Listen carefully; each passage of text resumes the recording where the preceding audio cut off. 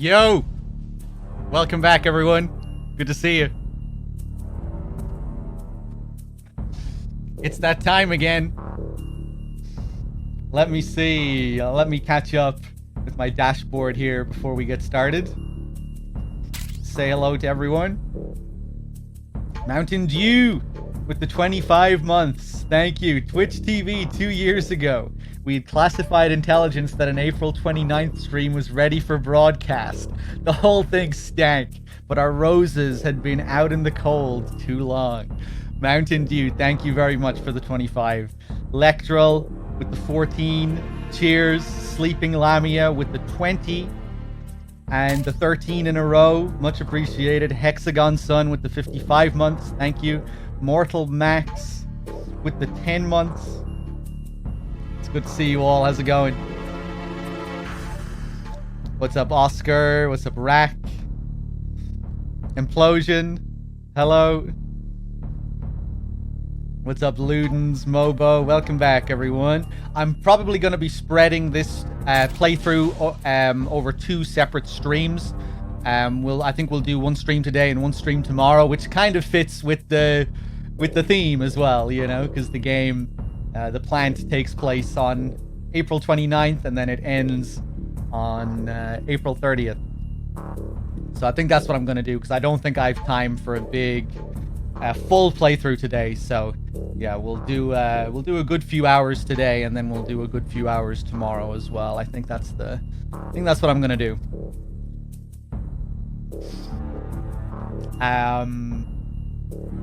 For the full immersion, I really should be doing it all today, you know, because I'd probably be finishing it in the early morning of the 30th, and that's when the game ends, in the early morning of the 30th. But yeah, I just don't have the time, unfortunately. So yeah, we'll spread it across 2 days instead, which still works, you know, it's still okay.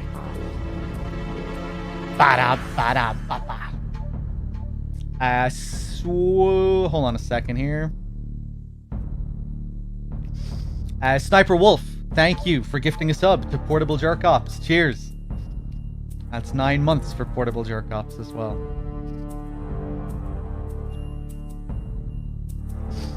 Be pretty sick to do it in time for the Emma sniping while it's sunrise. Ooh, well, that's a sunset. That's the end of the night. Maybe that's what you mean. Snipe Emma while the sun is setting. It wouldn't be early enough though when we got to the actual ending of the game. It would still be late night instead of early morning. Frizzle beef. That would still be cool though. And maybe I could really drag out the Arsenal Gear sequence for like 12 hours. Drag out Arsenal Gear for 12 hours so it's morning by the time we finish.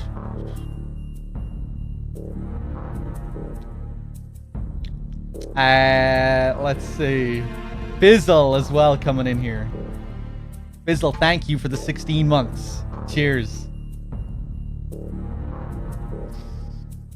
How's my Friday going? Pretty okay. I was up kind of late today, unfortunately, because I was up really early the day before, just sorting out some bullshit for my dad.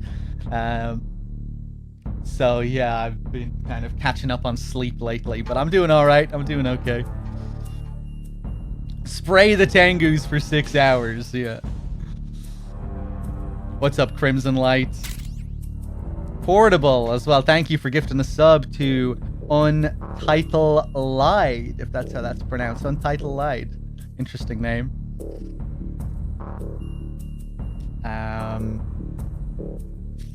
Yeah, give me a second here, guys, and we'll switch over and we'll do some MGS2.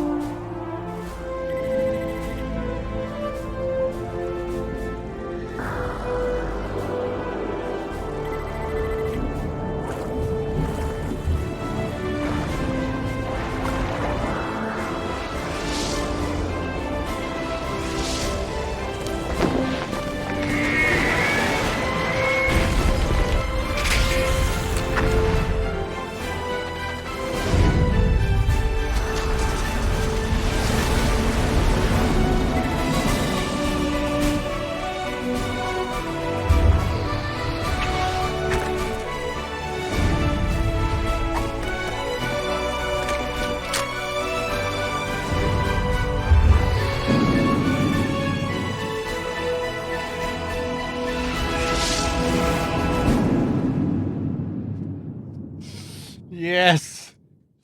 Yes. Shoot it into my veins. Let's do it. Let me see here as well. Brizzle, thank you so much for the 5-pack. Cheers, man. Enjoy. Whoever got a free sub. AJN with the 2 years as well. Thank you, man. The big 2 years. Much appreciated. Thanks for putting up with me for this long. Cheers, man. Tony with the 44. Foxhound with the 3 and the 2 in a row. Thank you, everyone.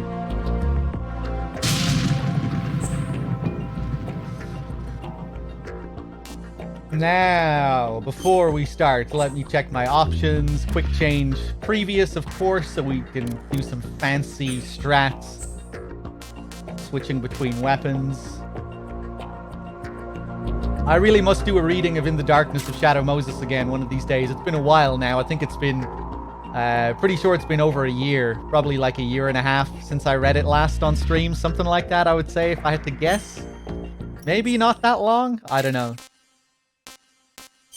If you go to this little section here, it's very easy to miss this whole part of the game. But if you go here to previous story, you might just think, oh, previous story, it's just a recap. Just going to be a simple recap of the events of the previous games. No, that's not really what it is at all. The first thing you get here is the New York Mirror, which is a review, a fictional review of a fictional book. In the Darkness of Shadow Moses, The Unofficial Truth, author Nastasha Romanenko. In the world of the game, though, it isn't fiction. It is Nastasha exposing the truth of what happened during the events of MGS1, during the events of Shadow Moses. And here we have someone reviewing this book, reviewed by George Franklin. Isn't that a very American name? And it's 10 pages long. And down here, the shocking conspiracy behind Shadow Moses. Once you flick through all the pages and get to the end of it, you unlock a second story. This is a little bit longer. This is 129 pages. Very big pages, or small pages though, rather, with big text. By Gary McGolden. So this is a story which again is supposed to be a factual account of what this guy experienced when he went to visit Shadow Moses Island to uncover again the truth of what happened. This guy is characterized as a big conspiracy head, and he's trying to figure out what really went down. And it's pretty funny, this one. There's a lot of good humor in this, and you kind of have to figure out like what's real and what's not. A lot of this, of course, just ties into the themes of MGS2. You know, of information and all of that. How truth gets distorted as it gets passed on, and the struggle to tell fact from fiction in the digital age, and all of that stuff. And if we get to the end of this,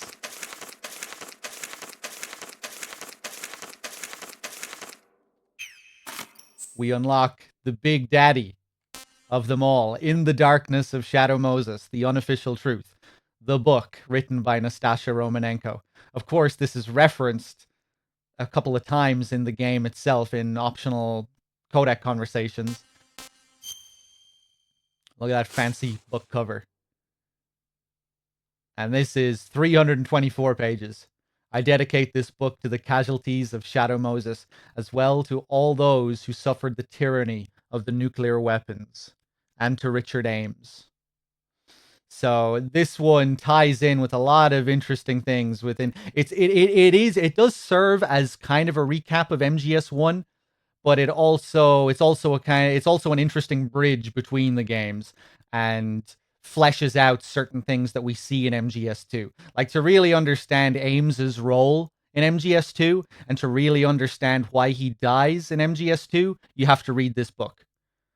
I'll talk about that a bit more when we get to Ames's section of the game. It's pretty interesting. But it's you get to see the events of MGS1 from Nastasha's perspective. It's pretty cool. Like, you get to see what all the shadowy higher-ups were doing behind the scenes during the events of the game. Ames's boys in the DEA and all of that. There's some cool little details. Various bits of foreshadowing related to Arsenal gear and the Patriots and stuff like that. Certain passages are a little bit boring just when they're just straight up recapping scenes from MGS1. There is quite a bit of that where you're just basically reading scenes from MGS1, but there's lots of interesting behind the scenes stuff as well, like Nastasha talking to Ames and just seeing what all the higher ups were doing during the events of the game. Gives a pretty unique perspective on Snake as well, just seeing Snake through someone else's eyes. Let's do it. Let's get into it. New game. Tanker Plant. We will go for extreme in this playthrough. Actually, no. Actually,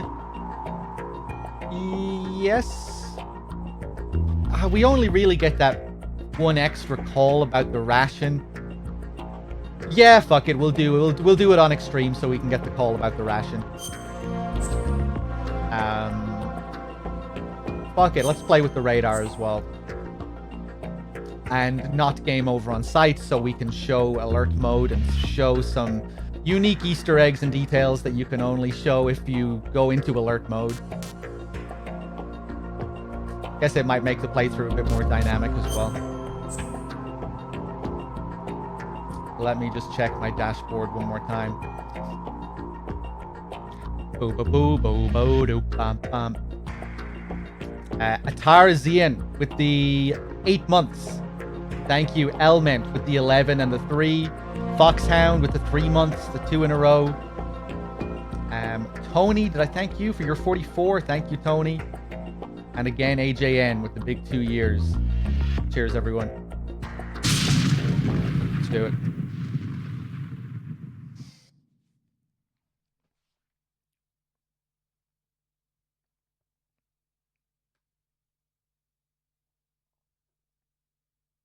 The Hudson River, 2 years ago.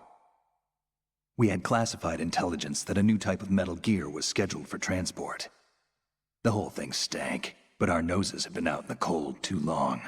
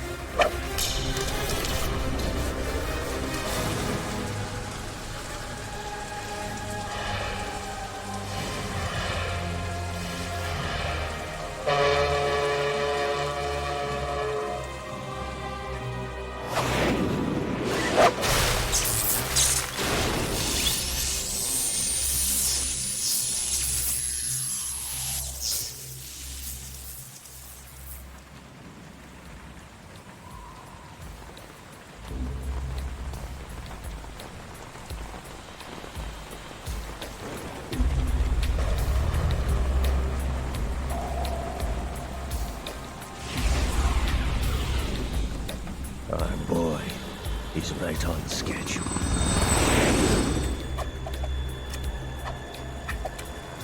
He'll know soon enough.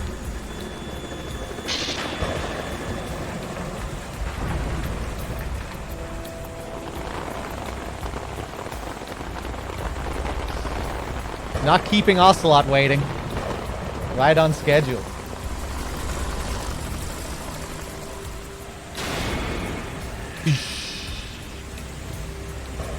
Those letters should cover the whole screen.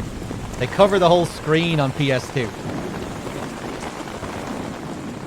Doesn't look nearly as explosive when it doesn't cover the screen.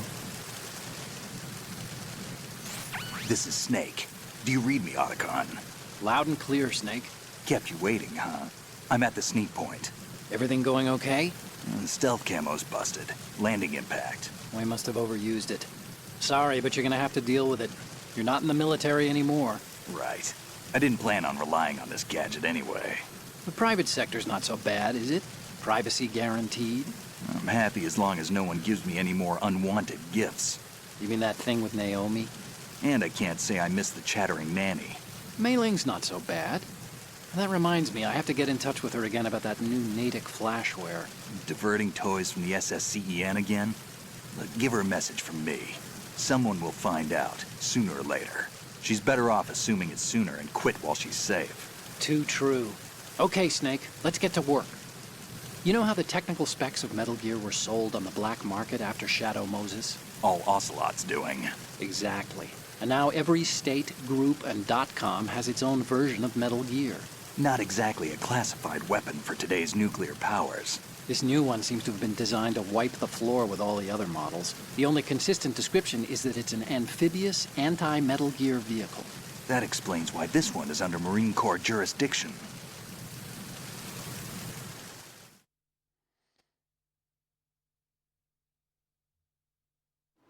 The mission objective is to make visual confirmation of the new Metal Gear being transported by that tanker and bring back photographic evidence. But I want you first to go up to the top level of the infrastructure, to the bridge. We need to find out where Love how the the tanker water is looks headed. here. A little reconnaissance, huh? There's too much we don't know about this new prototype. Capabilities, deployment method. We don't even know how close it is to completion. If we know where the testing arena is, I can start to draw some reasonable conclusions. All right, I'll head to the bridge ASAP. Try to avoid confrontations. Our goal is to collect evidence on Metal Gear development and expose it to the world. It would be best if you could get out of there without alerting anyone. Don't worry, I know the drill. We're not terrorists. Very good. Don't you forget that you're part of Philanthropy now, an anti-Metal Gear organization and officially recognized by the UN. Recognized, but still fringe, Otacon.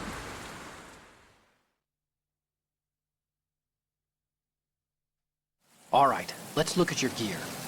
Your weapon is a tranquilizer gun converted from a Beretta M92F. M9. It's a little hard to work with because you have to reload after each shot since the slide locks. Better than scavenging at the mission site. Good suppressor, too. The chemical stun will take effect in a few seconds and last for hours. You can take down an elephant with that thing. Check out the laser sighting, too. The effects of the anesthetic round will vary depending on what part of the body is hit. We're talking about a difference of tens of seconds between hitting limbs, chest, or head. As for the equipment... Hey, Snake, cigarettes? What's wrong with you? It's kind of a lucky charm. You haven't read the Surgeon General's warning, have you? Here's the digital camera. Works almost the same way as your old one.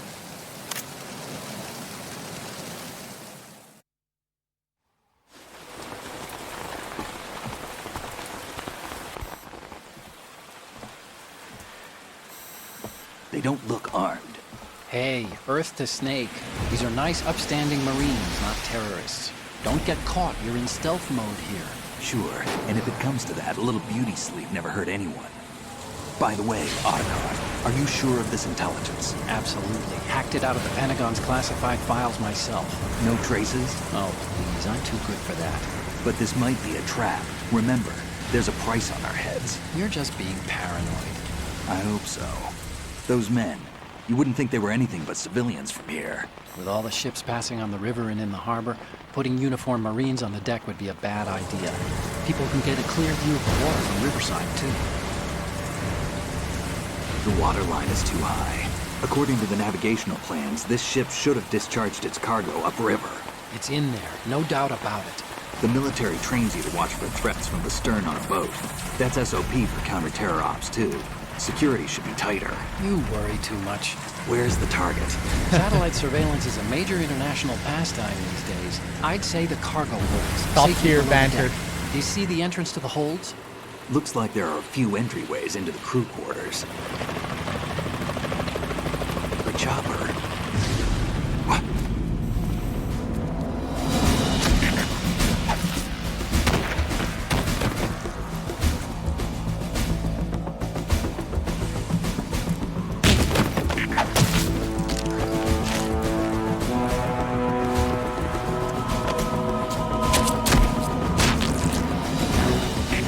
Looks like we're not the only ones after Metal Gear tonight. Is that a chopper I just heard? Affirmative. Probably another cavalry. What's their game? Hijack? They're probably targeting the ship's controls. Otacon. How many men do you need to take over a tanker of this size? The ship is run by a computer, so I'd say about 18 people.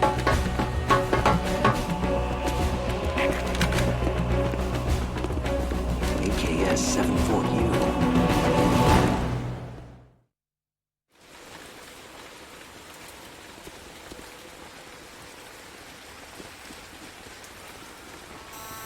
Russians? You sure? No Marine barber touched that head of hair.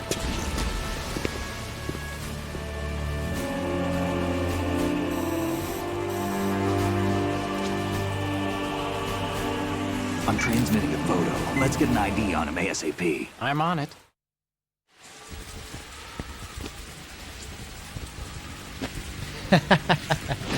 That weird ass face. Looks like the tanker's theirs now. K-60 Kasatka.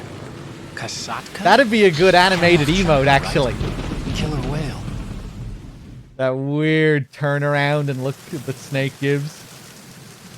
Like, We need what to get a did you fix say? on who they are. Judging by their transport, aren't they some kind of military commandos? Not necessarily. It could be the KA-62, the civil model. Look, Snake, all we need is the photographic evidence of Metal Gear. As long as we have those, we can put it online and blow the whole thing wide open. So no pyrotechnics, okay? All right. I'll do my best. This isn't like Shadow Moses. Reach me if anything happens. The frequency's 141.12. How can I check in and save my progress? I'll do it. There's a frequency set aside for it. 140.96. Sorry, but no Mei Ling this time. Call me on the codec when you want to save. Got it. I'll be waiting just past the Verrazano Bridge. You need to be off that ship by then. I'll be in touch.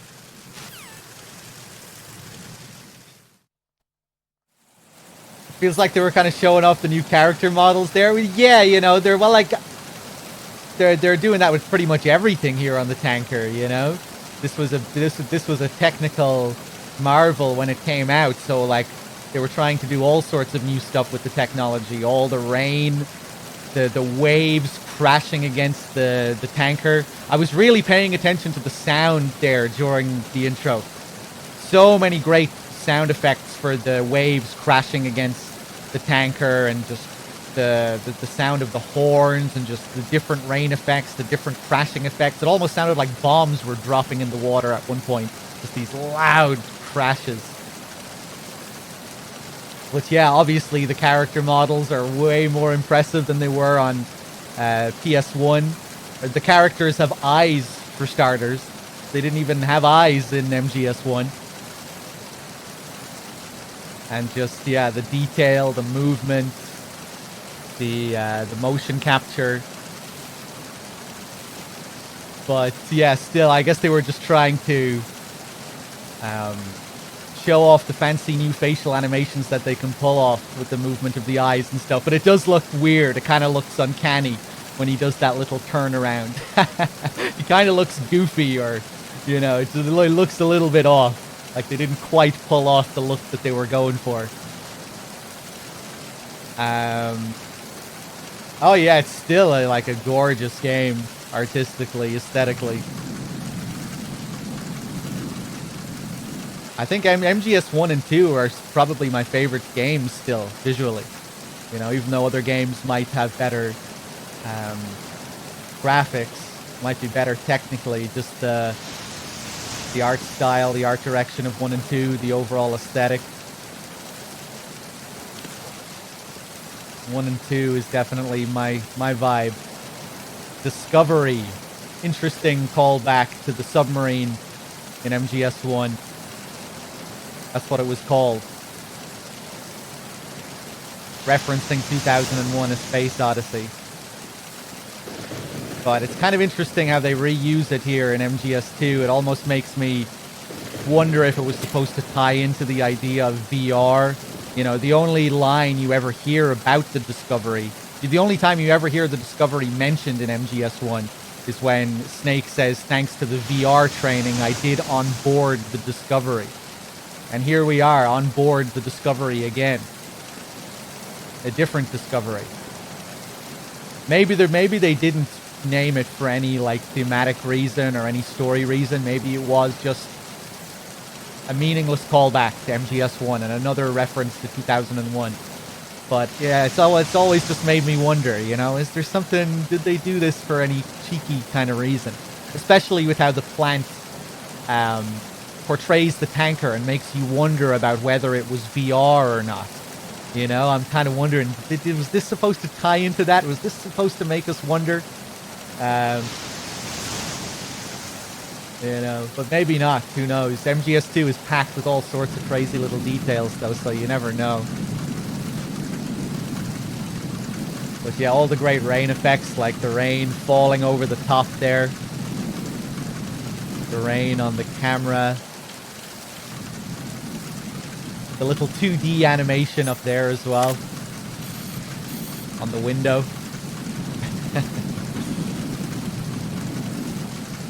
I used to play the demo for this game more than full games. For me, the MGS2 demo was like a full game. I played it that often. I probably played like 50 hours of it or something before I actually played the full game.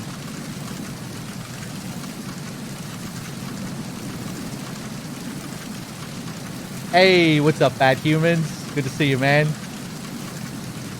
Any new discoveries, interesting new discoveries, bad humans? You might have to tell me some stuff. Solid Link with the 14 months. Thank you.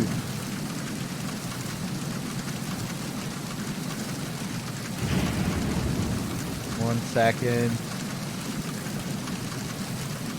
We'll go and pick up some Pentazemin first before we do anything else. I'm not going to get seen here, am I? No, we're good.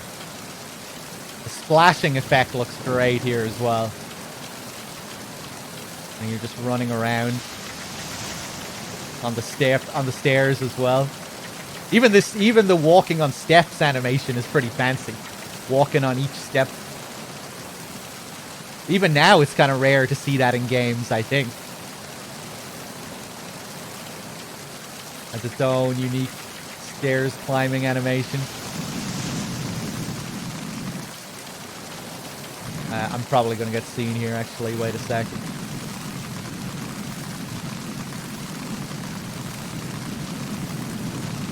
Remember, in MGS1, you couldn't even walk. MGS1's movement was very limited. See, look, we can walk in this game. Look at this. Truly next level. PS2. MGS1 had analog.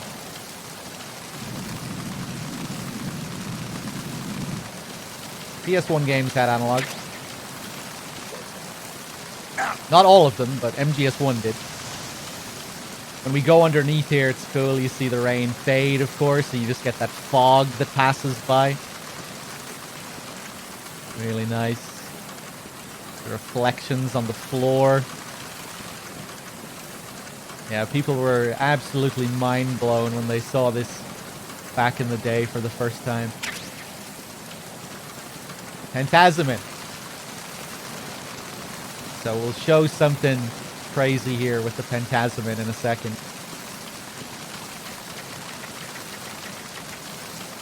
Freeze. What are you? What are you? Let's dump the body. So just like you saw during that opening scene, you too can dump bodies.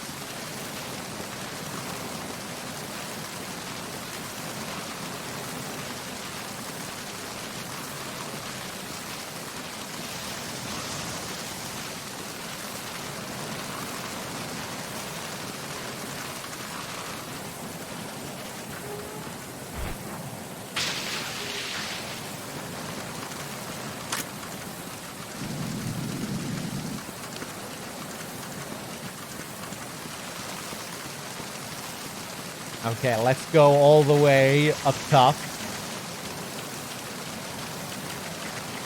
Hey, cheers, big boss. I'm glad you enjoy it. Time to sleep with the fishes.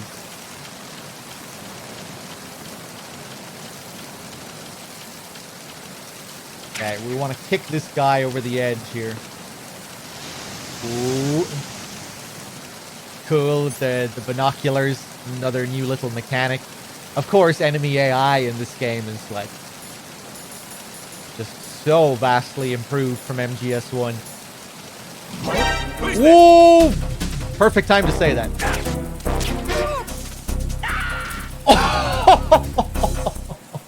Okay, I'll take it. I didn't know that there was a scene if you flung him over here as well. I thought you had to fling him over this rail to get the little cutscene. It's better if you flip him over this way, I think, because I don't think we got the shaky cam from the ground's point of view when he hits the ground. It was a different kind of scene, but hey, we probably don't show that too often on the channel. I don't know. I think DRK usually kicks him over the edge here as well, so I don't know if I've ever seen that before, actually.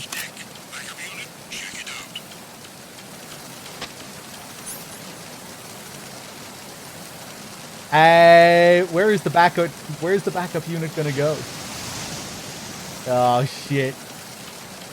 Right. Okay. I'm going over this way.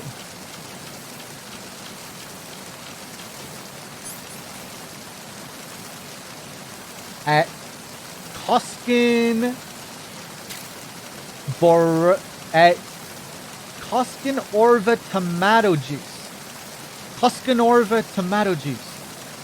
That's a weird name. Thank you for the 5-pack. Cheers and enjoy, whoever was lucky enough to get a free sub. I guess you're a fan of that juice. JMP, did I thank you earlier for your 46 months? Thank you. Solid Link, Elaval, again, Hesham with the tier 1. Thank you so much, Hesham, for that tier 1. Hesham Rai, if that's how it's pronounced. Cheers, man. Cheers, everyone. Unable to locate the A1 soul. Nothing else to report. He sounds pissed. Can I also check this here? This lifeboat can rescue 23 persons. We can actually get a codec call related to this. I see a lifeboat. That's a fully enclosed, fire-resistant model, equipped with its own oxygen pump. Those have a water-based cooling system and self-contained air supply on board. This means that even if the boat is sealed, there would still be air available for the crew and engine operation. It automatically rights itself if it's overturned, and can withstand contact with fire for a significant period of time. But you won't be able to use that lifeboat. It's too noticeable, for one thing, and it just doesn't have the kind of speed we need. Really reminds me of the call at the very beginning of the plant about the submarine. I feel like the dialogue is similar, you know, where the colonel gives you all this technical information and then says, but you won't be able to use it, and it's, you know, it's not operational. It doesn't pose any threat. It kind of feels like a recreation of this almost. I'm not sure if that's intentional or if that's what they were going for at all, but it really does remind me of it. The way you have to get up to it and look at it. in the starting area as well. I'm not sure, Big Boss Kojima. I might.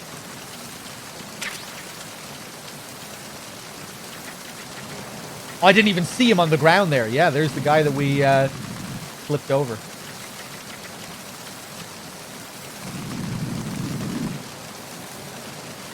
Let's wait for him to move.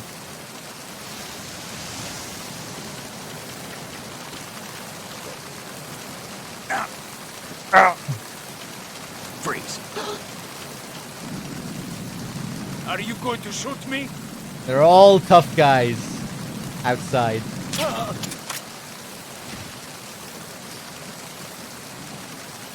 The guys that refuse to give you their dog tag, those are all developers. If you get their tag, it'll be the tag of someone who worked on the game.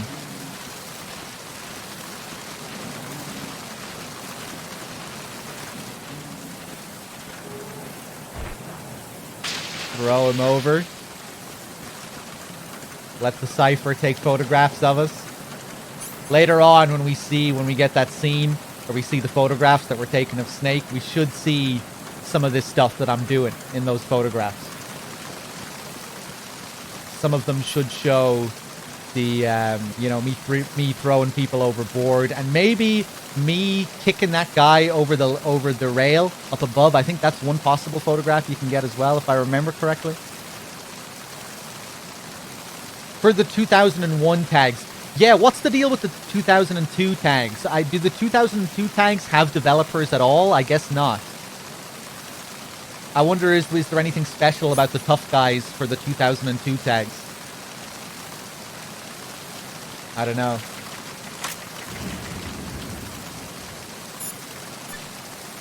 Let's get a save call. You want to save, Snake?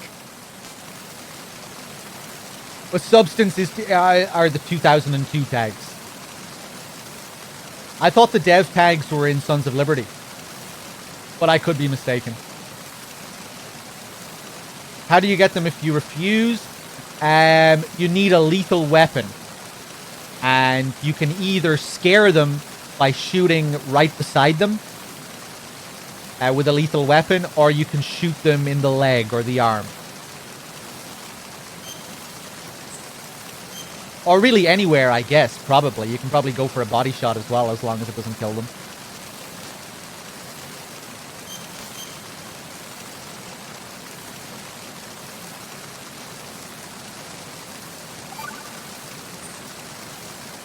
Snake, you of course know the saying, one for all for one?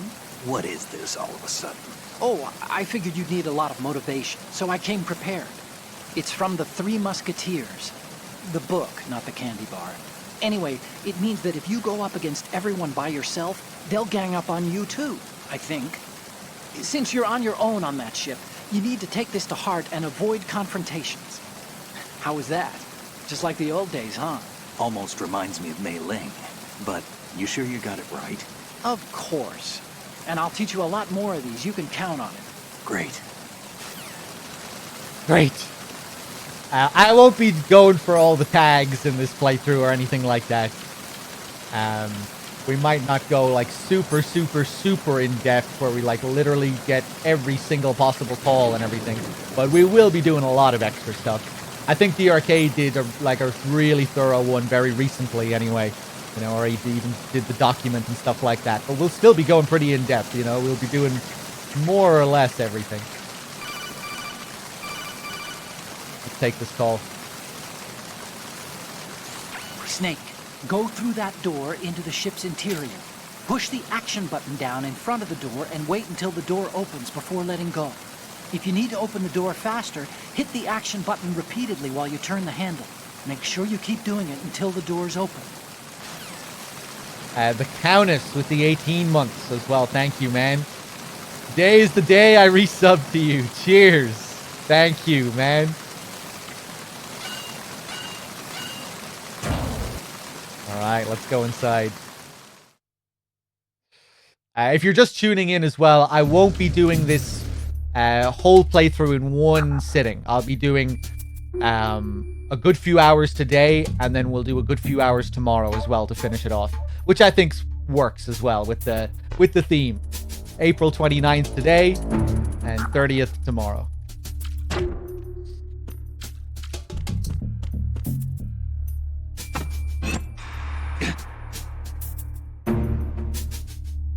This always makes me nostalgic, this.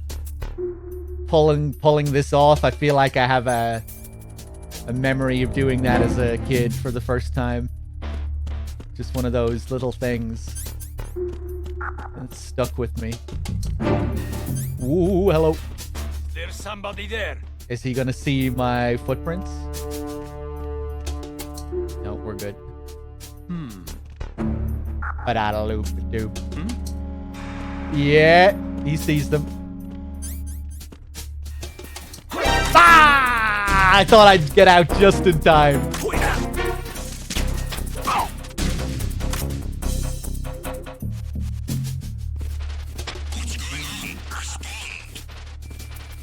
Cool detail, though. You still have the wet footprints from when you were outside. It doesn't last for all that long, but yeah, for the first minute or so, you'll have those wet footprints. Classic little touch, of course. I wonder, do you start the game with a cold on extreme, or is that only European extreme? Here come the boys. A battle lamp, damn. Unable to locate the AWOL soldier. Nothing else to report. Whoa! Yeah, I do have the sneeze. That would have been amazing if they heard that, actually. Yeah, Snake will only sneeze if you stand still. As long as you keep moving, he will never sneeze. So that's a way of avoiding it. If you have a cold in the game, just keep moving and you'll never sneeze.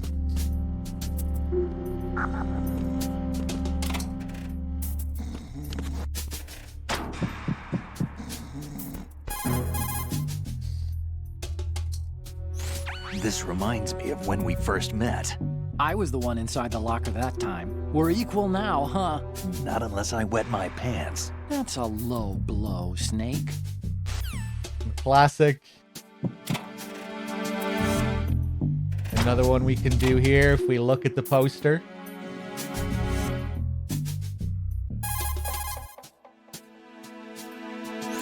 What do you think you're doing, Snake? You don't have enough to keep you busy? Try to remember the mission if you can. Very explicit there. What was the age rating on this again when it came out? It's kind of weird. If we hide in the locker here, you get that rapid heartbeat. And you shouldn't really be getting this, I think, because this is what happens when a guard is about to see you, right? If there's a guard outside the locker and he's about to open it, I think Snake's heart starts to beat faster, you know, kind of anticipating what's about to happen. Yeah, but the reason it's beating there is just because this guy is close by. He's right beside me in the next locker. So it doesn't really make sense. Yeah, it's not because of the poster or anything. See? My heart is fine here. No, it's not because of the poster.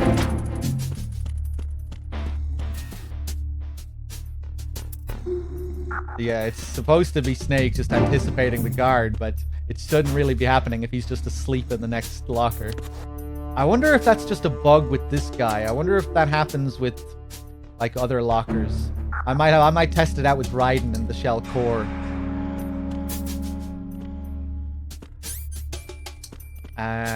Let's let this guy out. Shadow Cloud with the 8 months and the 1 streak. Thank you. Yeah, just a little... I'd wonder as well if it's the same on PS2. It might be an HD collection thing. But yeah, probably just a little oversight.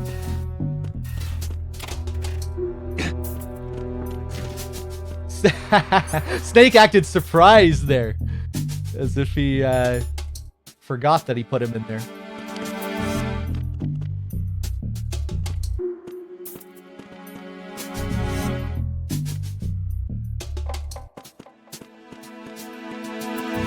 What the fuck are you doing, man? Okay. Let's close that door. So, that's supposed to be the sound effect for when you touch her boobs. Not for smacking her face.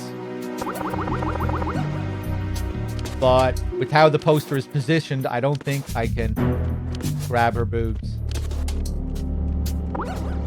We can do this, though, if we unequip our weapon.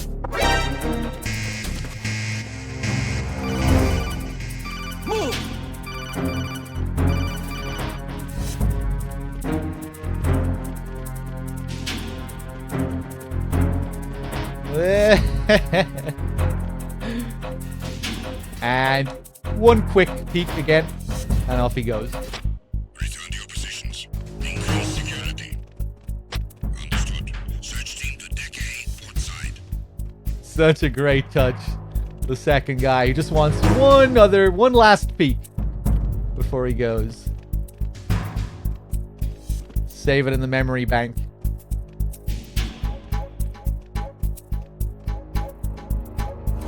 Bam, bam. Okay, let's do another optional call here. What can we do? The cigarette one is pretty good. Let's see if I can get it. See those lockers? That's a good place to hide yourself if you're in a pinch. Push the action button near the locker. Yep. He's probably just gonna give me tutorials If you here. open the locker, you can use the door as a cover during an exchange of gunfire. But of course, this is a pretty flimsy door. There are limits to how many bullets it can withstand. No doubt about it.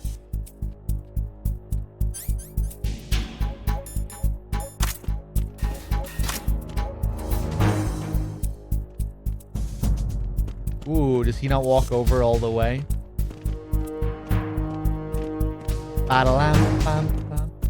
Freeze. Ooh, yeah, he was about to put those hands down. I wasn't ready for that.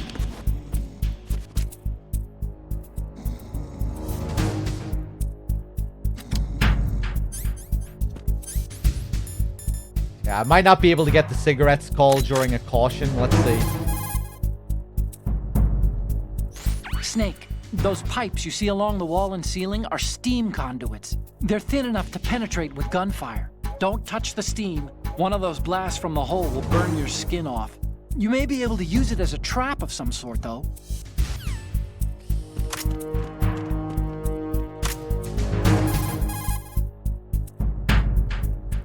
Snake. He just wants to give me tutorials about everything all day. What about here, Otacon? Now that I'm not beside the pipes. Snake, are you smoking? Here we go. You really should quit. First of all, it turns you into an instant target in the dark. As for what it means to your health, I won't even go there. Remember what Naomi said about lung cancer rates? Everyone knows that it's a dangerous substance. So's war, and I've done that all my life. Well, you can screw up your own body if you like, but think about other people, okay? This is the new kind that has almost no secondhand smoke. It won't bother anyone. Oh, really?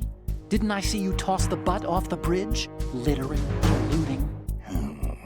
You have a long way to go, my friend. Littering, polluting. And it's funny because apparently people did complain about Snake's littering at the start of the game. In Japan. You know, because in Japan they're very, very strict about littering and all of that. And apparently that's why in MGS3, Snake doesn't throw his cigar out of the plane at the beginning. You know, when Naked Snake puts out the cigar at the start of MGS3 as it rolls back inside the plane. I remember in some interview Kojima spoke about it. And then in MGS4 they took it even further because Snake has his own little thing where he holds the cigarettes. But in MGS2, Apparently the Japanese were not happy with Snake throwing that cigarette on the Washington Bridge.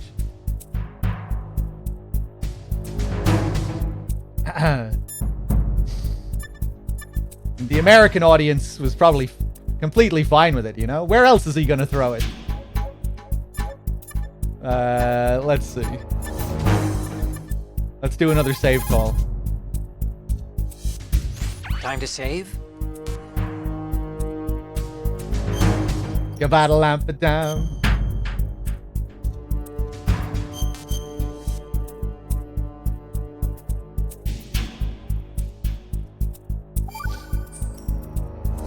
Okay. There's a saying that goes, even a bird on high dies a glutton's death, as do the fish of the deeps. The lesson is, don't be greedy. The fish that belonged to a family called the Deeps died from overfeeding, and so did a bird that got high on something, probably fermented fruit. Okay, if you say so. I do, Snake. Don't take unnecessary I do, risks Snake. just because you're greedy for more items. Remember the Deep family's fish.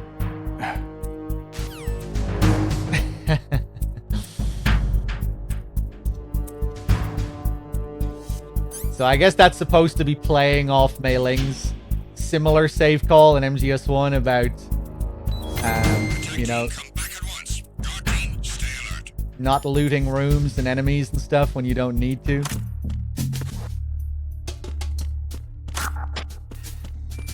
But probably works better in Japanese.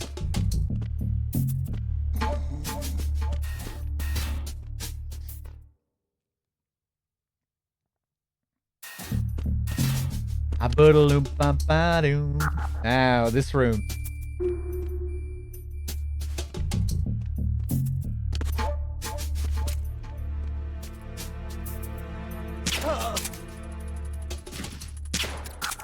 Oh, really? I thought that was perfect. So lots of cool little details here, bits of the environment that you can interact with and destroy. You can even punch these little plants here. The leaves will fall on the ground.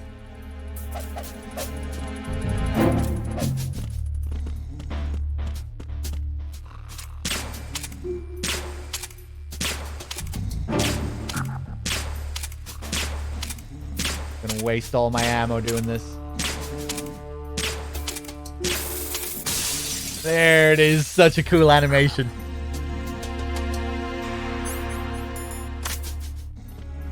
And now, if we walk on the glass as well, there's even a unique sound. All the little touches. We can get a unique call over here as well if we look at what's on the TV screen here. You can even see here, it's the ray holes. You can't really make it out too well, but that's Metal Gear Ray there, see? Ray's legs.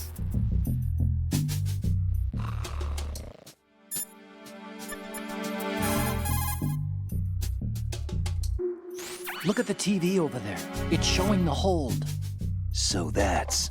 The new Metal Gear. Why are they broadcasting this? They probably want to keep a record of this exercise. And maybe give a little presentation? Presentation? That ship's been transmitting a live video feed via military satellite uplink for a while now. So there's some brass out there smacking their lips over this little home movie. I've been trying to pinpoint the receiving location, but I haven't had much luck. There's a heavy-duty firewall in the way. I'll try some more, though. Wherever it is, it must be a warm, dry office with hot coffee on tap. Far cry from that tanker, huh? That's what happens when the battlefield has a revolution in military affairs.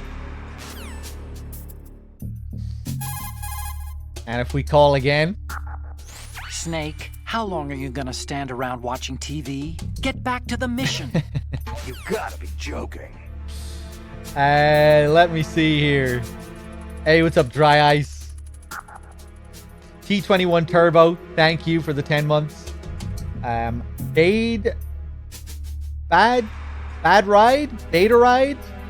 I'm not sure what to do with that E between bad and ride. Either way, thank you very much for the 18, and the 18 in a row. I'm battle lamp, but damn. If we shoot the screen as well, That happens. It's a unique little animation and everything for it. Got some magazines. I can't believe you heard that.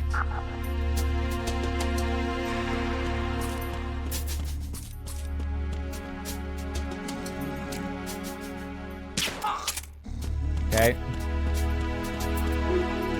Flurko. What's up?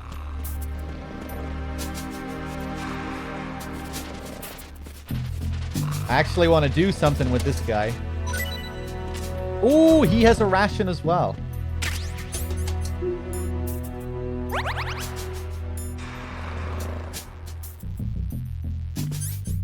Let's put another trank in this guy.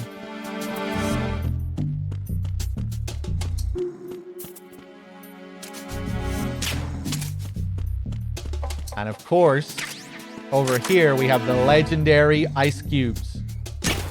The legendary melting ice cubes. It's a real tech demo, this room.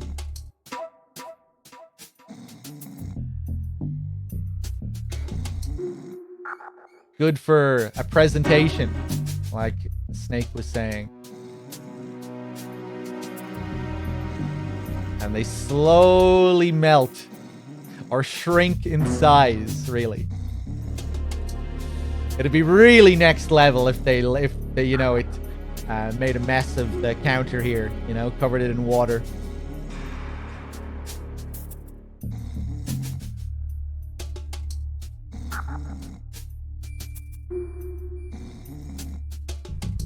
And eventually they just disappear. You can actually see them from here as well. You don't have to look in first person.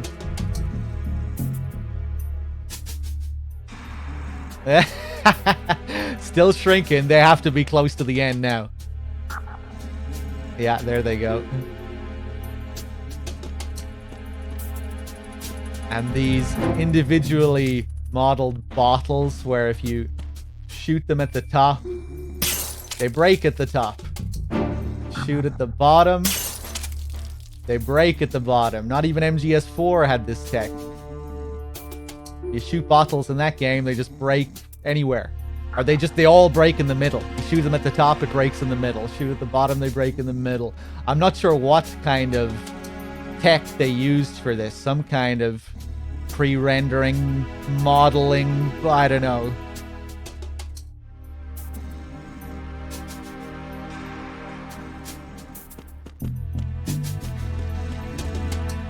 Some kind of mumbo jumbo that I don't understand anyway. Let's put another trank in him. Oh no, this fucking asshole. Freeze. So you can see this guy is kind of strange. He has all these flies around him.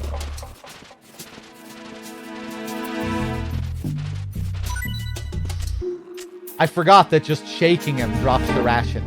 And now you can see the flies are all around the ration. So it's really the ration that the flies were after. Freeze. More! Mo! Please don't.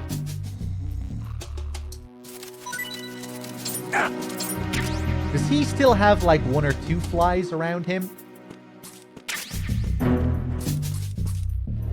And now that I've picked up the ration, the flies will follow me around.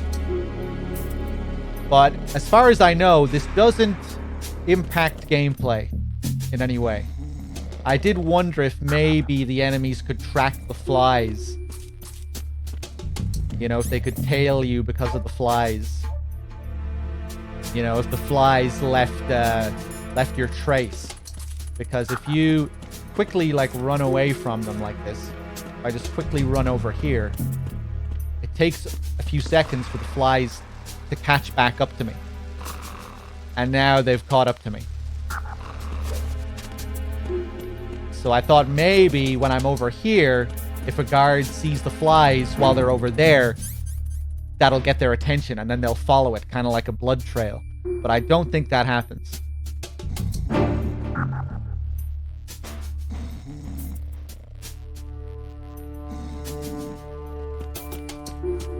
when we go through to the next area, pretty much all the flies disappear, but not all of them, which is another cool little touch. Now that we're here, you might think, hey, the flies are gone. But no.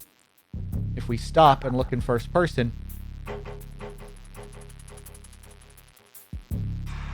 just wait for it. Did you see it? One fly just ran past. Or flew past. There he is again.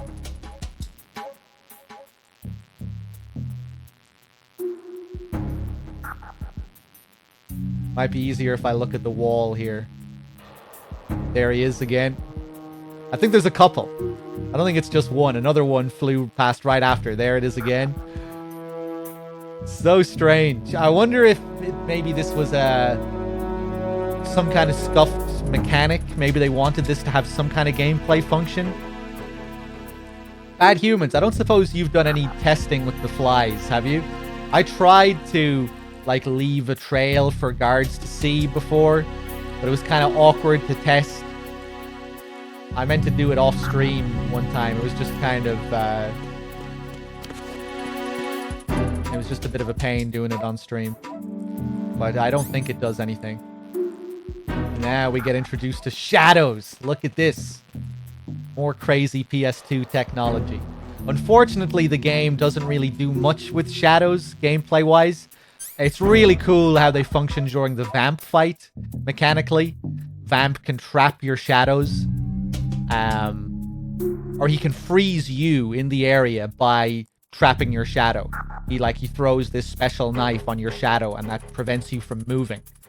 And you can prevent him from doing it by shooting all the lights in the area to prevent your shadow from being cast. Really cool. There's also...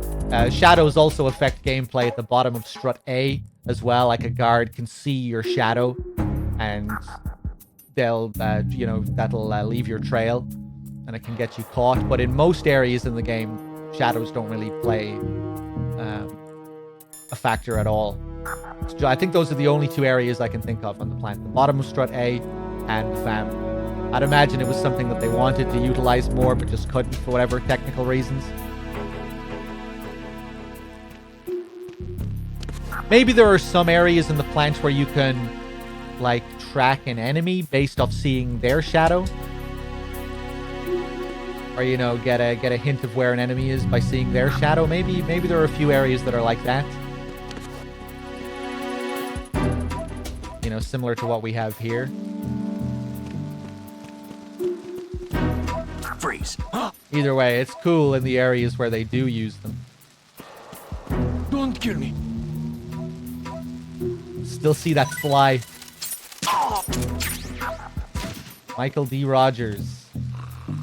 I was actually testing MGS5 files because apparently guards can smell you, but I found no evidence of this on FOBs. Okay. No, JMP. I'm going to do the first part today and the second part tomorrow. More M9 ammo. Oh, I forgot that they put M9 ammo there. Another nice little touch as well. See the water on the ground here? That's because this door leads back outside.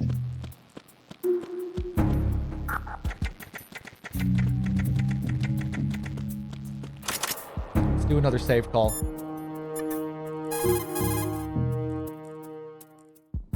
Oh, you need to save? Just a second. No way.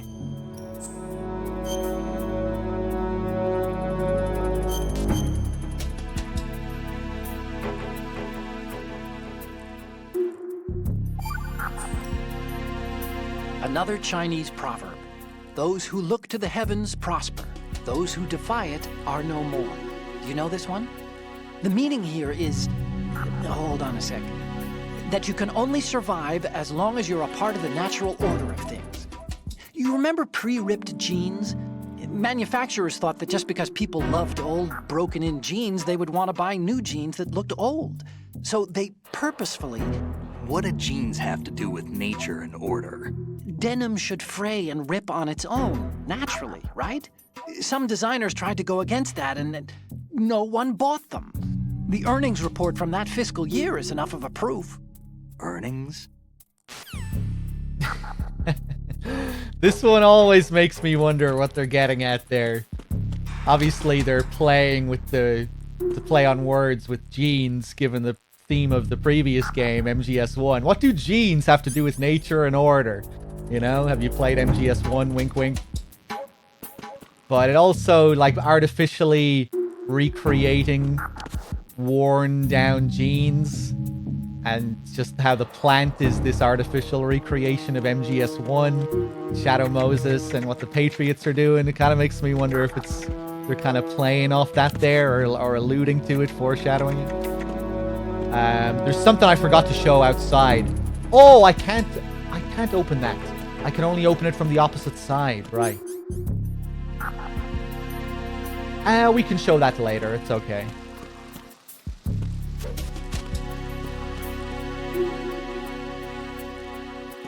It should rip and fray on its own, naturally. Yeah, they won't let me out there.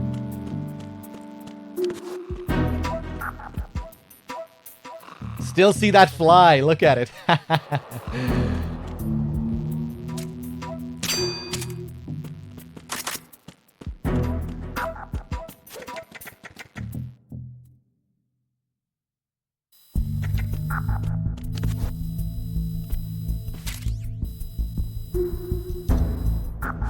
I think you're looking into that a bit too much. It's just random filler because the original joke couldn't be translated. How can it be completely random though, with the talk of genes? Like, surely all the talk of genes there can't just be randomly picked. Like, is it that much of a coincidence that they start talking about genes like that? It feels like so wink wink nudge nudge. So maybe even though they couldn't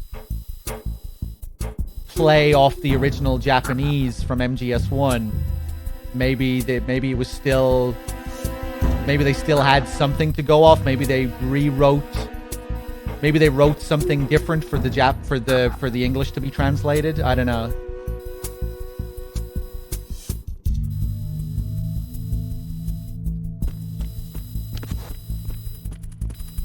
But yeah, all these save calls in Japanese are playing off the save calls from MGS1, right?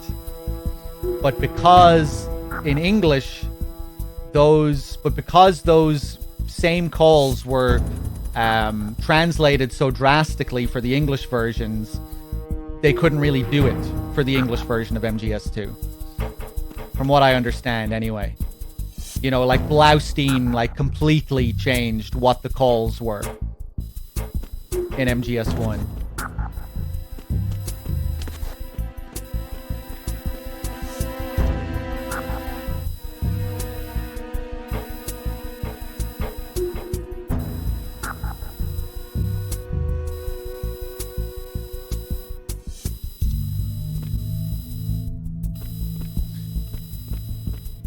Right, I don't know what Kaku's opinion of the game really has to do with any of this, though, Dim.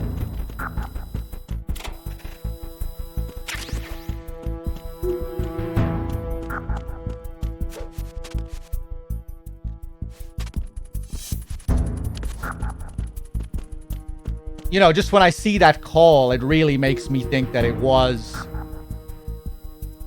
translated from that. It really feels like it was something that was written in Japanese to tie into the story of the game and was then translated. So maybe they wrote something separate for the English versions of the game, knowing that they couldn't replicate the original Japanese from MGS1 in the same way. I don't know.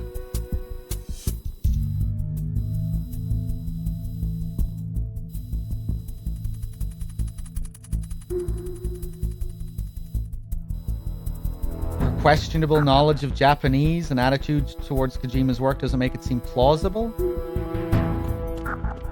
I don't see how it makes any difference at all. Like, I know you have an extremely low opinion of Kaku. I feel like that might be coloring your perception of this a bit. Like, I know you said before that you, like, that you thought that she didn't even really know how to speak Japanese at all or something. Like, I don't know, is that really true?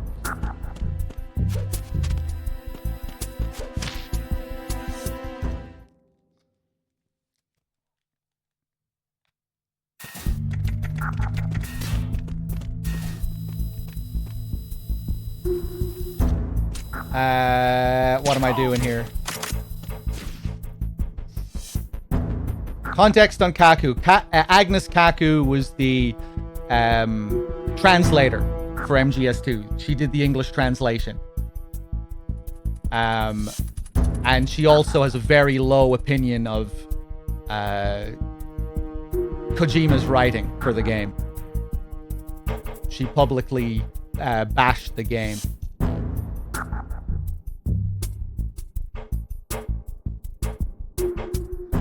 She translated Ghost Babel as well, really. Yeah, I was always under the impression that she was...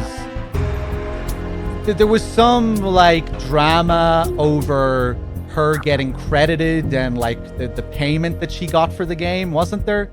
I always figured that it was kind of like her comments were partially born out of spite, you know, over how she was treated.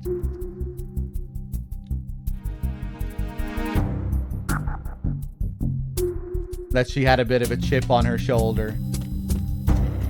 I think Blaustein definitely has quite a big chip on his shoulder over what happened with, you know, him getting booted after MGS1.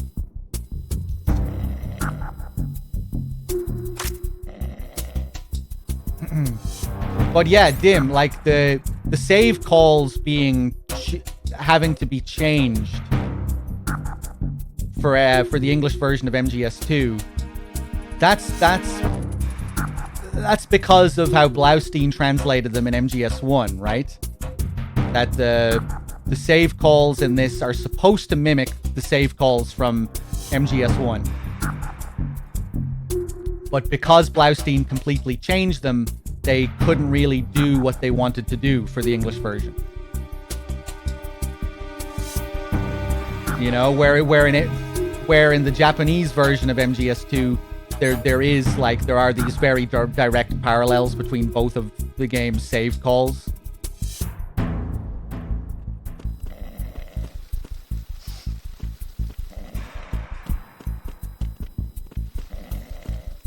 But it was something that they couldn't really do for the English versions because of how Blaustein changed them.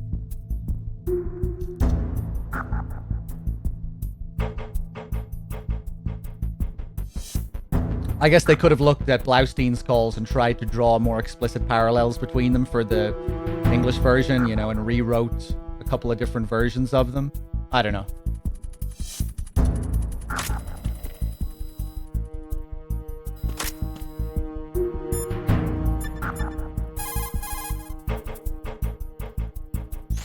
That must be the mess hall.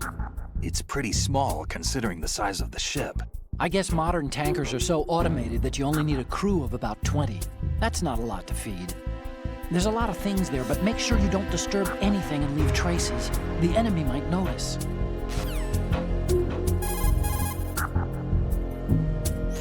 Snake, go to the bridge first and find out where this ship is headed. The bridge is on the top level. Go up. There's a couple of calls I want to get before we continue.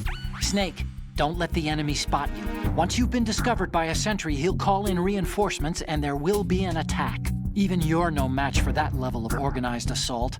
They have better weapons too, remember? We aren't terrorists, okay? Avoid unnecessary confrontations and go for total stealth, all right?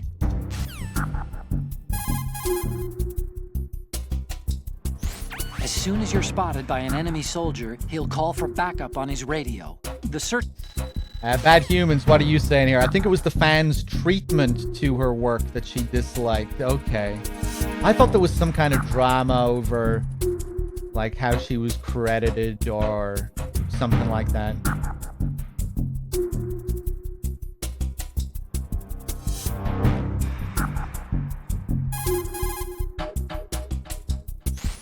Push the action button near a scalable railing to hang off the other side. This is called hanging. Bad Humans, you were saying that the genes call is the same between Japanese and English. Oh. So maybe Dim is incorrect there? Maybe it's just certain calls that had to be changed? Or that had to have very different English versions?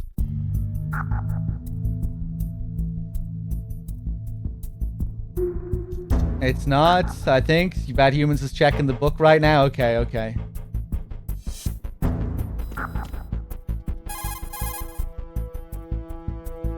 Snake, go to the bridge first and find out where this ship is headed. The bridge is on the top level. Go up.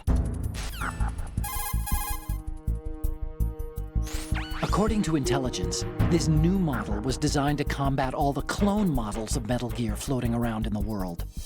Ocelot sold the Metal Gear specs to anyone with hard cash after he survived Shadow Moses. And raked in enough money to buy a decent-sized country in the process. But was money really Ocelot's end objective? You think he had a deeper plan? I do. Nothing definite, but acquiring a large sum of money is always a good starting point for another project. Anyway, every country that paid off Ocelot is racing to produce its own bipedal tank, one that can launch the so-called invisible nuclear warhead. If the whole world has a Metal Gear, the military dominance of the US will disappear. In a world where Metal Gear has become commonplace, the only way to regain the upper hand is to possess a weapon even more powerful than Metal Gear. And that means a new Metal Gear. Exactly. The arms race must go on.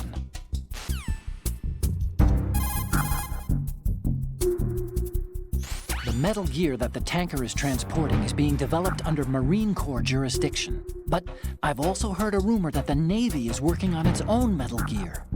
Any more info on the Navy's model? I tried to hack some out, but security was too tight. There's a lot of money being allocated, that's for sure. But every one of my investigations takes me to one name, then hits a brick wall. The name is the Patriots. Who are they? I wish I knew. I have no idea if this is an individual or an organization even. But once we expose the presence of this Marine Corps Metal Gear to the world, maybe that will shake the Patriots out of the tree. This mission is partly about that too. There it is, the first mention of the Patriots. In an optional call as well. Really cool. I love when they do that in the series. You can find out information before the game tells you.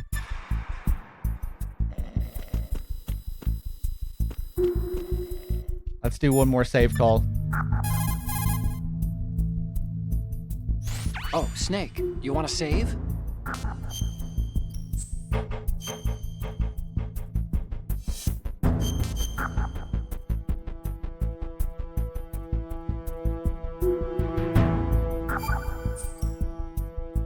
Hey, Snake, what's hardest won, most easily lost? It's time, get it? Amazing how relevant these Chinese proverbs still are. Once the moment's gone, it's gone. Except for daylight savings time, of course. That extra hour to do anything you like with every autumn.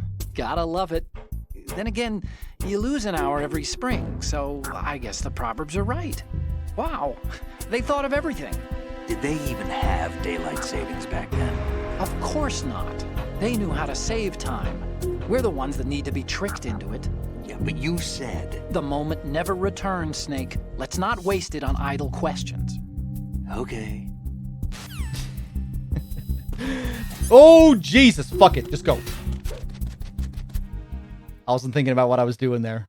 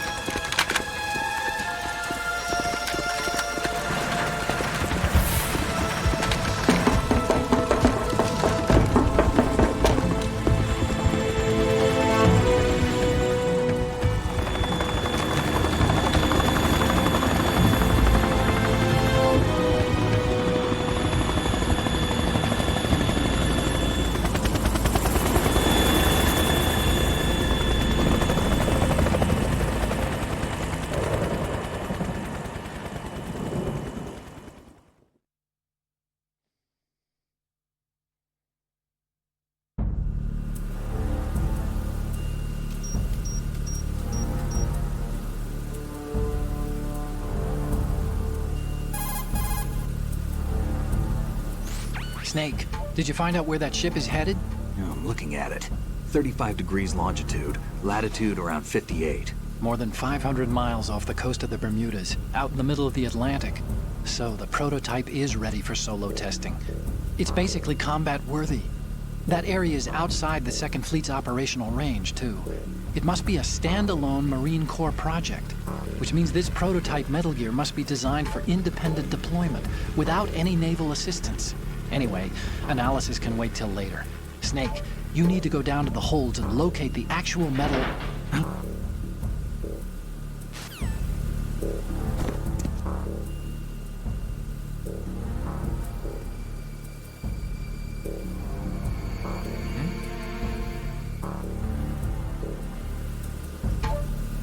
Hey, what's up, Liquidus? Hold on 1 second, guys. Love the music here. So mysterious. Razzie, thank you very much for the 9 months as well. I don't think I thanked you earlier for that. Cheers.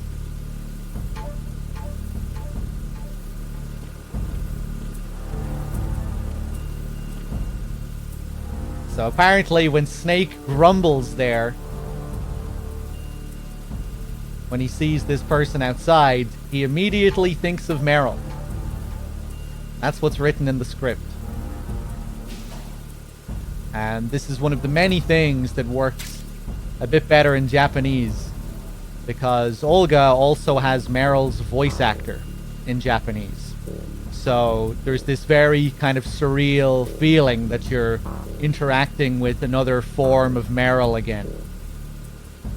And the face-off between the two of them here is supposed to mimic the face-off between them outside of the cell towards the beginning of MGS1.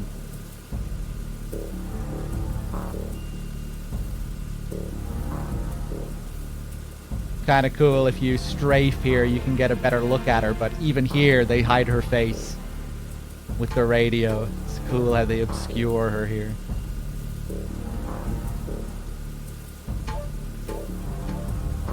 It's trippy, yeah, and it gets even trippier on the plant because you have Meryl talking to Snake when you have Olga talk to Solidus, because Solidus has Snake's voice actor. Solidus and Solid Snake are both voiced by the same person in Japanese. So you have Meryl and Snake as the terrorist leaders. And obviously, it makes that whole part of the game work a lot better in Japanese, you know, where you're told that Solid Snake is the terrorist kingpin.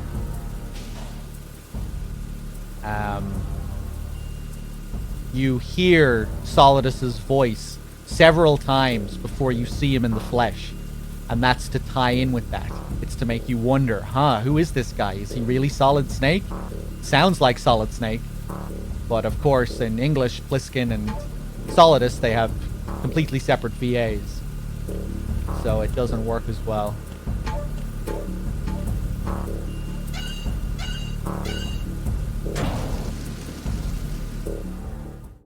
It's much easier to tell straight away, you know, that this Solidus figure is like a completely different entity.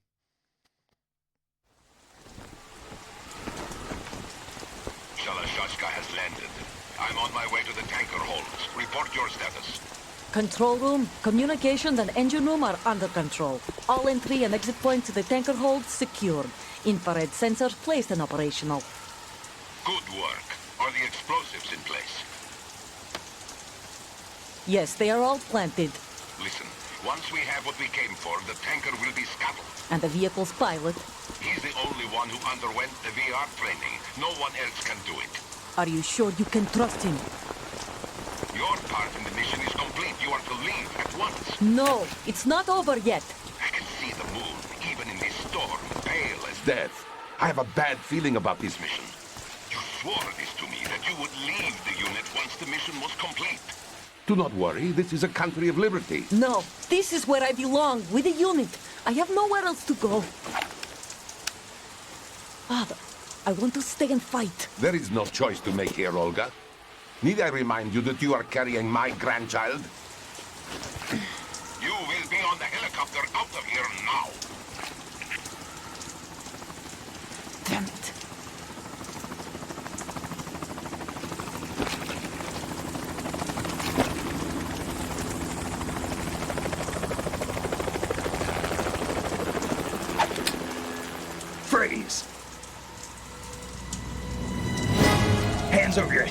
Now! Toss your gun overboard, slowly.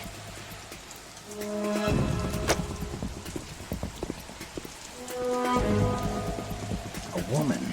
Show your face. You men, you're all the same. Who are you? We are nomads. Wanderers. I said don't move. Americans. So you shoot women too. I'm a nomad too. What else do you have there? Take the knife and toss it.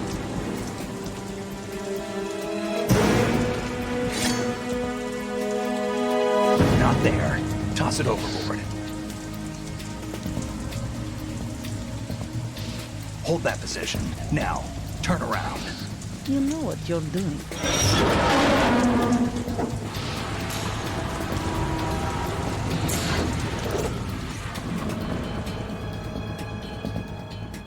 It stopped raining. Not too shabby, is it? New York, I mean.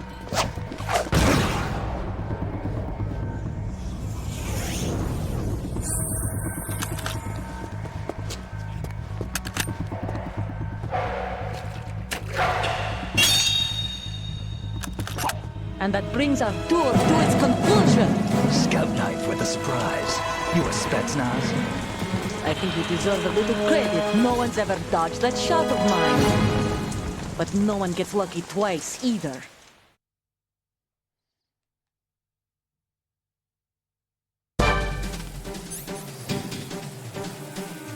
Okay, what am I doing?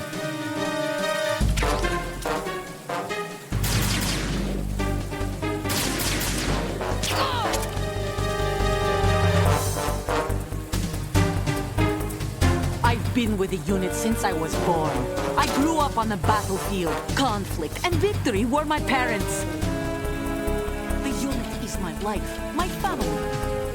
We've shared everything, all the bad and all the good. Ah, you bitch. I want to show something here. I have no one, nothing except the unit. We're going to have to wear out all her dialogue Nothing first. else matters to me. Hey, what's up, Phantom Cigar?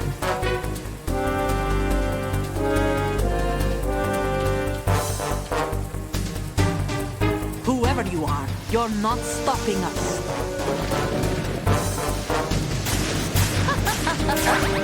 There it is. It's the only way you can get her to laugh.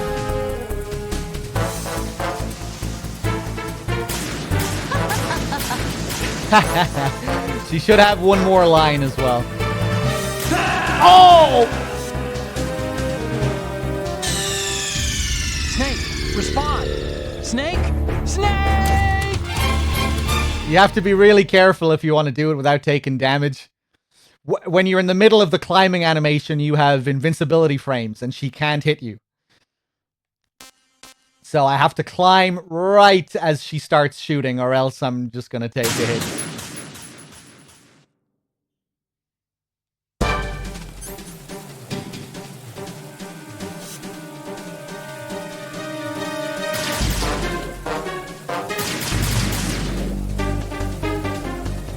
I've been with the unit since I was born. I grew up on the battlefield. Conflict and victory were my parents. The unit is my life, my family. We've shared everything, all the bad and all the good. I have no one, nothing except the unit. Nothing else matters to me. I'm just going to wear out her dialogue again.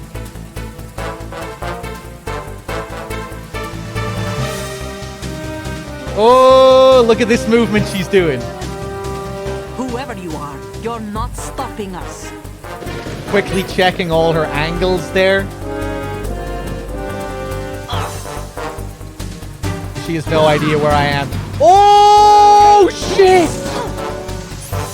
I haven't seen that in a long time. So if she gets frustrated and she doesn't know where you are, she throws grenades everywhere. I haven't seen that for a long time. That's cool. Does DRK show that?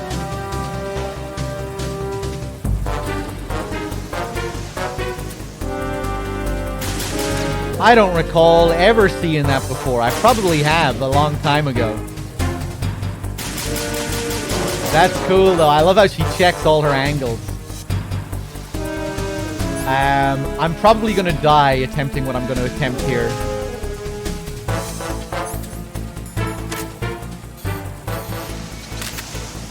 What do you think I am, stupid? What do you think I am, stupid? Nice. Okay, that was the line I was trying to get when I was climbing over the rail earlier. You know, when she was laughing at me earlier, she can also say that line when you're climbing over the rail.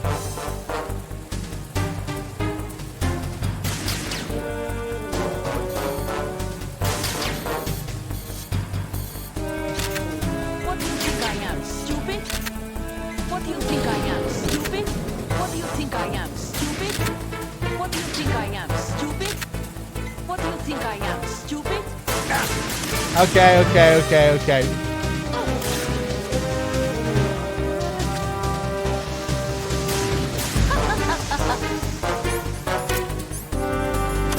Bam, bam, bam. Snake, she has grenades.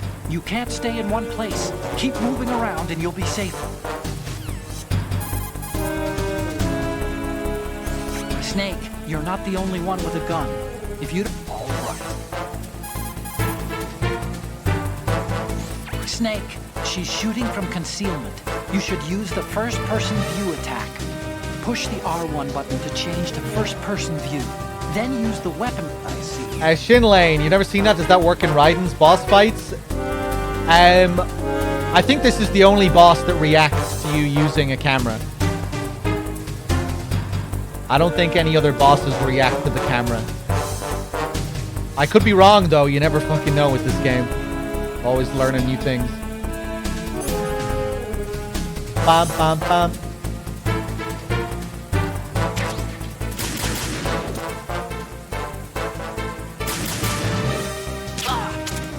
Nice headshot.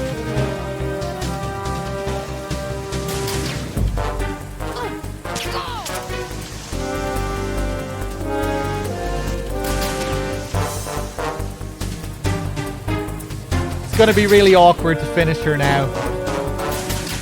Not dealing any damage during the first phase.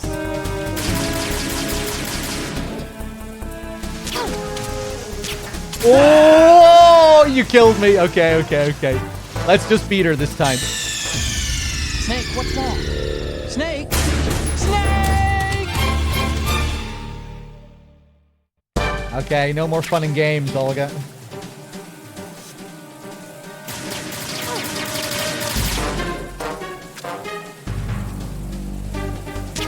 I've been bitch. with the unit since I was born. I grew up on the battlefield. Conflict and victory were my parents. Could have had her in the infinite loop there. We've shared everything. I have no one. Nice. Nothing else matters to me.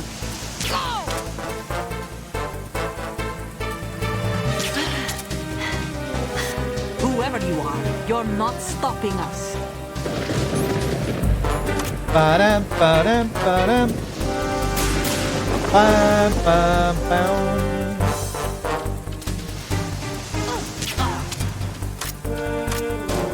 I think she's gonna go down here now, yeah.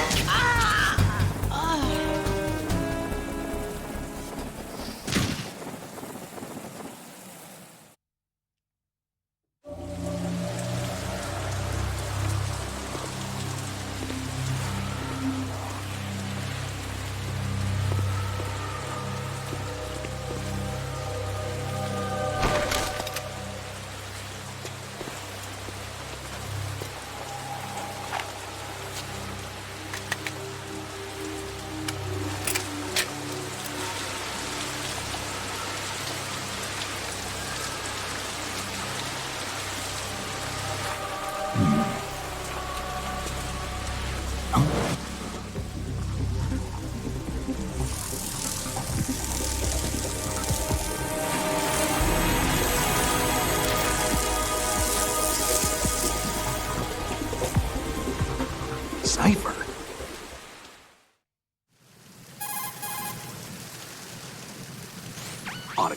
The ship appears to be under their control.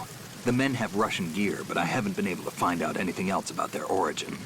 I know who they are. You do? We've ID'd the old man, Who is he? Sergei Gerlukovich. Gerlukovich, one of Ocelot's allies. Yeah, the GRU colonel. He's the one Ocelot was supposed to meet up with after Shadow Moses. They're after Metal Gear. Everything's changed. This is not going to be as simple as we thought. You could say that. I saw a surveillance remote just now. It looked like the Cypher. A Marine Cypher T? No, Army. First the Marines, then the Russians, now the Army? You're right. This isn't gonna be simple. Snake, there's something I have to tell you. What? We didn't dig up this info about the new Metal Gear on our own. Not like usual. How did you find out then? It was a tip. An anonymous tip. Anonymous? You've never trusted those. Why would you start now? I have a younger sister, a stepsister. We have different parents. I only knew her for 2 years. You've never mentioned her before. So? The sender of the tip was EE. EE? Her name is Emma, but I always call her EE. Emma? Emmerich? Yeah, it just caught my eye, you know? I figured it was a coincidence, but I couldn't get it out of my mind. There's really no one out there who knows about her. When was the last time you saw her? Over 10 years ago. You think it's a trap? To lure us out here? I don't know. After I got the tip, I did break into the Pentagon system to get confirmation. Okay. Watch your back, Snake. Maybe I screwed up. I've got a light-equipped USP. I can take them on now. There's no ammo, but it takes a 9mm, just like the Marines' M9. I'll find those somewhere around here. Don't raise too much racket with that thing. I hear you.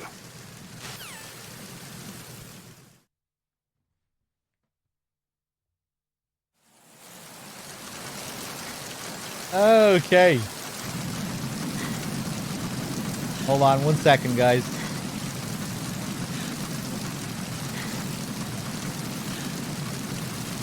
Hey, what's up, Chrono Paladin? How's it going, everyone? Anyone just tuning in?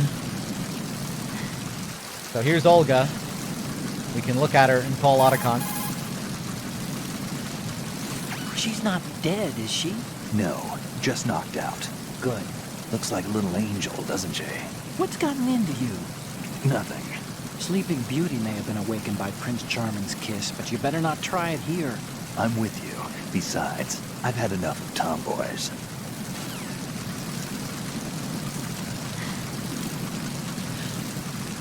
What a way to just brush Meryl under the rug there, man. Just flush down the toilet.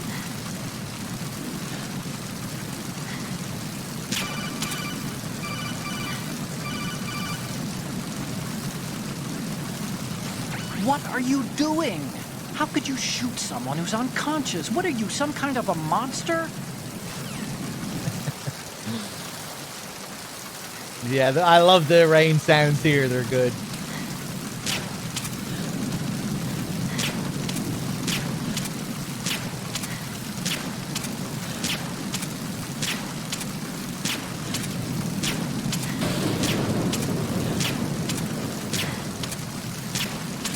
Hellraiser. Ba-da-ba-da-da-da. Hellraiser.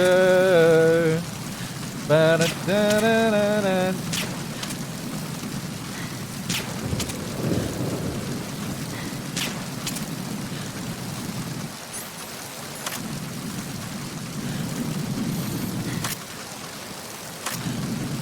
I put a spell on you.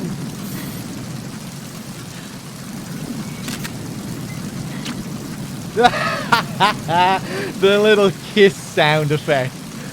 That's pretty twisted, Snake. That's pretty messed up. Look at the detail on these trank darts as well. Look. There's some kind of brand name there and a little text. Wonder what it's supposed to say or if it's based on anything real.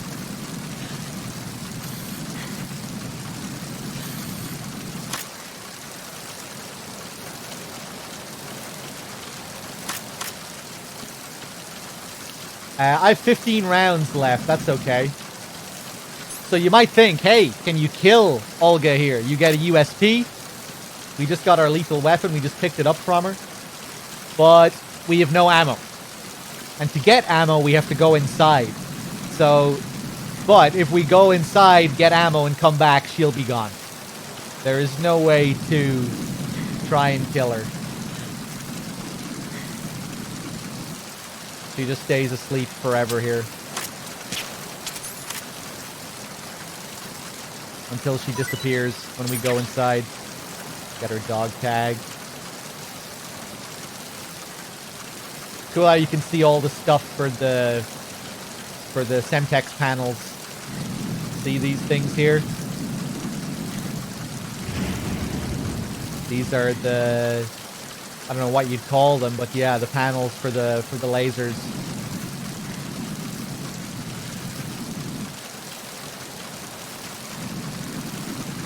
The little box.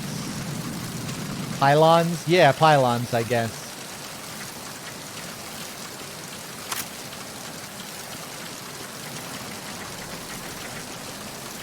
You didn't notice that? Yeah, it's a cool detail, and she's talking to Sergei about setting them up as well, right?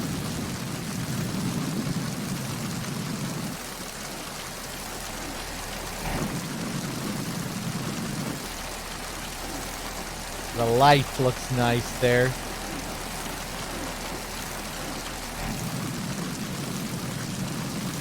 Oh, we got lucky there. Did you see the lightning? We have this flag with the phi symbol on it. I'm not sure why.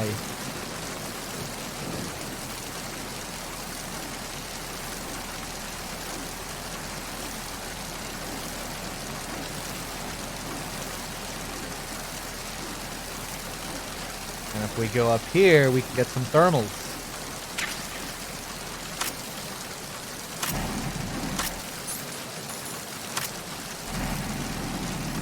This is something that they changed for the Substance version of the game as well. Originally, the thermals didn't look like this.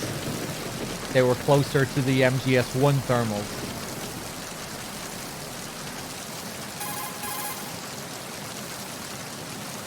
Snake, I know you're into high places, but do you think maybe you can head down into the hold sometime this year?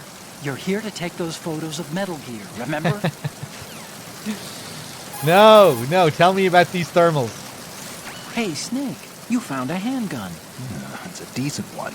USP. The USP fires real bullets, not the knockout rounds the M9 uses. You know that, right? The USP isn't equipped with a suppressor either. If you fire it when there are enemies nearby, they'll probably hear it. Keep that in mind. Having the USP will make combat easier, but being undetected is still the best way to go, okay? Blue Point didn't change the thermals. Like I said, it was changed for Substance, not the HD collection. And I'm not sure why. I think it was changed for a specific reason, though. To make like certain things easier to read or something like that. I can't remember why. Maybe someone in chat knows why. Bad Humans or someone.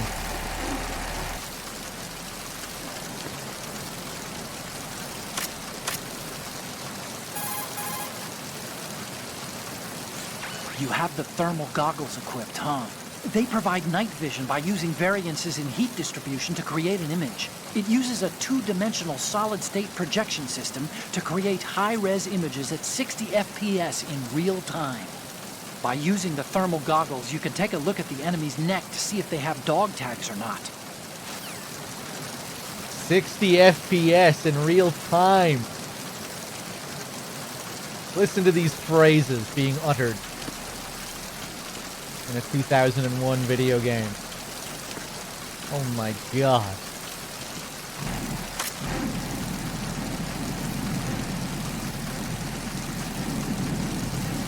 This game was 60 FPS on PS2 as well.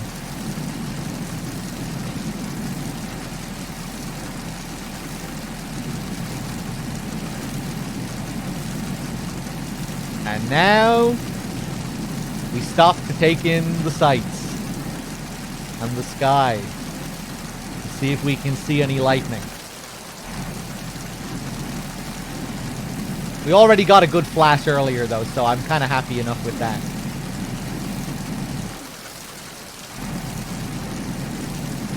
The flashes of lightning are really, really random. Sometimes you have to wait for a couple of minutes before you see one. Sometimes you'll get a few of them in a row. Well, I'm not really sure how random they are, but they feel very random.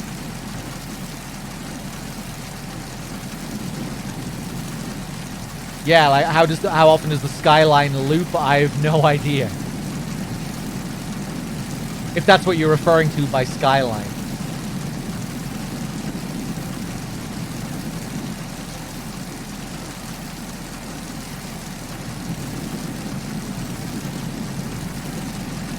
We're getting bad luck today. I think last time we got pretty lucky with a few really big flashes. Ooh, I thought I saw something.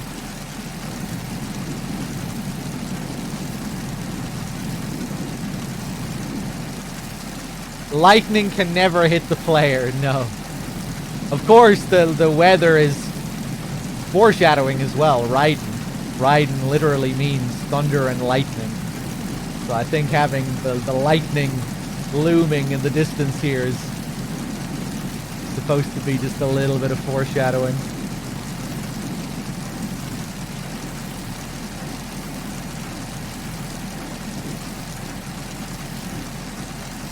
I remember that early trailer for the game as well that teased Raiden with the lightning flash. That really low detailed model of Raiden.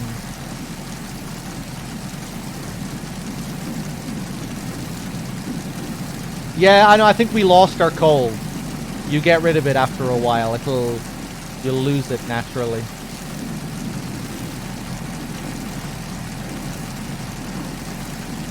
I thought I saw it there. Right, fuck it. I'm going back down. We tried our best. Fuck it. 10 more seconds. 1, 2, 3, 4, 5, 6, 7, 8, 9. 9.5. 9 3/4. Look at this bullshit. Come on, man. I don't think we've seen a single flash. Ha! I think I saw it, but it was tiny. Did you see it? Was I just imagining that? I think we might have seen a few like really small ones like that, but no like really big noticeable ones. It's a cool detail as well, though. You know, so you might see a few flashes or a few lightning strikes, but it might take a while before you see a really detailed one. You know, a really big one. A proper bolt. Oh! We got a big flash there.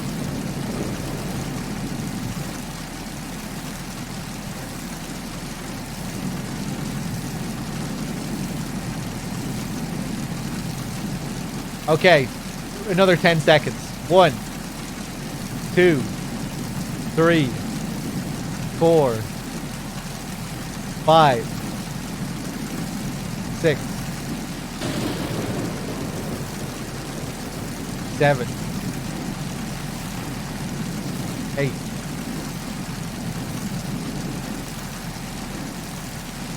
9.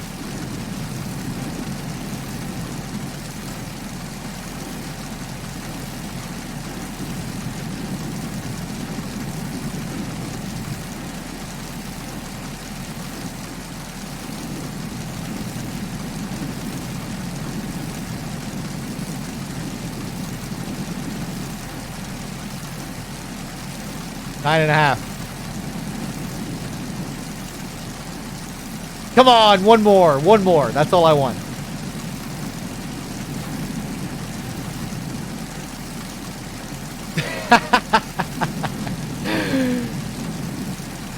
I'm glad you like it, Great. I can't help myself. I like it too. It's just kind of cozy standing here looking out for lightning strikes.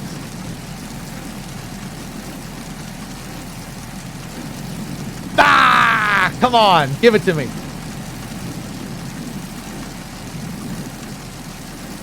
A big one, big juicy one. Oh. Ah.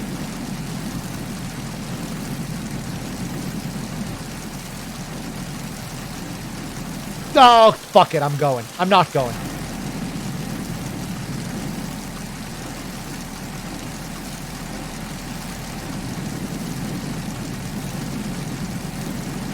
Okay, another 10 seconds and I'm not going to drag out the seconds. I heard something there. I don't think I saw anything. Another 10 seconds and I'm not going to drag out the seconds. 1, 2, 3, 4. Oh! 5, 6, 7, 8, 9, 10. Okay. Okay, I'm satisfied. We got one there at 4.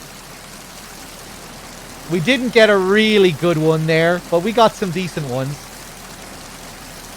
Sometimes you'll get a few really good ones in a row.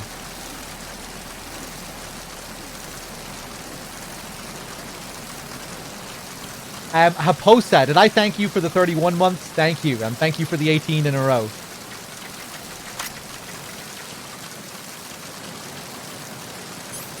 I just like how random it is, you know? It kind of feels like you're really there, looking... It's like how you would do it in real life, not really knowing if you're gonna get one or not. Freeze. Or, you know, really having to wait for it. Are you going to shoot me? Yes.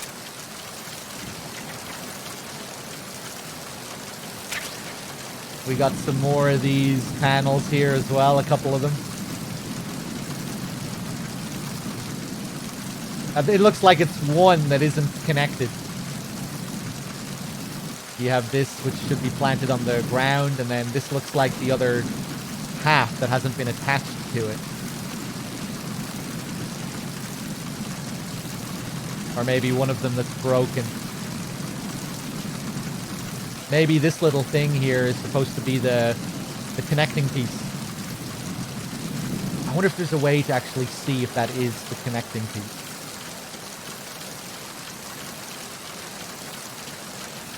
He had dog tags, but I have to use the USP. I'm not doing a dog tag run anyway.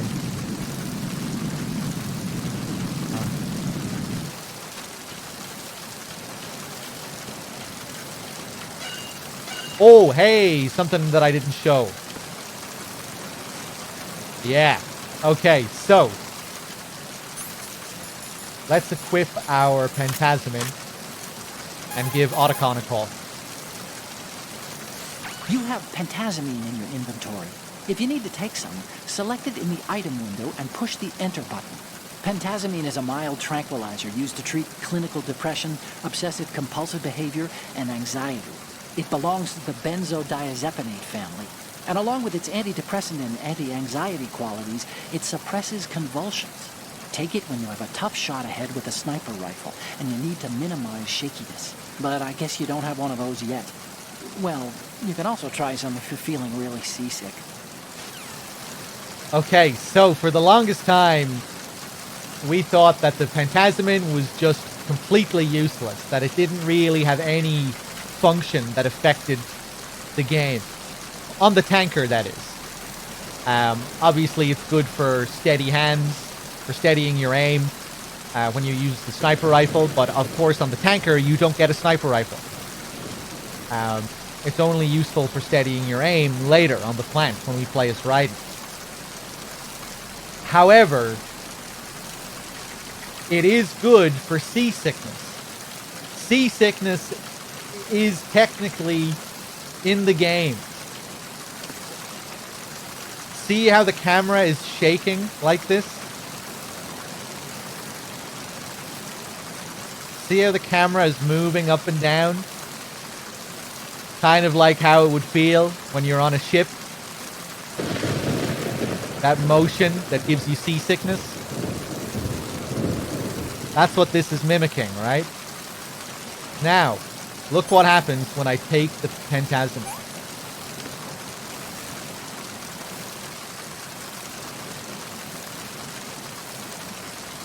It steadies.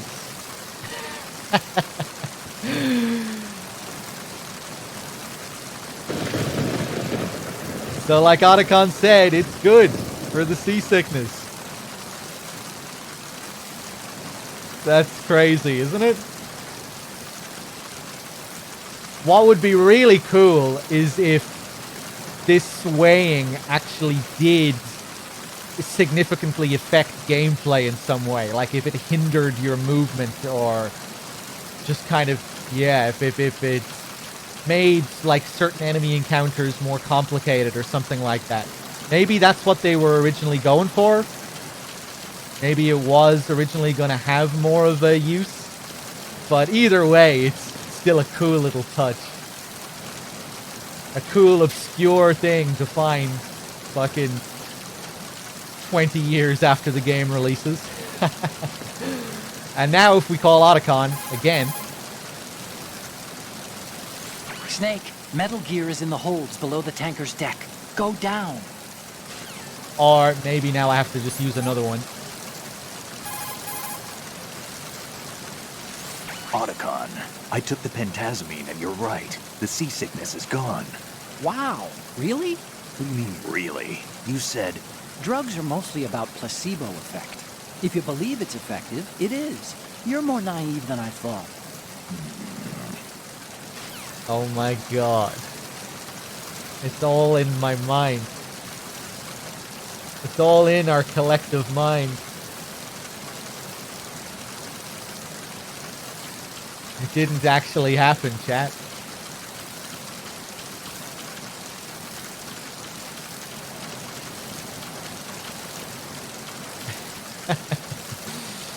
And later on we'll get a call. Later on you can kind of continue this line of Easter egg calls with Raiden. When we use the Phantasm with Raiden and call Snake, Snake will reference these conversations with Otacon. So yeah, just keep that in mind for later on in the playthrough, because it'll be referenced again when we start using the Phantasm with Raiden. We get our first few rounds for the USP. So now if we go back out to kill Olga with our lethal ammo.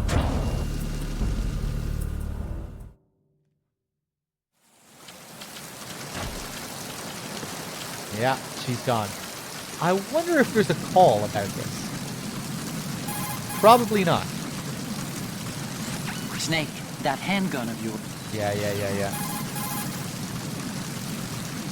If it's about No, I don't think they comment on her being gone or anything like that. change to first.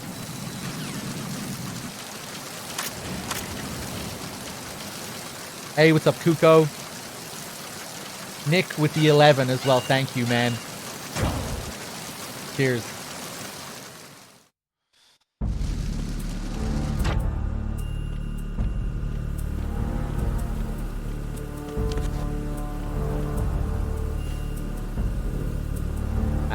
I want to try and get a couple of... we have a cold again. I want to try getting a couple of calls about Gerlukovich and the cipher that we saw. This is the bridge, but it's not just a place where you steer the ship. In a modern tanker, navigational, engine control, communication, and all other major operational functions are consolidated in the bridge. The ship is autopiloted via a global positioning satellite system. This is a precision instrument we're talking about here, so it's probably best to leave it alone. When you're flattened against the surface behind a corner, you're in corner view. You'll be able to survey the area without exposing yourself. The corner view lets you... Yeah, why am I listening to this bullshit? Push the L2. It can take a while to get these calls. Move the right... They can be a bit of a pain in the ass. If you have a... Yeah, corner fucking view. You're obsessed with it. Bodies can be moved... There are no bodies here to move, Otacon. I recommend you... The cipher's what it looks like. A flying surveillance saucer. It's an unmanned aerial vehicle used for ground and ocean surveillance, and it also assists in communication. It can take off and land vertically, and uses a ducted airstream from its rotors and the surrounding shroud to fly. The one you saw was the type used by the Army, if I recall, but I can't see the Army officially cooperating with a top-secret Marine Corps project. No, which means that there's someone besides us and the Russians that are interested in the new Metal Gear prototype. Ciphers can stay airborne for about 3 hours, so there should be an integrated mobile ground station controlling its flight pattern and output nearby. It's got to be on land. I'll bet you anything it's disguised as a regular truck or something, driving along Riverside. Let me check it out. Good call. Cool. Now I just want to get one about Gerlukovic. You can also hide... Didn't think Gerlukovic was involved, of all people. Ocelot's former CO, and a man with a private army of ex-Russian military and GRU soldiers. I don't like it. And Liquid was planning to team up with that bunch at Shadow Moses.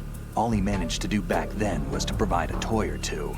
Looks like he's had enough of sponsoring insurrections. So this time he's out here himself. I guess he's after Metal Gear? History repeats itself. Metal Gear has enough strategic clout to upset the balance of military power overnight. He must be dreaming of Mother Russia's return to glory. Like you said, history repeats itself. Some people never change. Maybe it's the world that doesn't, or won't, change. Maybe. But we're fighting to upset the status quo too, aren't we? I really like how they brought Gerlukovic into this.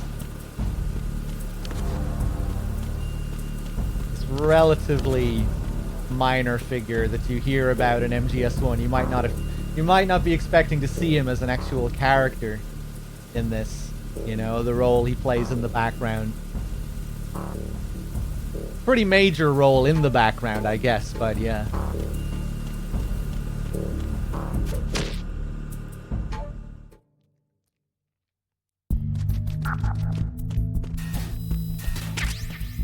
And we can go back down. New save calls unlock with Otacon after that last sequence with Olga as well, so let's keep doing these. Time to save?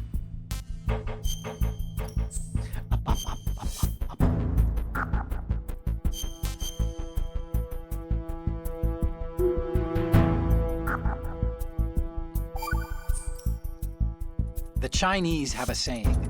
Those who are lost never question a path, and a drowning man doubts not the shallows. And it means that you need to make use of other people's help, otherwise you could be in trouble. If you're lost, you don't even know whether a road you come across is a right one. And, what's the difference between shallow and deep if you've already drowned, right? Anyway, the point is that help is always a good thing to accept, so make good use of the codec. Look, this stuff seems nothing like what Mei Ling used to talk about. Hey, she couldn't do better herself. Ugh.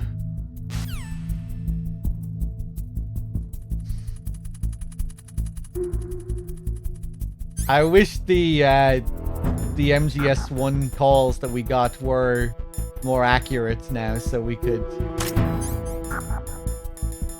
get a better tell for how these are playing off those calls like they should be. Fuck, I let him go.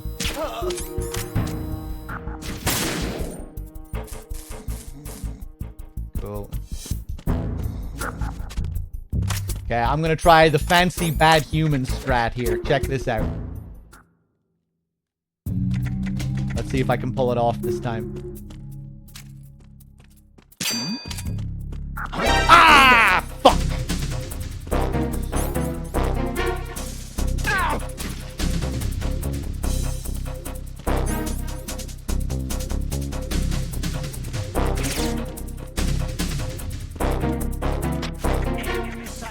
Okay, I want to try it again. I was hoping I could reload the area before the alert came in.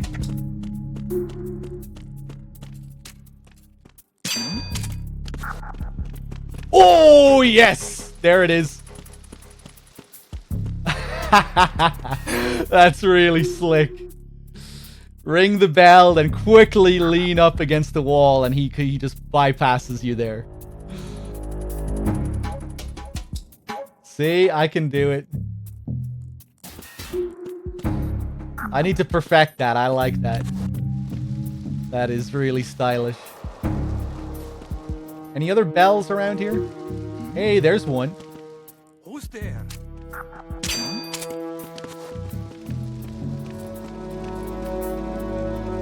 Who's that? I thought so. Boom.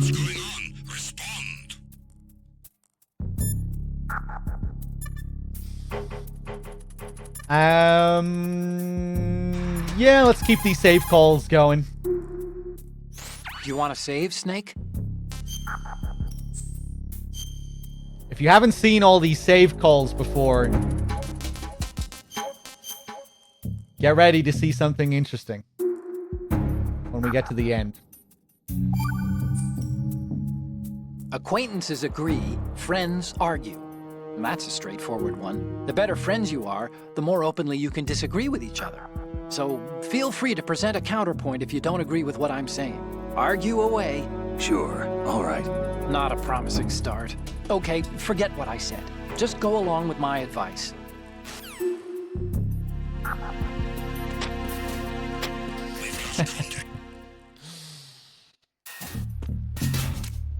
I love how this place is still a mess. Look at this. Oh, fuck it. Just go. Just go. I only have 6 rounds.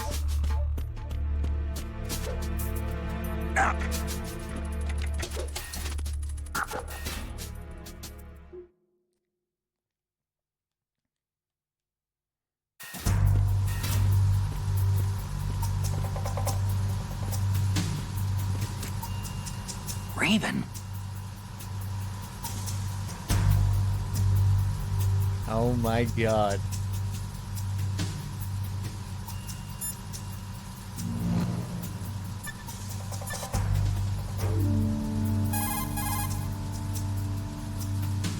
Snake, that shadow, it's... It's him. No doubt about it. But Raven was, you know, out in Shadow Moses. I know. Maybe it's the last of his 9 lives. Or maybe his maker decided to give him another chance. You're not serious, are you? Maybe I am. Maybe I'm not. Either way, we'll find out soon enough. Snake, watch your step, okay? What does that mean? Maybe I am, maybe I'm not. How do you not know? Is he living so much in the moment that he doesn't even know? I don't know.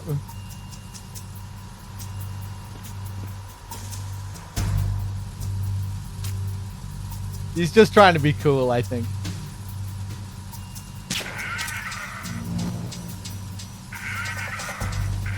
This was another thing that they showed in one of the MGS2 trailers as well. The shadow, not the doll.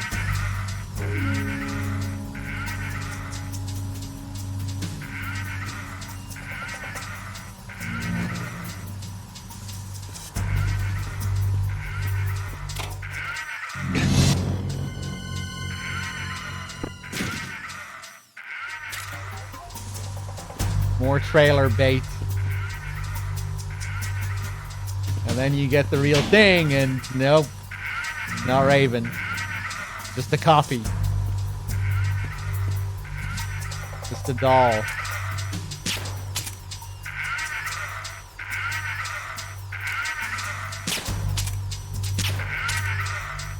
Shoot the thing! There we go.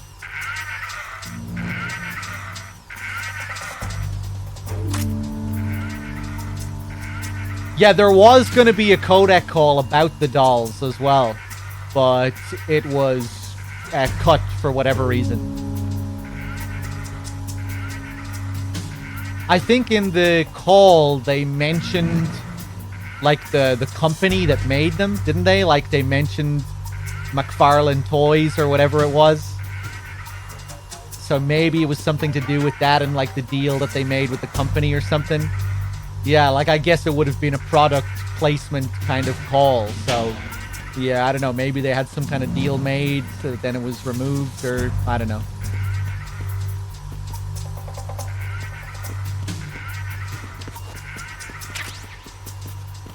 More USP ammo.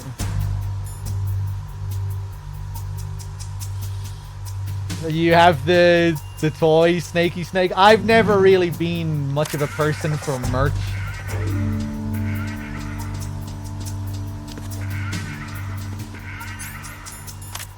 Which I guess has saved me some money. I should be thankful. Should be thankful I never got the merch itch.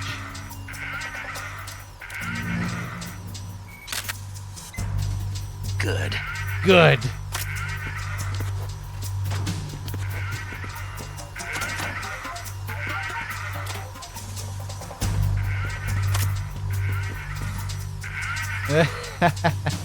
Making a mess of the room.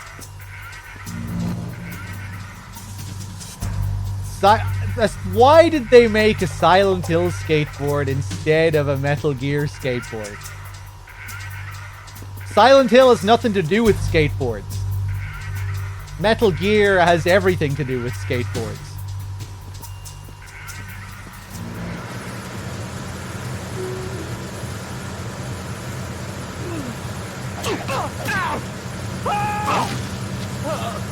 Huh?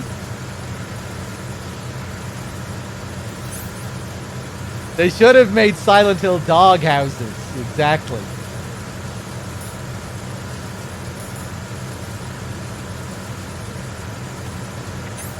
Surely Metal Gear skateboards would have sold better. You know, they could have tied it into MGS2. They could have given it some kind of MGS2 aesthetic. Referencing the skateboarding minigame. Where are you going? Ooh. Freeze. Can I kick you down into that hole?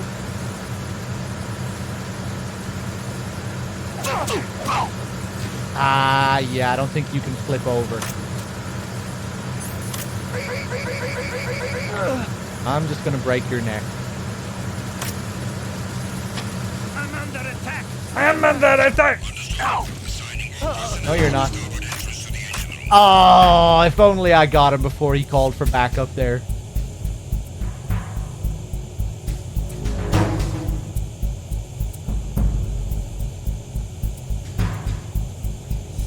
You can kick closed lockers to open them. Did you know that? I did know that, yes.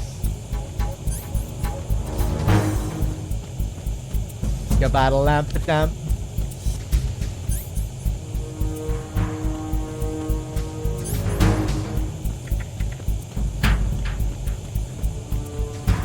Yeah, these guys are gonna come over here. I think I'm just gonna hide underneath here.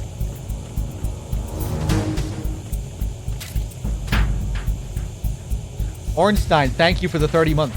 What difficulty am I on? Extreme. Huh? Huh?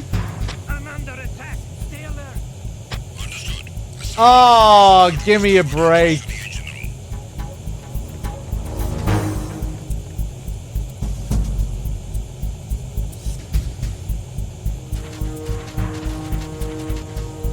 Okay.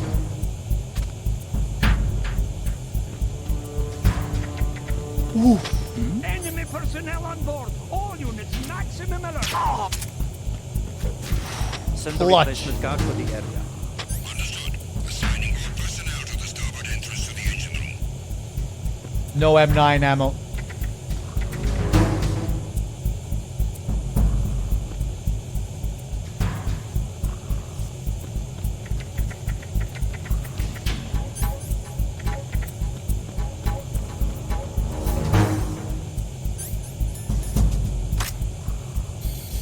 Another poster here. Good.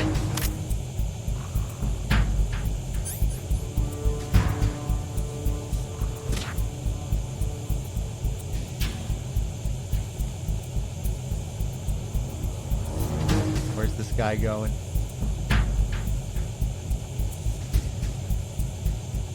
Damn, does he just stay there?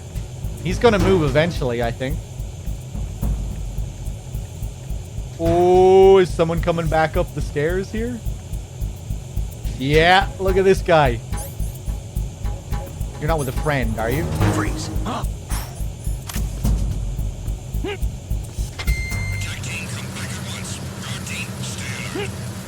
Ooh, don't see me, man! Okay, we're good. Ah! Okay, he's going that way. That was a pretty tense engine room. I think I'm safe here.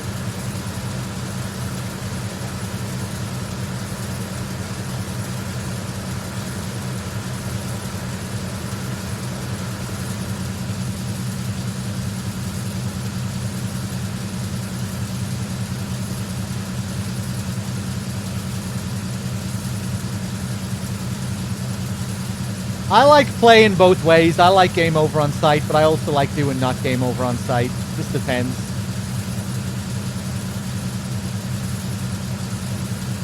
Okay, I'm going to call Otacon a few times here. Snake, there should be a door into the holds in the northwest section of the engine room. Head west.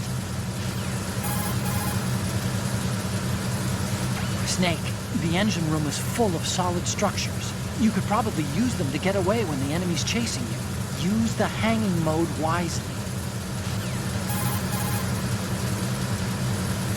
That's the engine room. You can see the tanker's engine in the middle there. The engine noise is pretty loud, but that means the enemy's hearing will be hampered too. There it is. You might remember me talking about that the other day. You can make more noise in the engine room than you normally can. Meaning, if I use the USP, if I shoot off USP rounds, their hearing range isn't as good. You can get away with more using the USP. Strut E is the same on the plant, the box room, the parcel room. I want to see if this guy has any M9 ammo. This is where I would normally level up my grip gauge, but I don't think I'm going to do that in this playthrough. We're doing an in-depth run, but we're not going to go super in-depth, getting every single thing.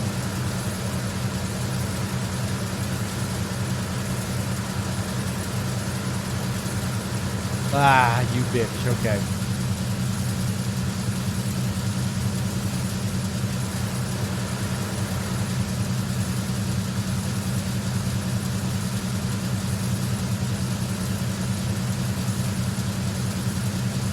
Ooh, okay.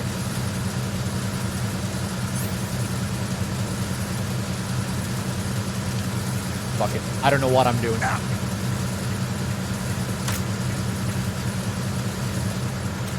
No, no, no, no, no, no, no, no. Freeze. Don't shoot.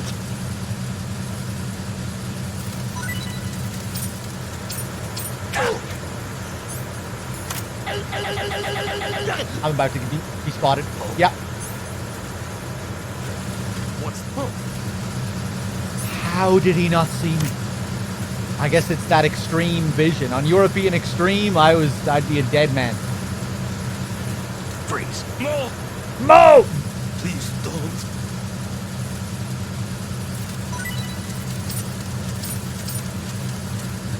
Please don't.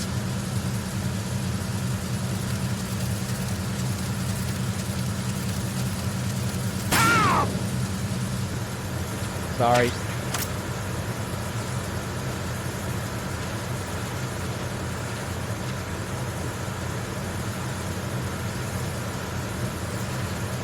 On Extreme, it can be very tedious trying to get stuff from enemies. Shake them down a couple of times.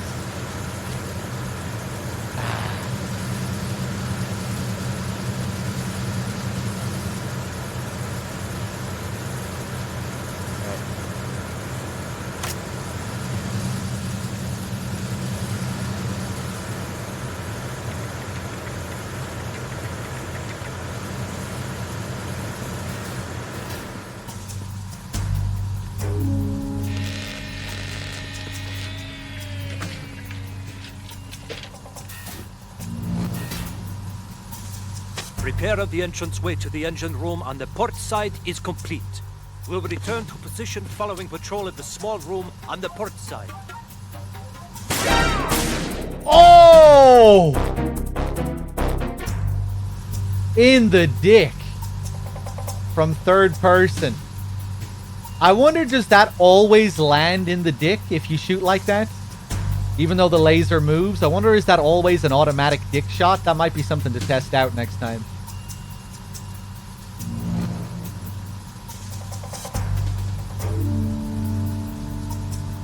That position he's in as well doesn't look comfy, but I guess he's dead.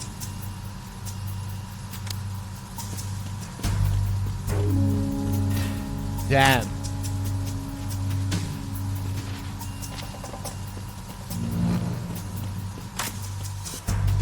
Now, they kind of play a little trick with the posters here. Normally, you just have to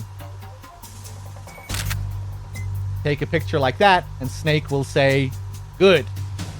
But here, no matter what you do, he won't say anything. That's because this picture is secretly 2 pictures in one. So you gotta close the locker and take the picture of both of them for it to register properly. Good. And there we go. Now I'm being reminded of something I didn't show in the last area. Another very, very strange detail. You might remember that poster over there that I took a photograph of a couple of minutes ago. If we shoot this poster,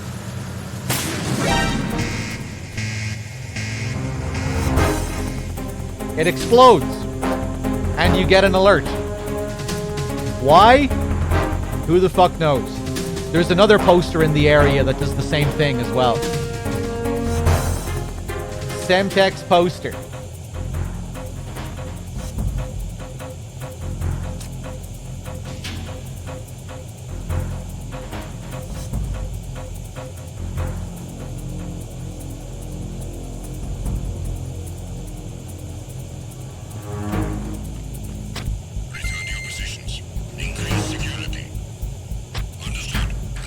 Oh, did you see Raven? Did you see Raven in the room? I was wondering what that flashing was. I was like, is that a bug? Is that coming from the enemy's model? No, it was Raven. What's that? It was the Raven toy.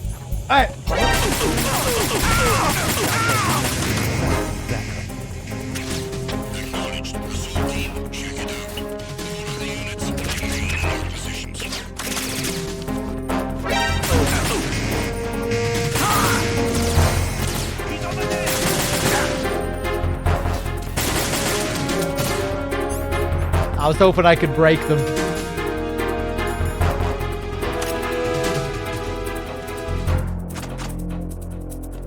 Move! Move!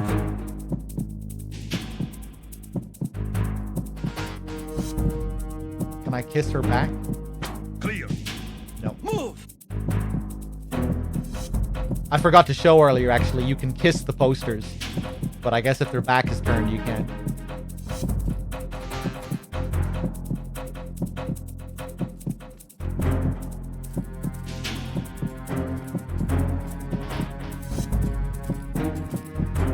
Move! Return to your positions. Increase security. This was so next level back when the game came out. These unique clearing sequences, they're still really cool, really unique. The other games never quite did it like this.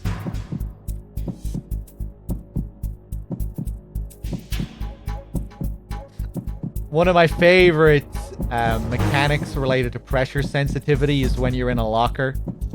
You have to slightly hold down on R1 like that if you want to press your face up against the locker.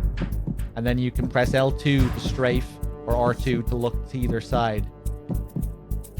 But if you just mash R1 instead of slowly move, you do that.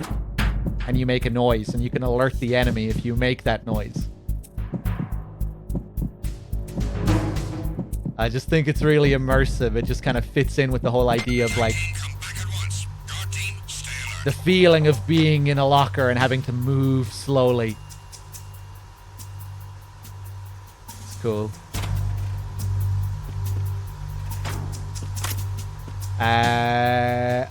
Oh, they do give you free USP ammo here.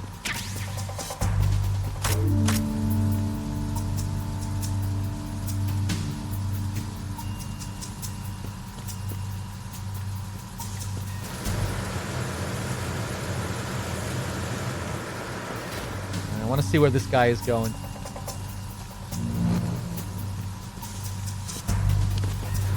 Freeze. Move!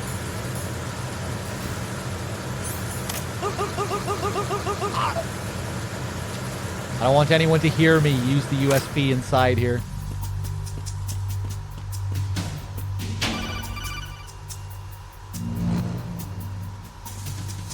Snake, wait! Don't move! I see it. Some kind of device on both sides of the hall. Infrared sensors? Right, and they're linked to... Let me guess. Semtex. Exactly. Plastic explosives. So this is what they were talking about. Looks like it. If you trip the sensors... I'll be sleeping with the fishes, along with this entire ship. That sounds about right. I'm not in the mood to go sleep with the fishes, but there are too many sensors. Looks like I'll have to find another way. No need to worry. There's a way through. Take a close look. Do you see the thing with blinking green lights right next to the explosives? That's the control unit for the sensors. Destroy that, and the sensors stop functioning. You can't get in close enough to touch it, so you'll have to shoot it out. But the M9's knockout rounds won't work. The USP you picked up should do the trick. Use that gun. Okay. Of course, you can use your thermals to see the lasers, your cigarettes in classic fashion, but you can also shoot the bags of flour in the area. And that'll highlight them as well. There's the first one.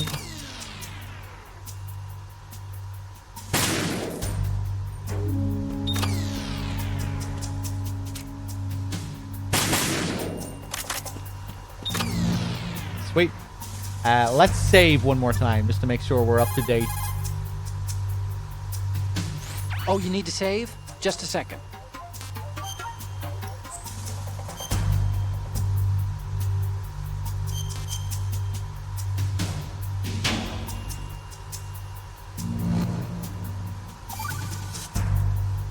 Hey, what's up, Gurko? Good to see you, man. Do you know the saying, one forgets the hurt once the wound is healed? And that, of course, means, where'd I put that piece of paper?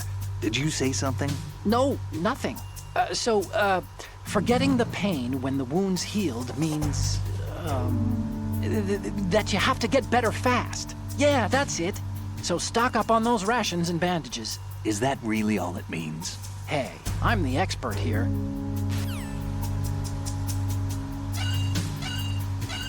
Of course.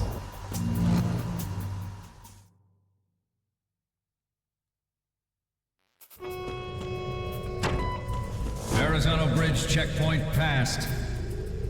All non-essential personnel report to the holds in 10 minutes' time for the scheduled briefing session with the Commandant.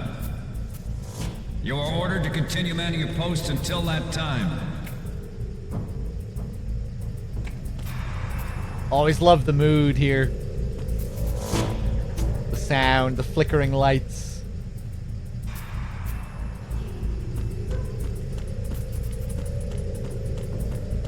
Always reminds me of when I played the game for the first time as well.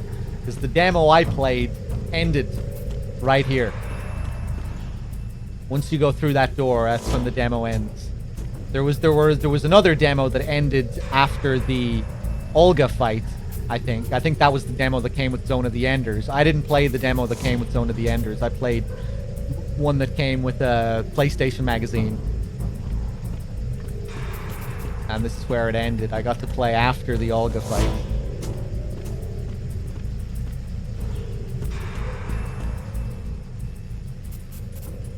More of those flies. wonder if these guys ever drop anything. Did they drop anything on lower difficulties, I wonder? Hey, they drop shit on higher difficulties.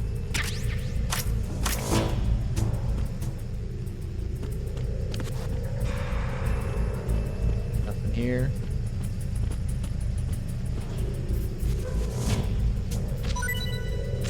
Wow. Unbelievable. A ration on extreme. This guy. What a legend.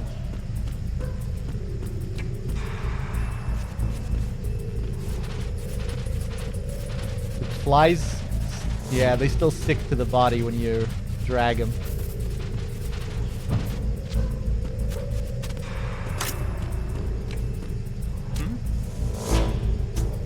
No.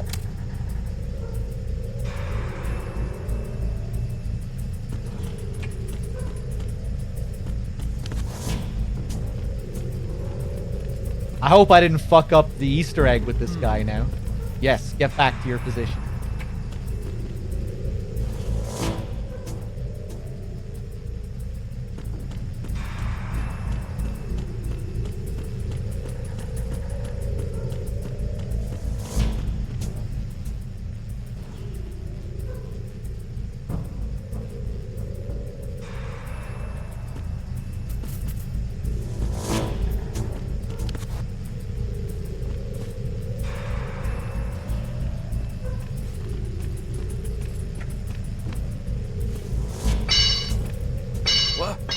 Somebody there?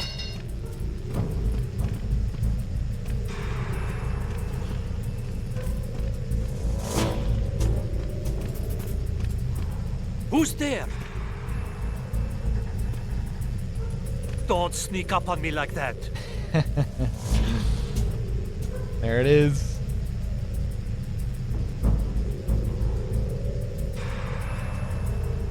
Of course, the pipe only drops when he gets close. Nah, it was just my imagination playing tricks on me. All you have to do is stand your ground and then leave.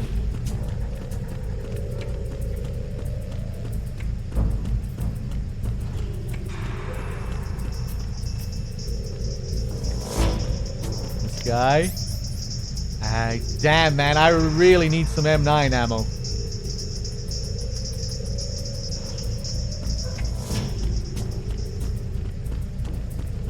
Is this the guy that sleeps? Yeah, and just, yeah, and instantly falls back to sleep as soon as he gets back to his position. Ah! No! The light got me caught.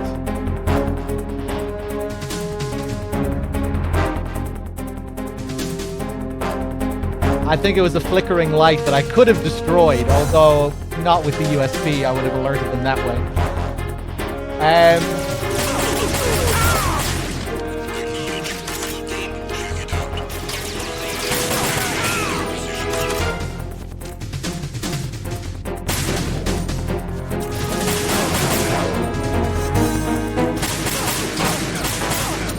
Sick. More bullets.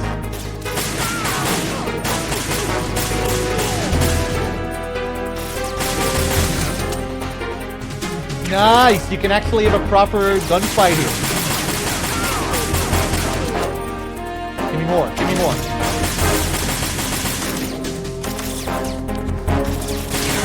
Stay back!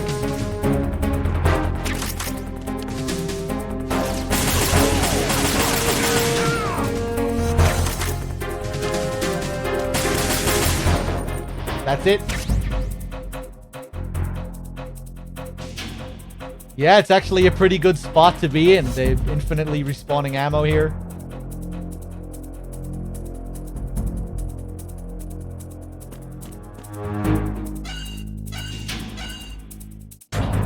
Return to your position.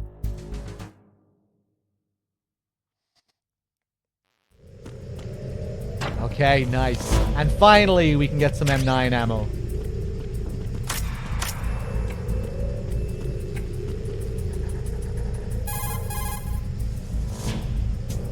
You want to save, Snake?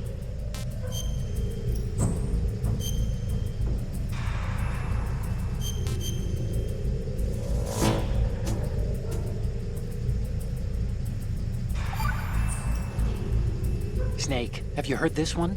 Evil is human nature, and his entire being falseness. The concept of so-called original sin. The idea that you're born bad, so you can't help doing bad things. Hold on. I thought the idea of original sin was that you had to work even harder at being good because you were born evil. Well, yeah, that too. Very good, Snake.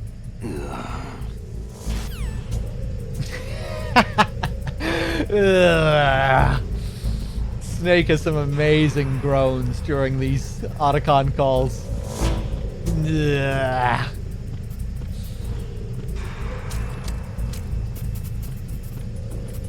Look, I'm in the MGS2 making of.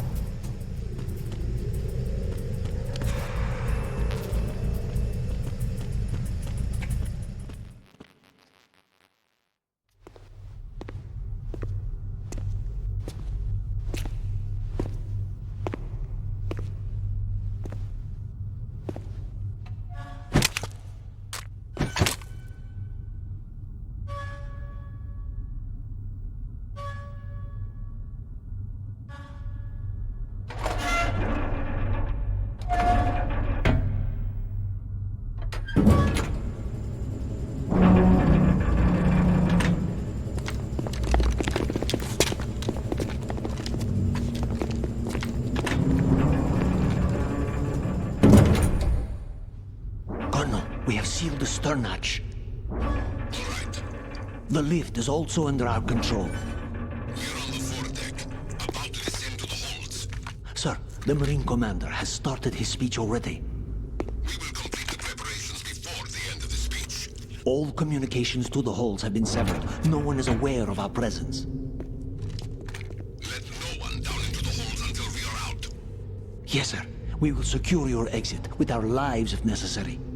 There is one more thing. Yes, sir. My daughter, keep her safe. Yes, sir.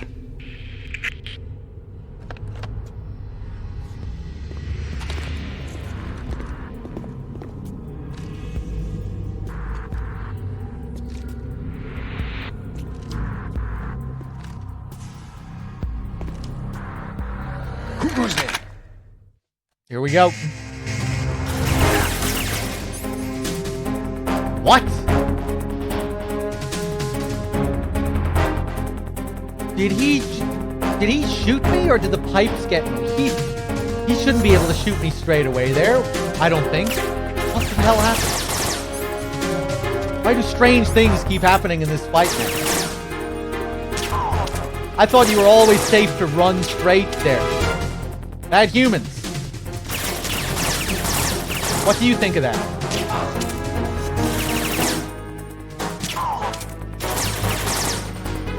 What the hell happened?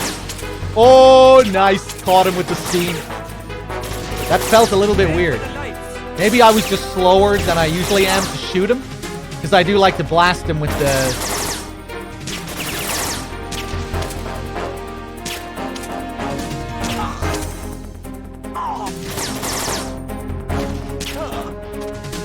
I do like to blast him with the USP straight away.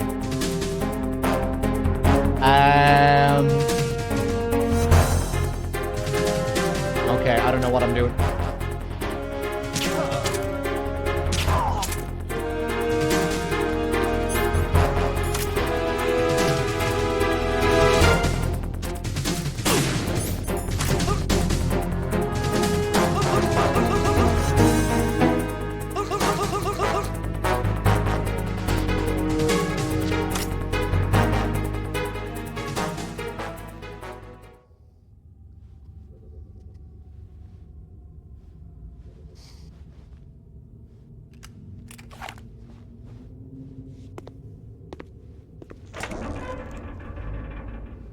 Yeah, I thought maybe the pipe steam got me and it wasn't the shot. He just got some kind of random lucky shot on the pipe at the start. Weird shit was happening with the pipes during the last big boss run I was doing as well. Although when I went to look back at it, it wasn't as strange as I thought it was. It was just two very big coincidences.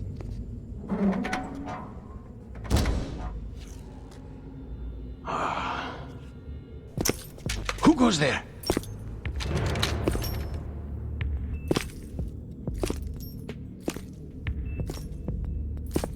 Oh, Shalashaska. Why are you here? We thought you were with the Colonel. What the?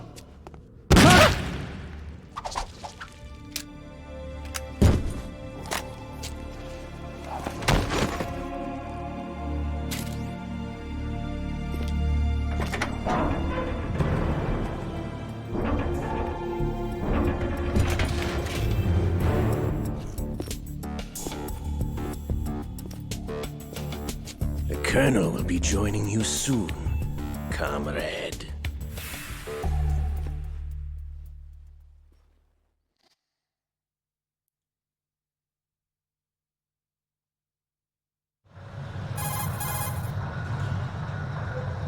Snake, are you in yet? Have you made it to the holds? It's taking longer than I expected. We've already passed the Verrazano Bridge. All right, we'll use another recovery point. They may be planning to change course. What? The exits to the deck are all sealed. What are they planning? If they get Metal Gear, we're going right off the fringe. You're all familiar with the Shadow Moses. The men down here are definitely Marines. The current state of nuclear... If the deck is sealed off, they have no way of knowing that the ship's been taken over. I'm not interested in fighting these guys. The weapons won't do me much good here. Can you see Metal Gear? No. I'll have to go around to the bow. They have some serious defenses here. I doubt the recent arrivals want to blast their way through the Marines either. Wonder where they're headed. I don't know. Not the beach, that's for sure.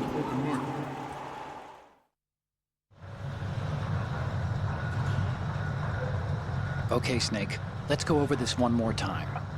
Use this camera to get photographic evidence of the Metal Gear prototype. Now do your thing and take pictures that speak louder than the government's plausible denials. We need 4 shots.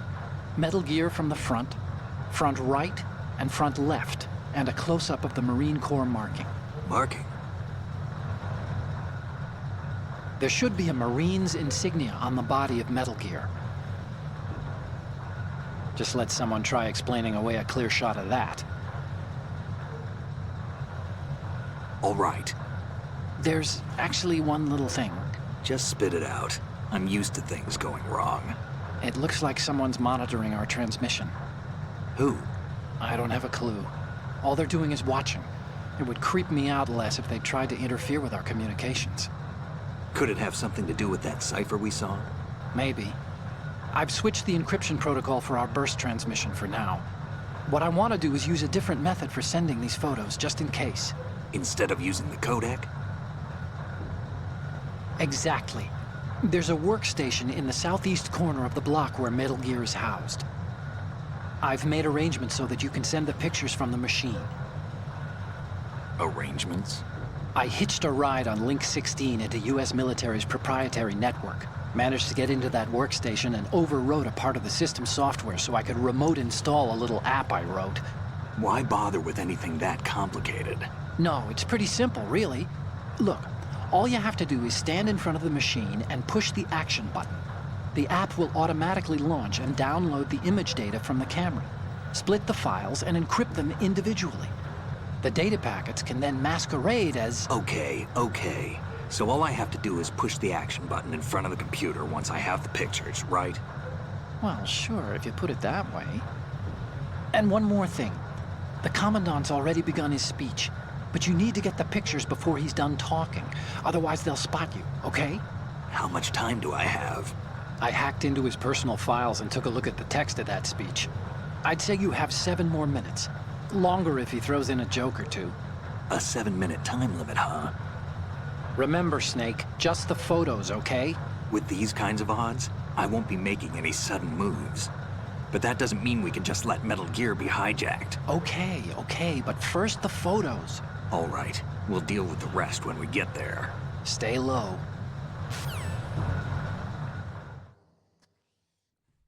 Let's do it. Is there a way to knock everyone down in one go? Yeah, I'm not sure if you can do it with these guys. The only thing that can It would probably be... stand up to a Metal Gear is, of course... Yeah, you probably can't do it with the guys in the first 2 rooms, but you can with all the guards in the last room. It's still hard to pull off, though. You have to be very precise.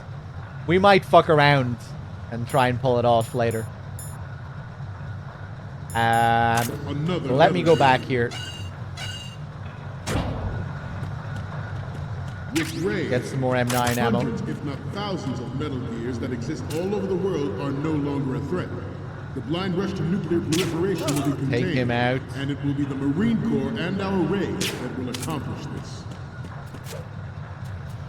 At the moment, every industrialized nation on the globe... Some cool details in this area. Metal Gear. Worse yet, so do a number of rogue states. I won't be going for all the tags or anything, but we'll do some of the stuff here. Well, we'll do most of the Easter eggs here. Compete with the U.S.'s nuclear strike capability.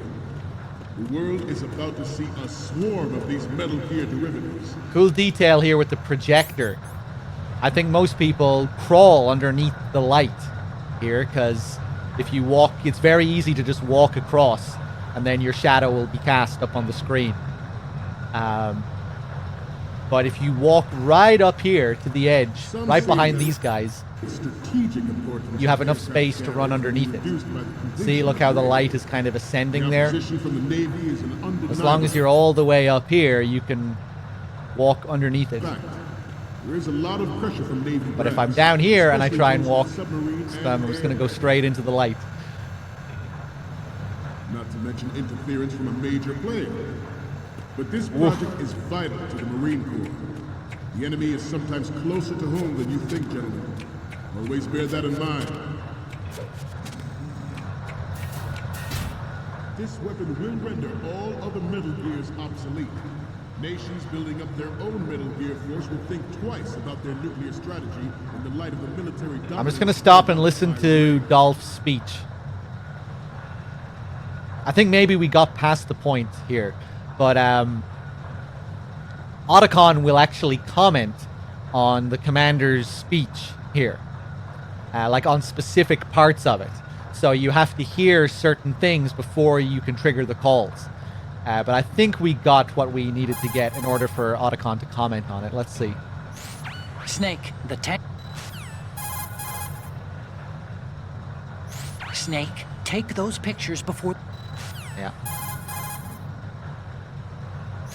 You absolutely can't let anyone see you in there. There are too many Marines in there to handle, even for you. If they see you, you're dead. Caution's the key word here. The Marine Corps' defining character is that of an emergency response team in crisis situations. But the Army's been steadily enlarging its own crisis response capabilities, building on the strength of their medium brigade. Analysis is that the Marine Corps sees this as an infringement on their own domain and is more than a little alarmed. We both know that Metal Gear Rex was being developed for deployment by the Army, so it does make sense that the Marines are trying to compete with their own version of Metal Gear. Yeah, it is cool, the options that you have. Taking the ducts down below, going to the left side, the right side. Even up across, up at the top, if your grip gauge is good. So there's some information about the Marines. We should get some more. So the Commandant says the Navy is leaning on them, Here it is. I'm sure the Navy isn't happy about the new Metal Gear prototype being developed. From what I can tell, the new model can make an approach, launch an attack, and execute takeoffs from the ocean without any support. If the weapon makes it past the testing stage, it could render aircraft carriers, battleships, even submarines obsolete. It's a matter of life or death for the Navy as an organization. And if it's true that the Navy has its own Metal Gear in the works, that's another reason for them to get nervous. That's foreshadowing Arsenal Gear, because the Arsenal Gear is classed as a Navy project.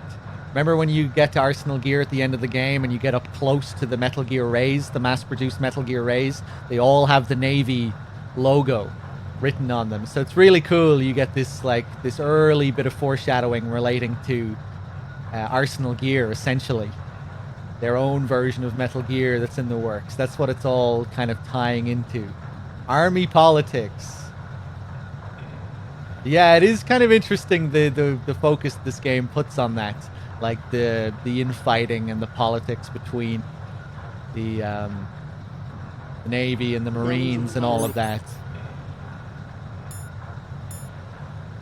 We need a new world order, and we, the Marine Corps, will play a central role in its military affairs. That's another really nice subtle touch there. Hear how the audio gets louder when the door opens? When I'm in here, it's muffled. Ours is not the only military project devoted to Metal Gear development, but it cannot be more different in nature from the Navy's. Theirs is a program that... It is a fact that players in favor of such a policy are attempting... Now, there's another really crazy detail here. It is a fact. This was something that I found out through Bad Humans a few months ago. If we keep going in and out of the areas here... It is a fact that players... Pay attention to the dialogue. It is a fact that players... It is a fact that players... It is a fact that players... It is a fact that players... We should get it soon. It is a fact that players... It is a fact that players... Don't stay on the same ground. We're here to complete a mission, and that means moving forward. Take pride in being a Marine. Remember what that means. Only those who are willing to take risks can achieve victory. How fucking crazy is that?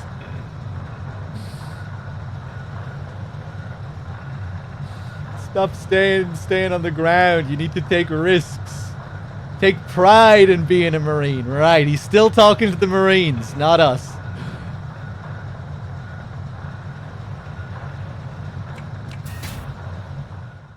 I love that. It is a fact that players... And now he's back to his... It is a fact. In favor of such a policy are attempting to derail our own raid project. But I promise you that they will not succeed. I have a daughter. It is my greatest wish never to have her or her children. So here we can actually interact with the projectors. As a father, I want to leave a better Switching between the left and the right to control where they're looking. And you can use this to help your traversal through this area. Like if I get them to look this way, it's much easier for me to then sneak along the left side. Move along through here. It can cruise deep underwater. And if we keep on pressing this, landing on any shoreline.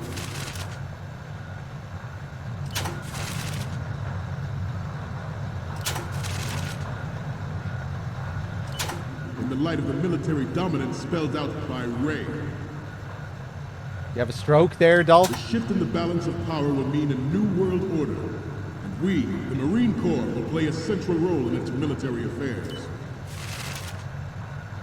Some say that the strategic importance of aircraft carriers will be reduced by the completion of raid. The opposition from the Navy is an undeniable fact.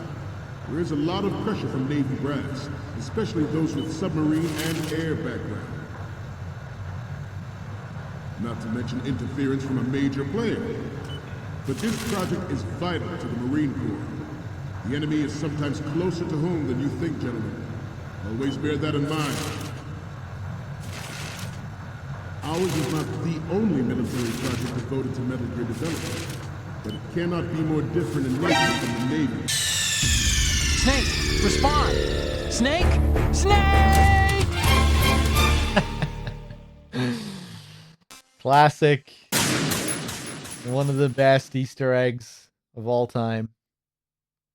We initiated development. It's a shame they couldn't HDify the videos. Of Metal Gear Ray as a countermeasure to these pirated weapons forces. I need to go back at the M9 again. Stand up to a Metal Gear is, of course, another Metal Gear. With Ray. With Ray, the hundreds, if not thousands, of Metal Gears that exist all over the world are no longer a threat. The blind rush to nuclear proliferation will be contained, and it will be the Marine Corps and our Ray. Ooh, I thought I was gonna fall. At the moment, every industrialized nation on the globe knows the specifications for Metal Gear. Worse yet, so do a number of rogue states. They are all working. I think that's the area code on the ground. W04B1. The world is about to see a swarm of these Metal Probably. Gear derivatives. Some say that the strategic importance of aircraft carriers thought I will be fucked it reduced up. by the completion of Ray. The opposition from the Navy is an undeniable Actually, fact. let me go back. There's a lot of pressure Oh! on these units, especially those with submarine. I think you should be seeing Snake's shadow up there when that happens. Maybe an issue with the HD collection, or maybe it doesn't work on that side. We'll watch the scene.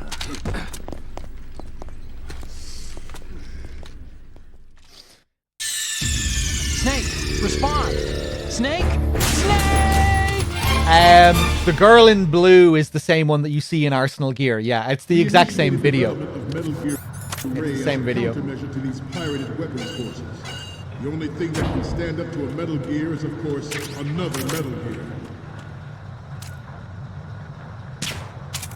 With Ray, the hundreds, if not thousands, of Metal Gears that exist all over the world are no longer a threat.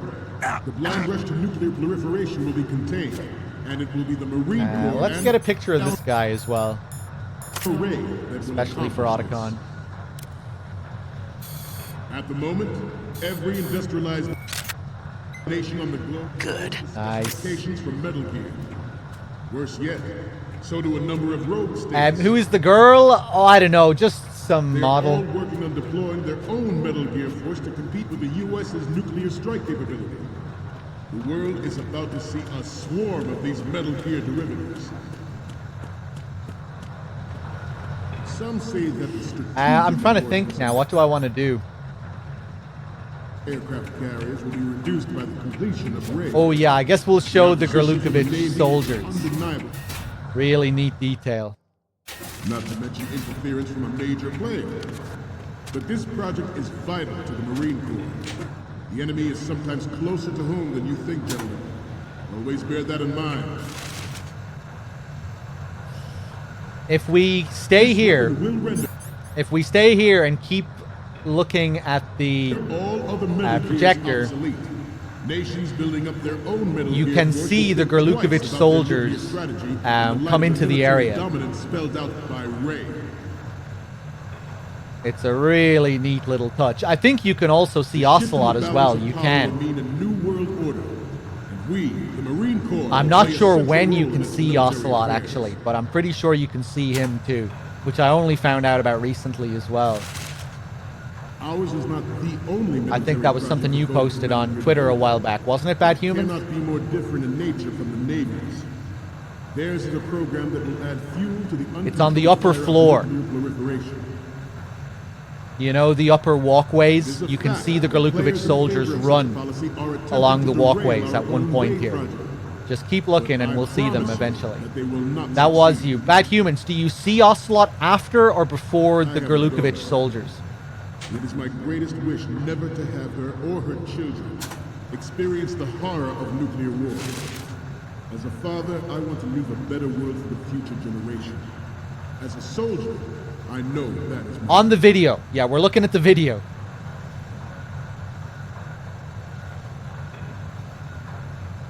This turned out to be longer than expected. At ease. I was going to say before, but I can't remember now. Oh yeah, let's hide now while he's doing this shit.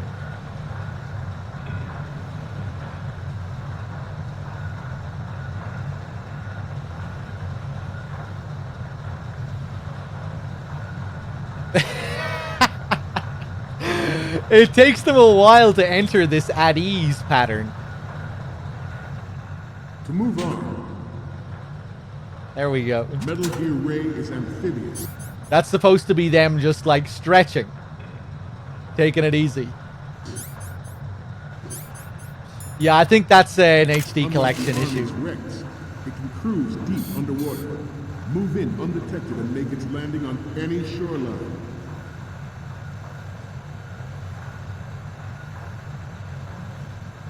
Its onboard Joint Tactical Information Distribution System identifies targets with unerring accuracy and takes them out with massive firepower. It is the ultimate weapon, and it is yours to guard. I'd like you all to think about what that means. Just keeping a lookout for Ocelot. This new model of Metal Gear is codenamed Ray, after the great Manta Ray. Our Ray has a sting that nature never gave the Manta. With this latest Metal Gear, we can rule the sea and land as we never have before.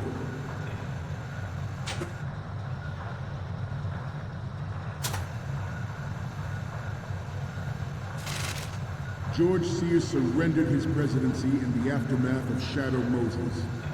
The official reason given did not, of course, include the development of Metal Gear Rex and next-generation nuclear warheads.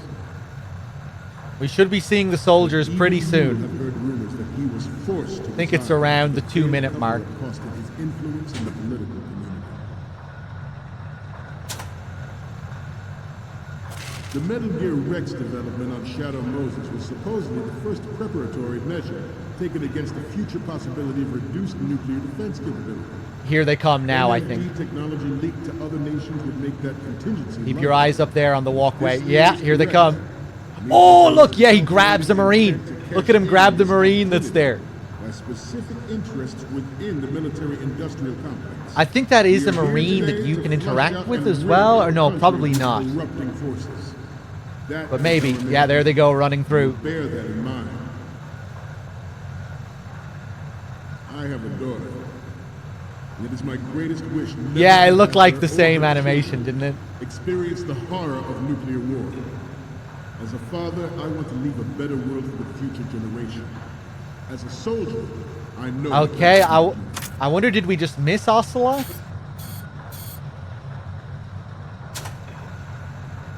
I seem to be repeating myself. Chalk it up to old age. It is an throw the match. Thank you for the 13 months. Cheers. Undeniable fact that there is a force at work in our government and within the military, seeking to control national affairs to suit its own interests. Metal Gear Ray bears the burden of confronting this party, thwarting their plans and guiding this nation back to its original path. Okay, calm it down, Solidus. This exercise is but a first step towards that goal. Ooh, this looks like a unique future shot. of the country rests with you tonight.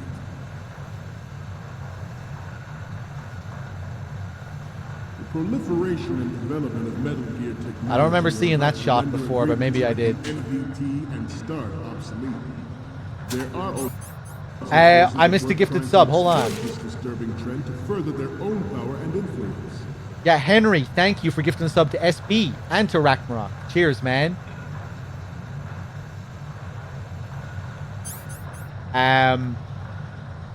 Throw the match with the 13, Ornstein with the 30, Giant and Shaven with the 17, Melty Cat with the 4. Thank you, guys. I think I'm a little bit behind. Cheers, everyone. We have intelligence that there are anti-Metal Gear terrorists planning to target the ship.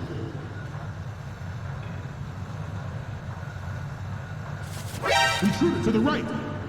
I think I'm safe like this. Okay, fuck it. Intruder to the left! Ha!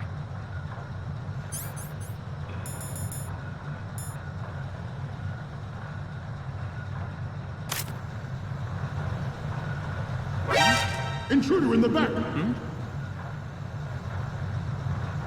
Intruder to the Oh, no!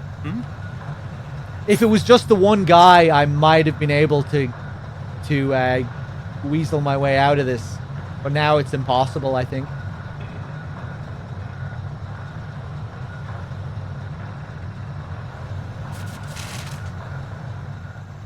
Should that actually Fuck happen, off! I expect you to be prepared. We cannot and will not give up Ray.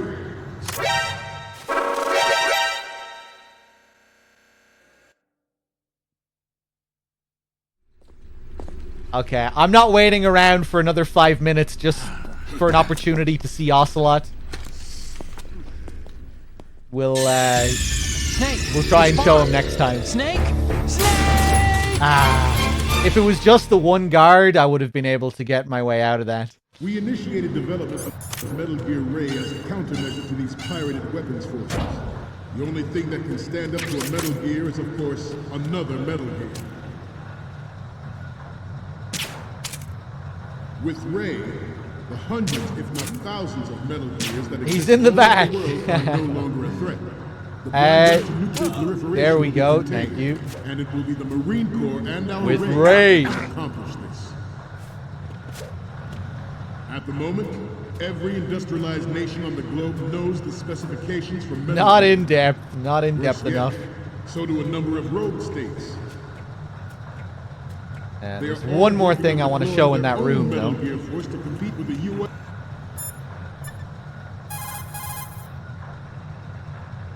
Time to save?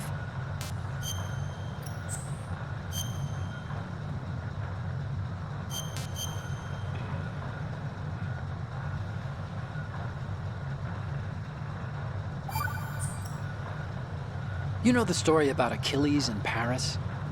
The moral here is, well, something about his heel. Anyway, even the great and virtually immortal hero Achilles was finally done in by Paris. Talk about a dangerous city. So don't get complacent. The mission can turn around and get you. Wasn't Paris a person? What? Paris, I thought he was a... Snake. There's a time and a place for conspiracy theories. Please, I'm trying to concentrate here. Huh?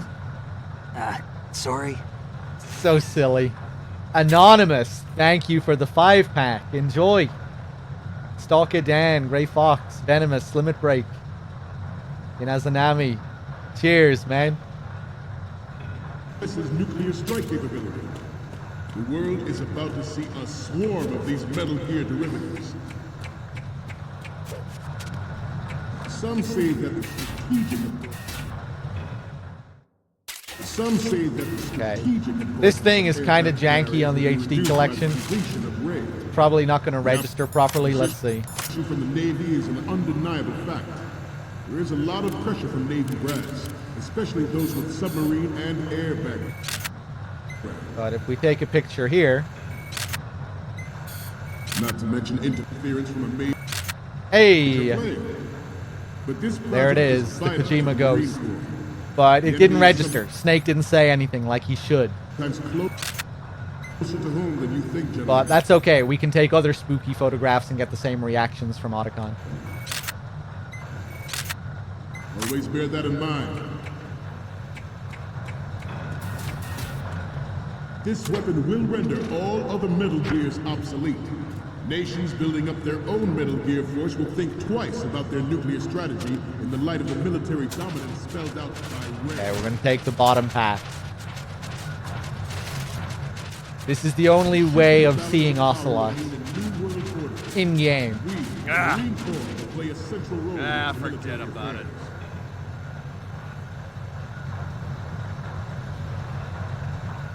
Ours is not the only military project devoted to Metal Gear development, but it cannot be more different in nature from the Navy.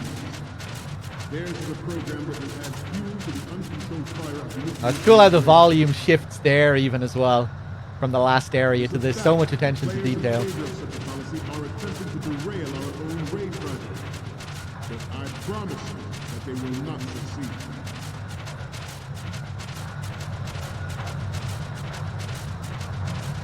I have a daughter. You must be dead. Let's do a little stretching, shall we?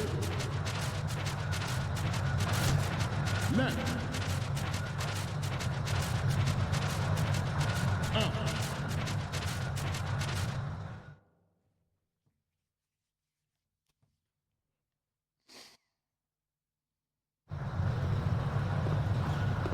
You're all familiar with the Shadow Moses incident during the Sears administration.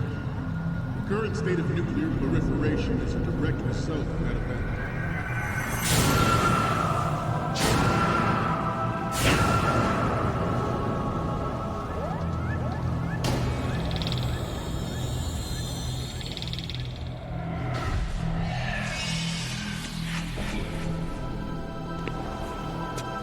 Metal Gear. Richard Gere.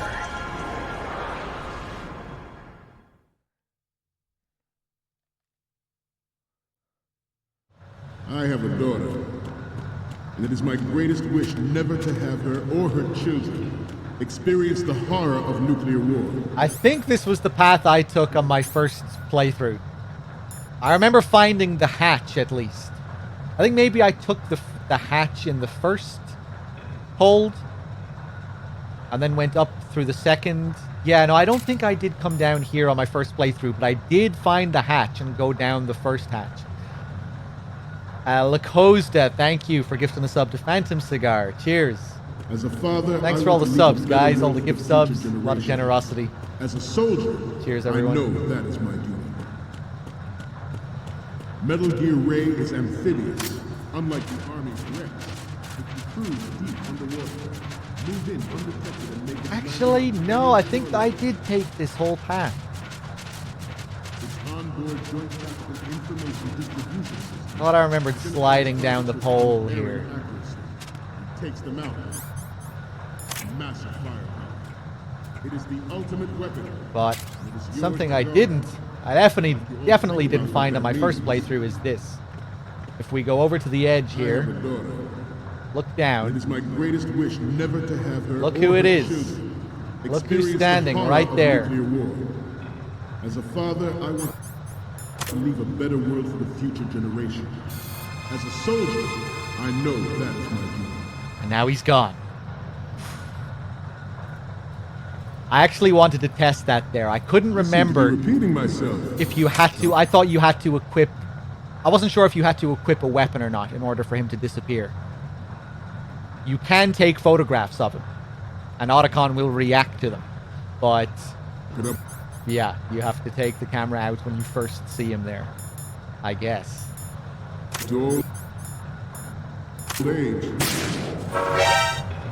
Let's do that again.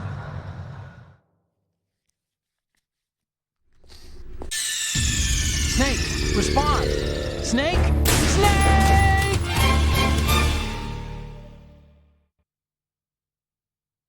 I have a daughter, and it is my greatest wish never to have her or her children experience the horror of nuclear war. What does Otacon say? Why would I spoil it when you're gonna see it?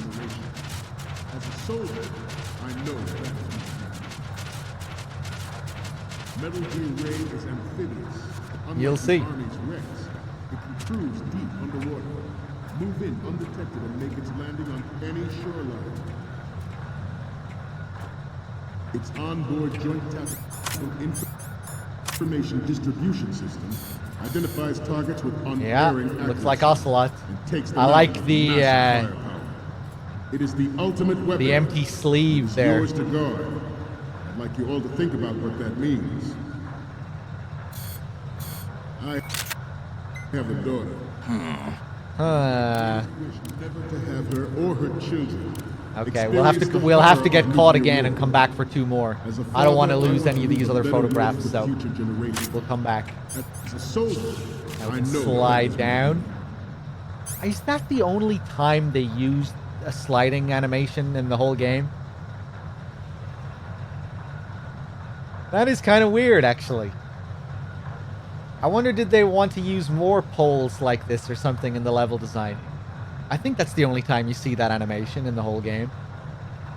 I'm trying to think if they ever use it for anything else. Yeah, that is kind of strange.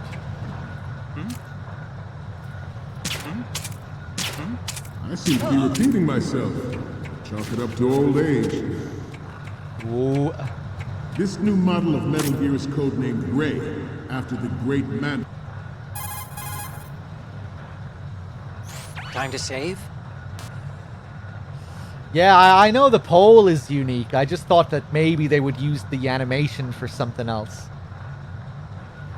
I think it's fairly rare for games to do stuff like that. Or especially older games like this.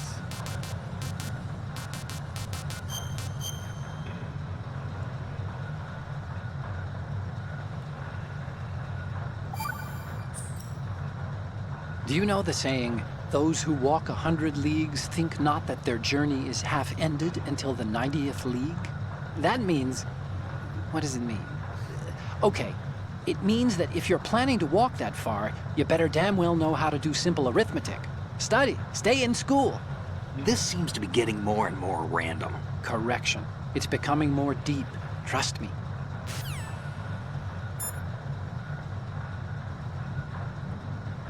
I can tell you who added the poll during development. Fucking go ahead then, bad humans. Say it if you're gonna say it. Don't tell us that you can say it. But do it then. Snake, that workstation is the transfer point between the tanker's intranet and the outside Shinta world. Nojiri, the Use legend. it to send those pictures over. All you have to do is face the computer and push the action button, and the photos will be sent. Hope you took a good one. We can get another good call here. That workstation is hooked up to the greater military network. The speech in the holds is being relayed out through that machine. We'll be making use of it too. I managed to get in through an Army IC router in Ohio. All I had to do from there was use the Link 16 to remotely install a few drivers and an application onto that workstation. So your camera can talk to their computer now. Hey, even military networks use products based on commercial technology. Nothing too unfamiliar there. Besides, I cut myself a back door when I still had access. I had a lot of access privileges when we were developing Rex. Hey, are you listening? Oh, yeah. Really? Anyway, the program will compress, encrypt, and packetize the photo's image data. I used Bayton for encryption, by the way. And the beauty of it is, the packets are disguised to look like the TDIL-J message format. Get it? It's the standard tactical digital information link message format. And the packets will be sent out cloaked by their own speech broadcast. Tell me that isn't brilliant. Want me to go over it again? No. Once was enough. I love that one. Otacon just geeking out. Pop Candy with the 6 months. Thank you. Nojiri directed the a lot of the spin-offs, and yeah, co-directed some of the mainline games as well. Nojiri's a real legend of the old Kojima Productions. Ghost Babel director. I think he worked on Police Knots as well, didn't he? Wasn't he like an assistant director on Police Knots?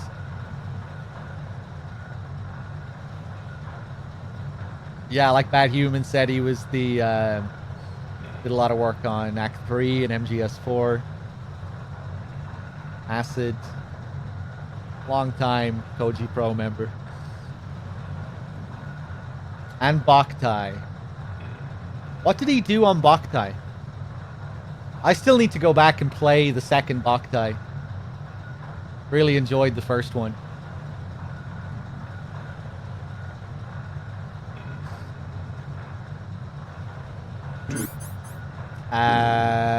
Let's upload these photographs.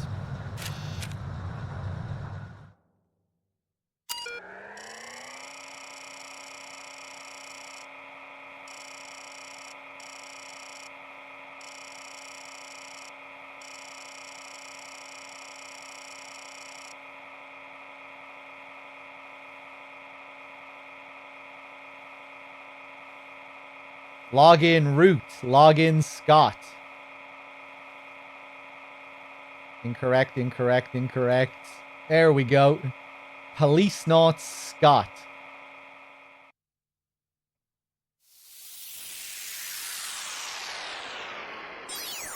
Is that supposed to be like his username or something? Police Knots Scott there?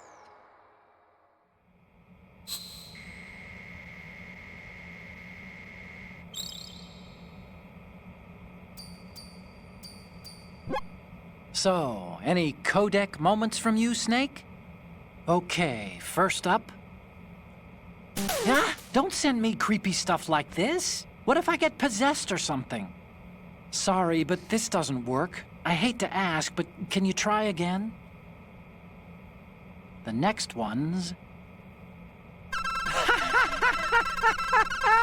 This is hilarious! This rules. But we can't use it. Get the shots we need.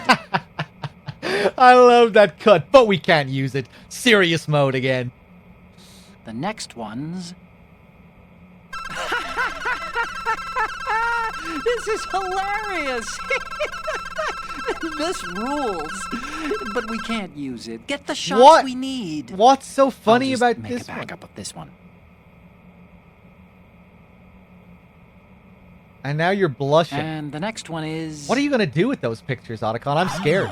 This is, What? Nothing. It's nothing. But this isn't a photo of Metal Gear anyway. Sorry, but you're gonna have to go back and shoot another set. I'll just make a backup of this one. So, those other two kids were also an erotic one, it seems like. Okay. The next image But they were also really funny. Isn't this that soldier on the deck, Olga? I can't believe you took a picture of her, all things considered. No comment on the darts? Okay. Okay, last one's coming up. So, this explains a lot. Not that there's anything wrong with keeping it to yourself. I mean, you know, it's your life and everything. But you're going to have to take those Metal Gear photos now. We need 4 images. One from the front right, the front, and the front left, and a close-up of the Marines marking on the prototype. Get the prototype on camera. Our ray has a sting that nature never gave the Mantic. With this latest Metal Gear, we can now it's time to play dominoes. And land as we never have before. George Sears surrendered his presidency in the aftermath of Shadow Moses. The official reason given did not, of course, include the development of Metal Gear Rex and next-generation nuclear warheads. But even you will have heard rumors that he was forced to resign after the failed cover-up cost him his influence in the political community. The Metal Gear Rex development on Shadow Moses was supposedly the first preparatory measure taken against the future possibility of reduced nuclear defense capability. NMD technology leaked to other nations would make that contingency likely. Okay, let's go for a roll. If this theory is correct, it means that there was a calculated intent to... Oh, just the back row. That was nice. Specific interests within the military-industrial complex. We are here today to flush out and rid our country of these corrupting forces. That is our mission. Where are you going? You will bear that in mind. It is an undeniable fact that there is a force at work in our government and within the military, seeking to control national affairs to suit its own interests. Of course, Buddy Arts. Bears the burden of confronting this party, thwarting their plans and guiding this nation back to its original path. Oh my God. This exercise is but a first step. I could have pulled that off there. Snake! Snake! Okay. Anyway, I wanted to get caught eventually so we could get the next 2 pictures of Ocelot. Wish never to have her or her children experience the horror of nuclear... Otacon has 3 reactions to Ocelot, or Kojima. He has the same reactions to the ghost pictures of Kojima. Metal Gear Ray is amphibious. Unlike the Army's Rex, it can cruise deep underwater, move in undetected and make its landing on any shoreline. What makes Otacon so sure that this is a ghost? Information distribution system. Kind of interesting. Identifies targets with unerring takes mouth of massive firepower. It is the ultimate weapon, and it is yours to guard. I'd like you all to think about what that means. Freeze. This new model of Metal Gear is codenamed Ray, after the great Manta Ray. Our Ray has a sting that nature...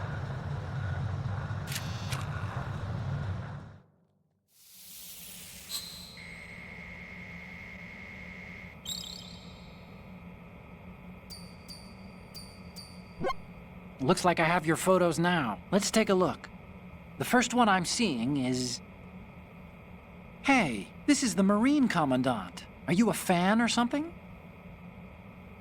The next image is... Yeah, Another spooky photo? I told you to stop, didn't I? I need to go get some holy water or something. The next image is... Stop it, okay? Are you trying to freak me out? Okay, last one's coming up. The Commandant again. Look, if you like him so much, I'll print this out and make a panel out of it. Put it over your bed or something. We need 4 images. One from the front right, the front, and the front left, and a close-up of the Marines marking on the prototype. Get the prototype on camera. I just have an image of in my head now of Otacon Never gave the mantle. With this tidying latest Metal Snake's Gear, we bedroom. Rule the sea and land, and as we never.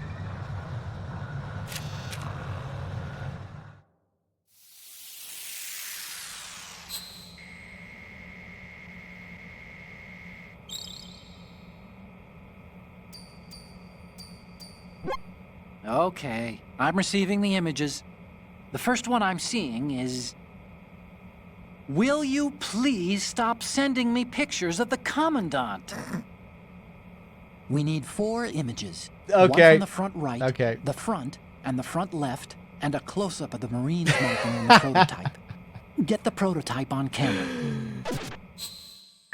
That's the best way to do it, I Never think. have before. Take the first 2, and then the last one separately. Is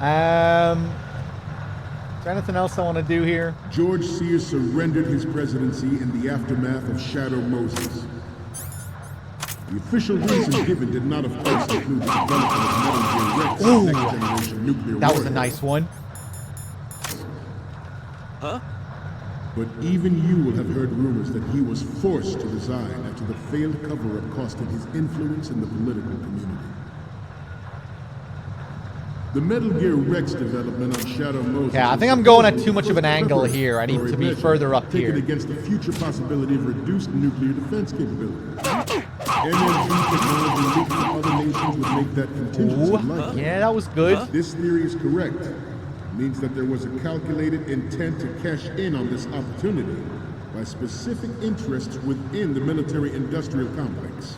We are here today to flush out and rid our country of these corrupting forces. That is our mission. We will bear that in mind. Ours is not the only military project devoted to Ah, you asshole. It cannot be more different in nature from the Navy's. It's okay, it should be okay. Theirs is a program that will add fuel to the uncontrolled fire of nuclear proliferation.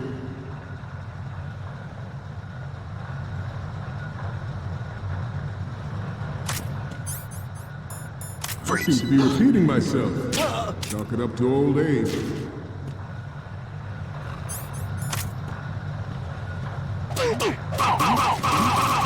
Oh! Oh, almost.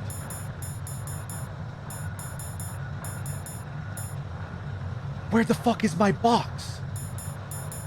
I didn't pick it back up after I... Oh no, did it disappear? No! Next must be stacked now. Snake, respond! Snake! Snake! Jesus, how long does it take for it to despawn? Not long. What, like 10 seconds? Ah, shit. I wanted to let his speech finish. But I don't know if I want to wait around for another 5 minutes. Experience the horror of nuclear war. As a father, I want to leave a better world for future generations. As a soldier, I know that is my duty. Ah. Hey, what's up, Rex? Unlike the Army's Rex, it can cruise deep underwater, move in undetected, and make its landing on any shoreline. We've pretty much shown everything here now. Its onboard joint tactical information distribution system identifies targets. We have a couple of Otacon save calls still to do, though. Oh, Snake, you want to save?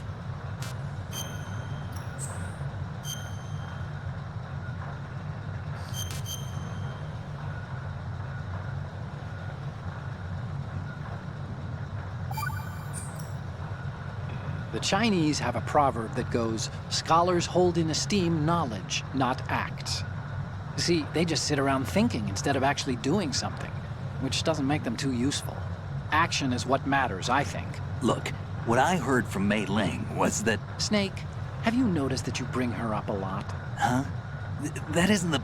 Here we go again. What am I gonna do with you? Like I was saying... You and your hyperactive libido. It's a good thing one of us can keep all the details straight. Your hyperactive libido. Unerring accuracy. It takes them out with massive firepower. It is the ultimate weapon. So, and it is yours to guard. if we take out our weapon and look Think here about what that means. straight away, there's no Ocelot at all. This What if I put down my weapon? model of Metal And then Gear is look. codenamed Ray. Yeah, he appears. Manta Ray. Our Ray has a stain And now, no matter what I do, when I look back to This him, latest Metal Gear, we he'll can be rule gone. the sea and land as we never have before. George Sears surrendered his presidency in the aftermath of Shadow Moses. The official reason given did not, of course, include the development of Metal Gear Rex and next-generation nuclear warheads. Freeze. Even you will have heard rumors that he was forced to resign after the failed cover-up costed his influence in the political community.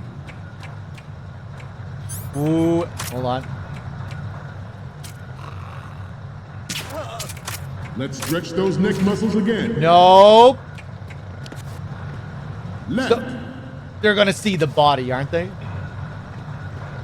Up. Front. It's a cool shot here. Down.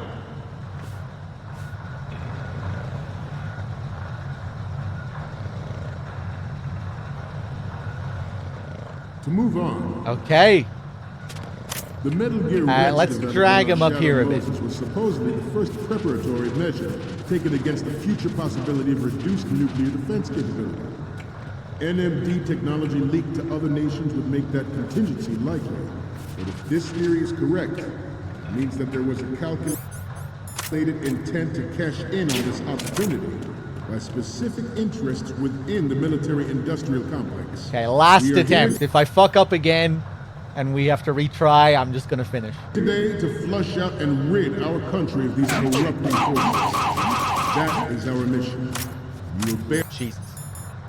that in mind. It is an undeniable fact that there is a force at work in our government and within the military, seeking to control national affairs to suit its own interests. Metal Gear Ray bears the burden of confronting this party. Yeah, I guess I could try thwarting their and plans and guiding this position nation him a back little to bit its differently original here. path. You don't This need to, though. exercise is You but can a still first do it. step towards that goal. Stop now. The future of the country rests with you tonight. Ah, fuck it. Freeze. Freeze. Proliferation and Jesus. development Oh my god. Okay, hold on. of Metal Gear technology are about to render He's gonna put his hands down. MVP start obsolete. There are also forces at work trying to exploit Whoa! this His disturbing trend to further animation their just own power reset and there. That was influence. crazy. Oh, what the? Human race is about Because to of me slide grabbing back him, to he's the knocked endless out. arms race of that last century. And we cannot afford to play that Russian roulette again. The Metal Gear Ray you see is here to prevent that possibility. Oh, fuck off. This Metal Gear Ray is a prototype designed to be operated by an onboard pilot. In its final form, Ray will be unmanned, driven by tele-existence and an autonomous control system. The importance of next-generation technologies such as C4ISR and RMA in battle situation has been discussed time and again, but Ray is the first to deploy it so fully. With Ray's completion, the Marine Corps will lead the way for a new age of military tactics. Freeze. Freeze. Oh no, I made the same mistake again. Specialist in the black market trade and weapons. Shit!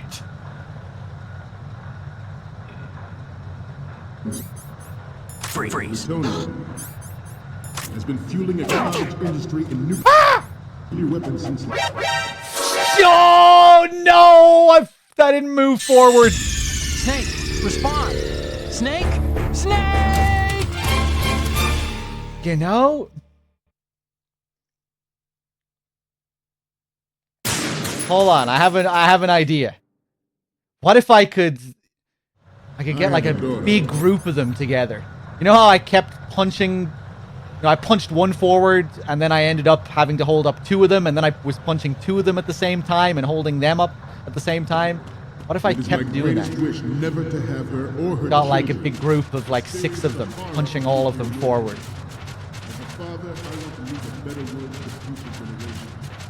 As a soldier, I know that is my duty. Metal Gear Ray is amphibious. Unlike the Army's Rex, it can cruise deep underwater, move in undetected, and make its landing on any... Yeah, I don't really know what I want to try here, but I want to try something. Its onboard joint tactical information distribution system identifies targets with unerring accuracy and takes them out with massive firepower. It is the ultimate weapon, and it is yours to guard. I'd like you all to think about what that means. I have a daughter, and it is my greatest... Okay. I'd have to hold them up after that. Snake! Snake! Right, hold on. I have a daughter. Let me just try one more thing. And it is One my more. greatest wish never to have her or her children experience the horror of nuclear war. As a father, I want to leave a better world for the future generations. It's the fact that they don't turn around straight away to look at you after you punch them. It lets you get away with more than you normally can against enemies.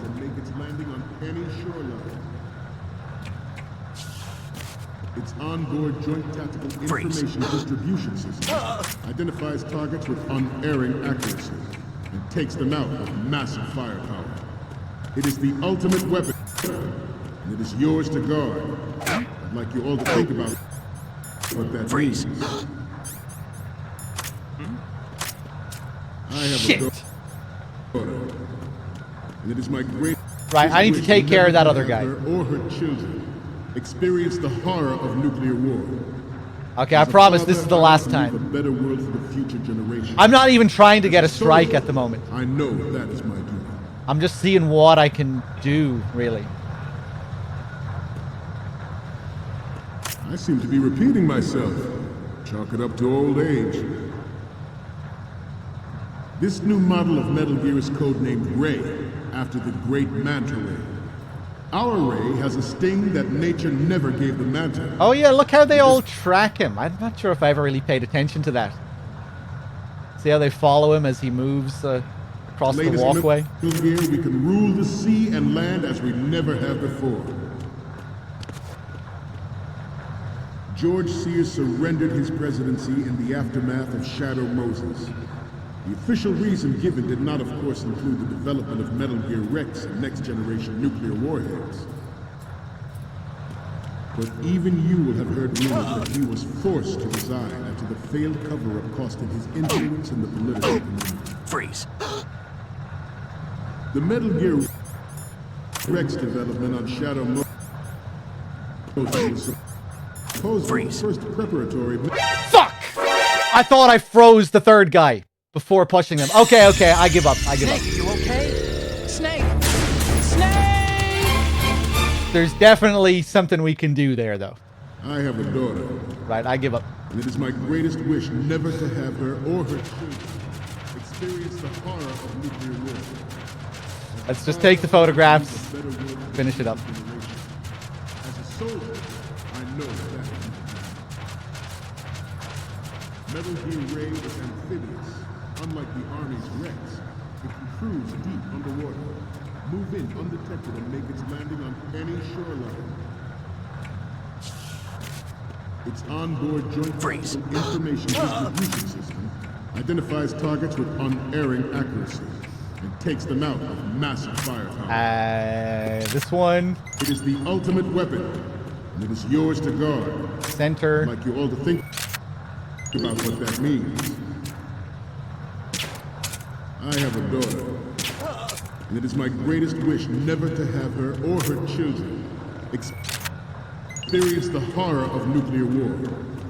As a father, I want to leave a better world for the future generation. There we go.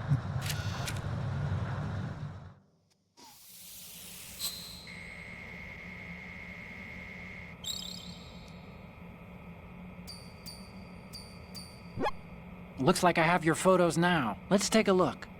The first one I'm seeing is... This is great! The Marines lettering shows up really well. The next image is... Okay, that's good. The shot from the right is in the bag. The next image is... Okay, this works. It's a great front view. Okay, last one's coming up. You're a pretty good photographer. We can definitely use this left shot. Okay, now we have all the photos. Snake, the speech is about to wind up. Forget the photos and get out of there now. We, the Marines, will lead the charge into a new world order with Metal Gear Ray. That is all. Dismissed.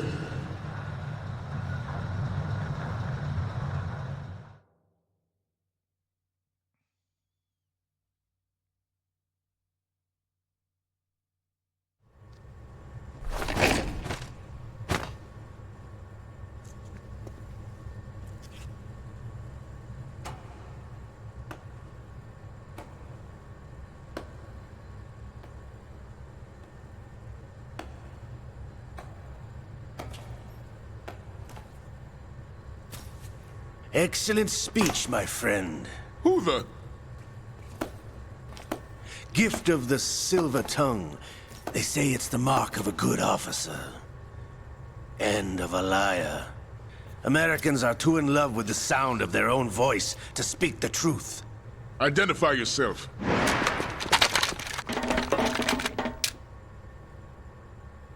I am Shalashaska, also called Revolver Ocelot.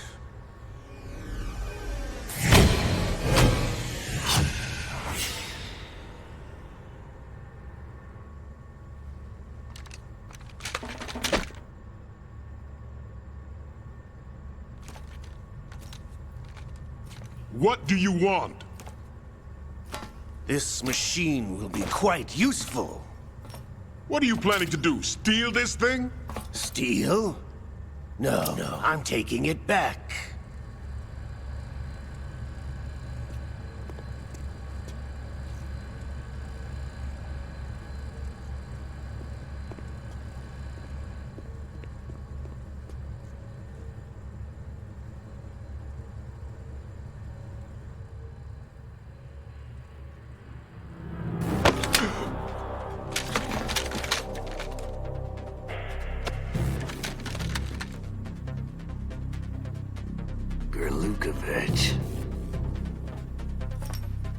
Nobody move. Understood?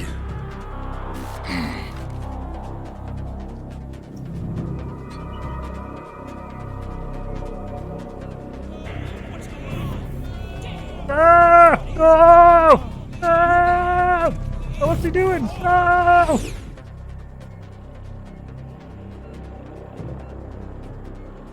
This ship now carries enough Simtex on its key structural points to blow it out of the water at the touch of this button. That's right. No one has to die needlessly.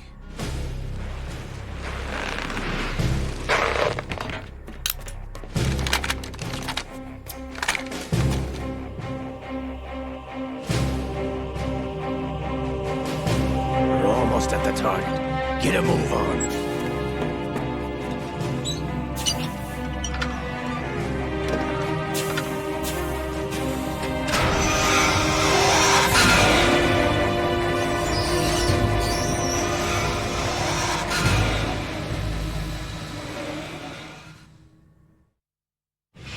What do you intend to do with Ray?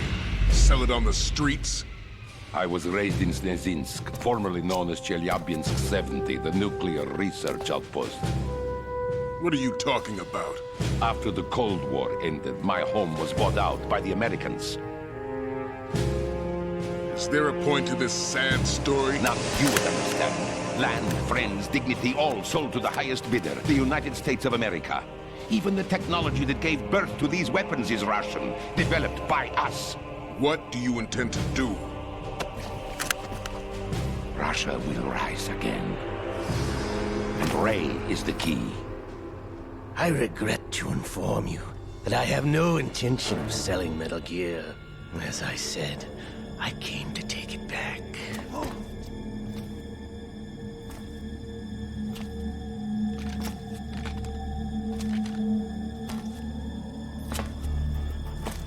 Yes, returned to the Patriots. The Lale Lule Lo?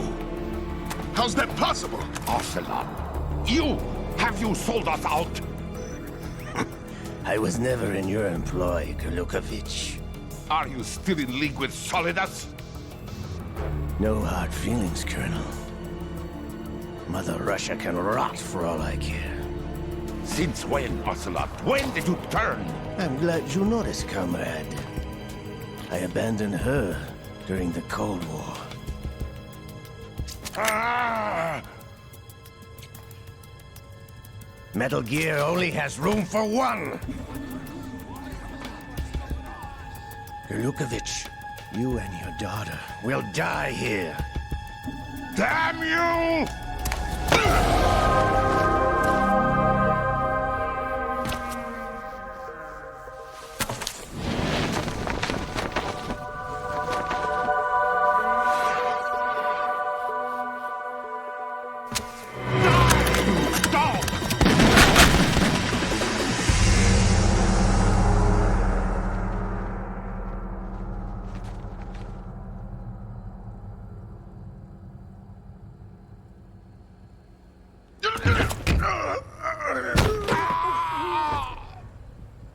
Sergei, looks like you were long overdue for retirement. Traitorous dog!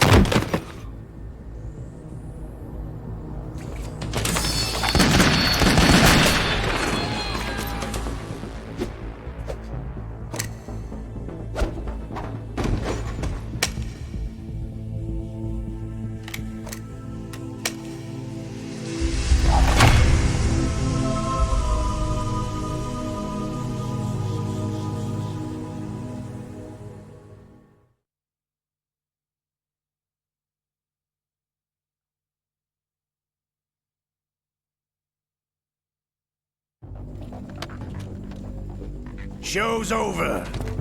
If you wish to live, I suggest you run now.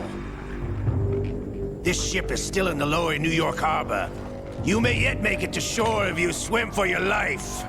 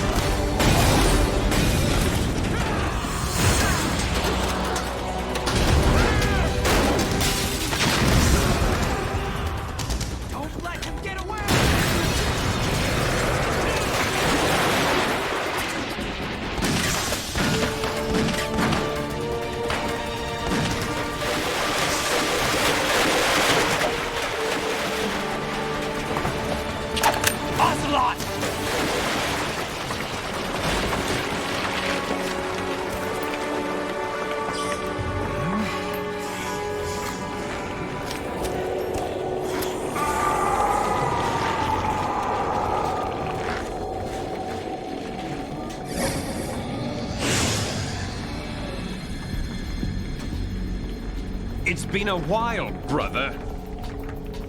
Who are you? You know who I am. Liquid? Not so young anymore, eh, Snake? You're drowning in time. I know what it's like, brother. No wonder Naomi passed you over for the Fox Dive program. Ouch! Get out of my mind, Liquid!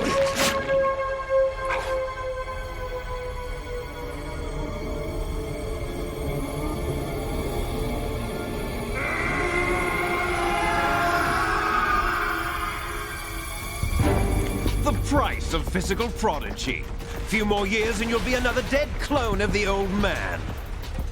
Our raw materials are vintage, brother. Big Boss was in his late 50s when they created his copies. But I live on through this arm! Liquid's on.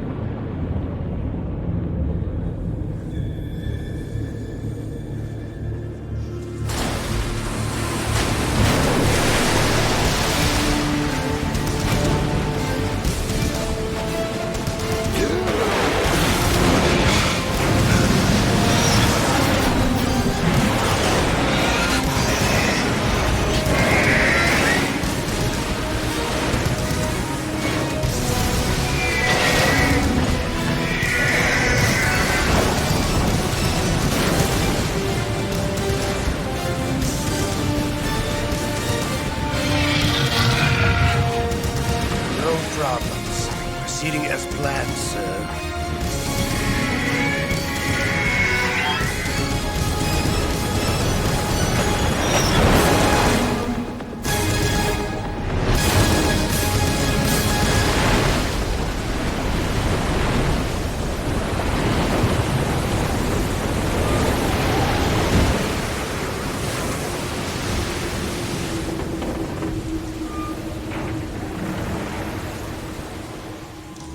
Yes, at the location we discussed. Yes, I have photographic evidence of Snake on the scene. The cipher was most useful. I look forward to tomorrow morning's news flash. I would say the Marine Corps' plans are on indefinite hold. Yes, of course, Mr. President.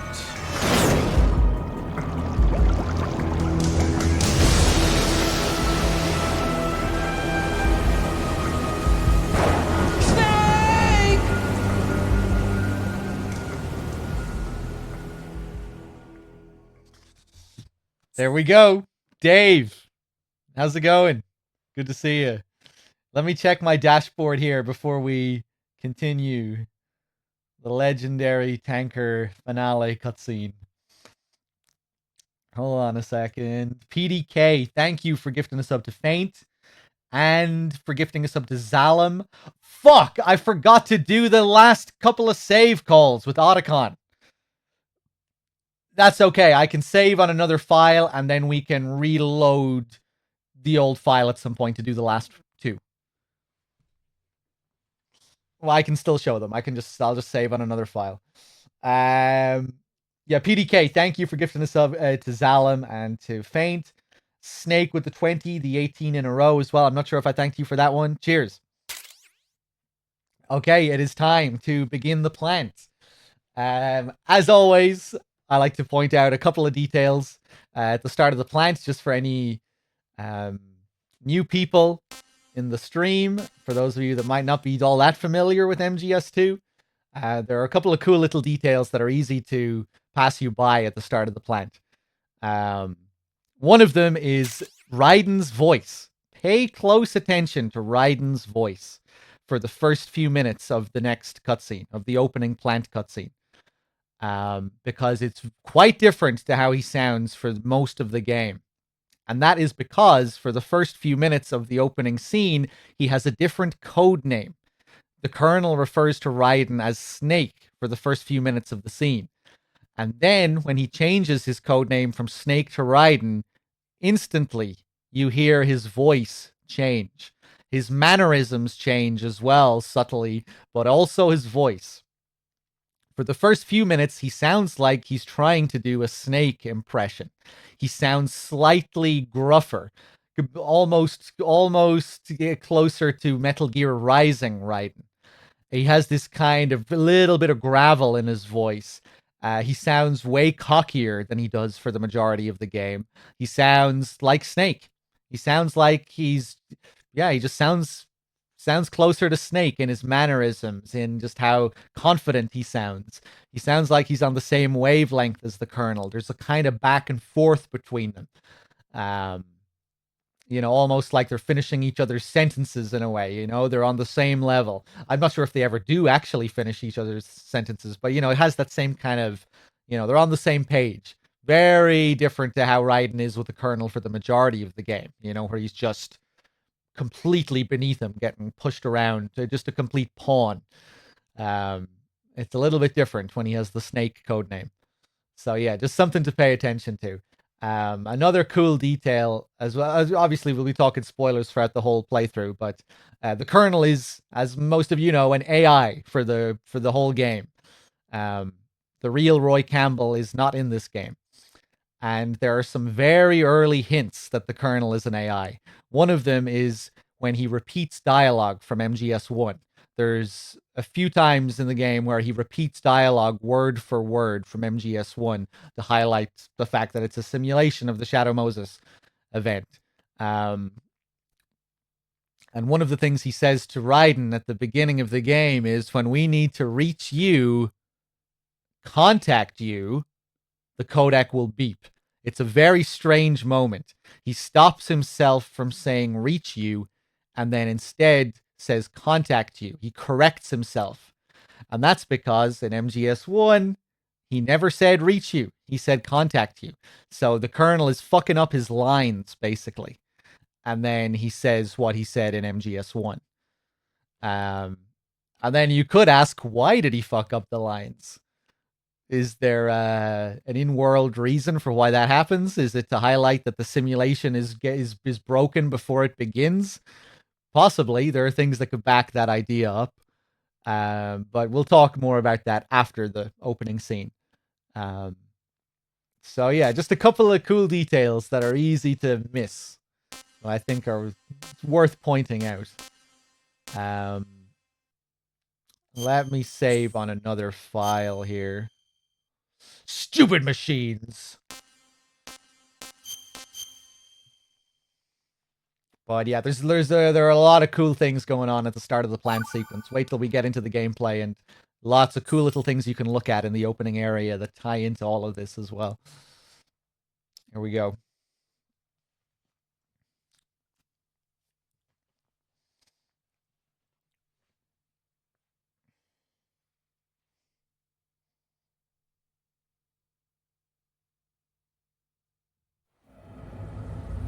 Snake, do you remember the sinking of that tanker 2 years ago? Of course. Terrorists blow a hole in an oil tanker full of crude barely 20 miles off the shore of Manhattan. Your classic nightmare. It didn't take long for the government to put an oil fence around the whole mess. And then that massive offshore cleanup facility went up inside. The big shell. I hear the cleanup isn't quite over yet. It takes time. But in the meantime, the shell's become a landmark, a symbol of environmental protection. Calling teams Alpha and Bravo. Deploy at the big shell as scheduled. Approximately 6 hours ago, the big shell was seized by an armed group. Do we have an ID? Former members of the Navy SEAL Special Anti-Terrorist Training Squad Dead Cell. Russian private army members may also be involved. It's a highly trained group, and they have the big shell under complete control.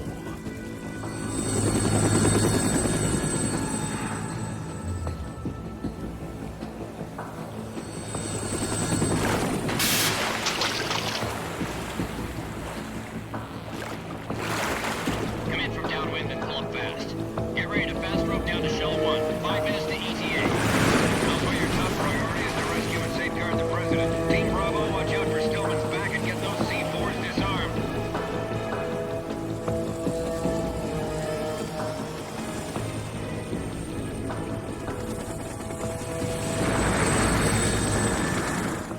What are their demands? $30 billion. $30 billion? What makes them think they can get that much? There was a government-sponsored tour going on at the big shell that day. Hostages, huh? A VIP from one of the major conservation groups, and one from our own government. The most important person in a sense. The most important person? James Johnson. The president? Unless the demands are met, the terrorists intend to blow the big shell out of the water. And the crude will ignite, turning the Manhattan Harbor into an inferno. That's not the worst-case scenario. If the chlorides being used to decontaminate the seawater go up with the oil, toxins containing catastrophic levels of dioxins will be released. In other words, the bay's ecosystem will be wiped out, and the sea will turn into a toxic soup for centuries, becoming the worst environmental disaster in history.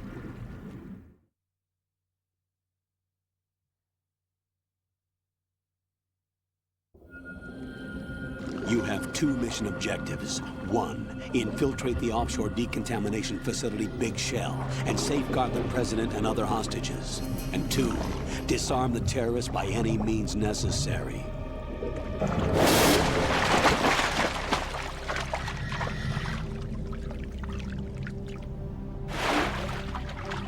You should know that SEAL Team 10 is also conducting a rescue operation. Is this a joint effort? No. Foxhound remains a covert body. Don't alert them to your presence. That is an order.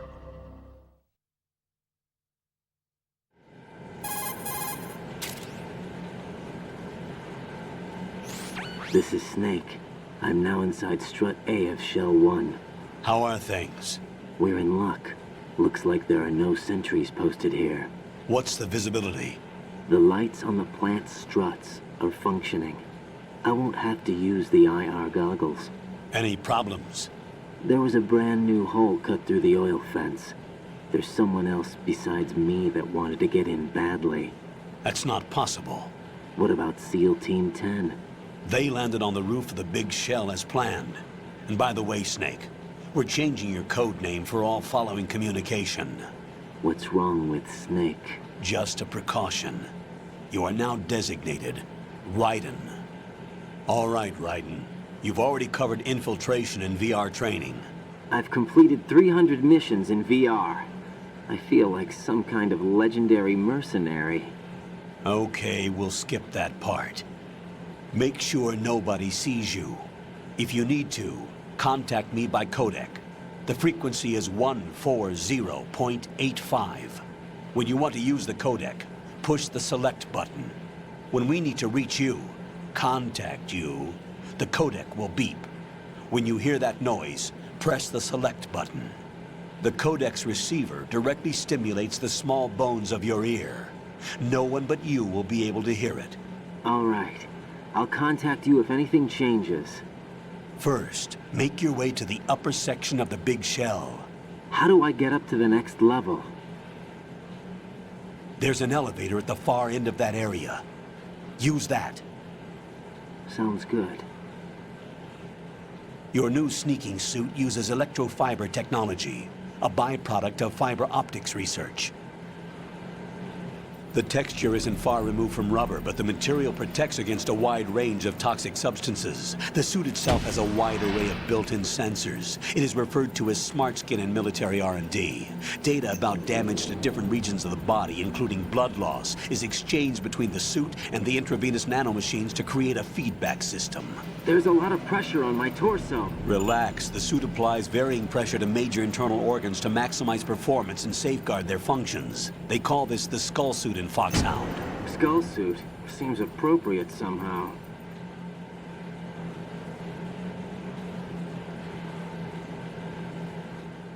The hatch with a circular handle will open into the elevator area. Locate the hatch first. Copy that. Moving on to main mission objectives. And there we go. So yeah, after his codename is changed from Snake to Raiden, not only does his voice change, but like I was saying, obviously his mannerisms and everything, but the dialogue that follows it is interesting as well. Like, what's the first thing he says after it's changed? All right, Raiden, you've already covered infiltration and VR training. That's the first thing the Colonel says. They immediately start referring to his VR. As soon as his codename is changed, the VR is brought up immediately. I've completed 300 missions in VR. I feel like some kind of legendary mercenary. Like the legendary mercenary he was just impersonating 2 seconds ago, before his codename was changed. You know, I feel like Snake, obviously. So yeah, it's interesting. That's a line as well that changes depending on what you've played as well. He will only, the Colonel will only say that if you've done the tanker before the plant. Where he says, all right, Raiden, you've already covered infiltration and VR training. If you haven't played the tanker, he will say, this is your first infiltration mission.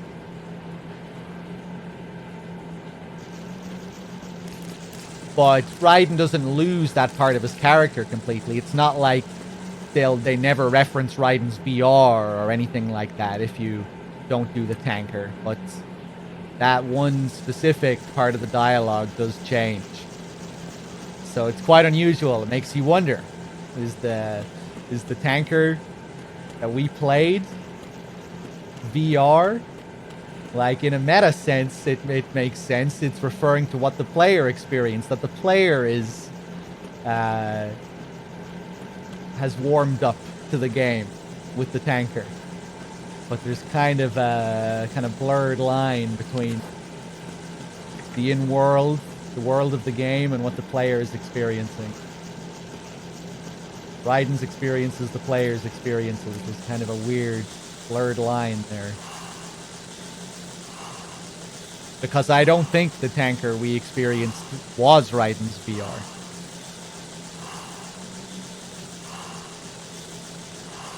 And there are a couple of things to back that up.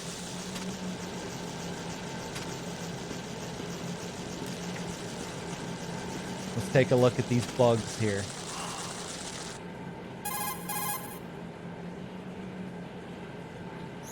Look at all these bugs. The seawater is polluted with crude oil, and yet they can still survive. It's an altered bug that can resolve crude oil. Altered?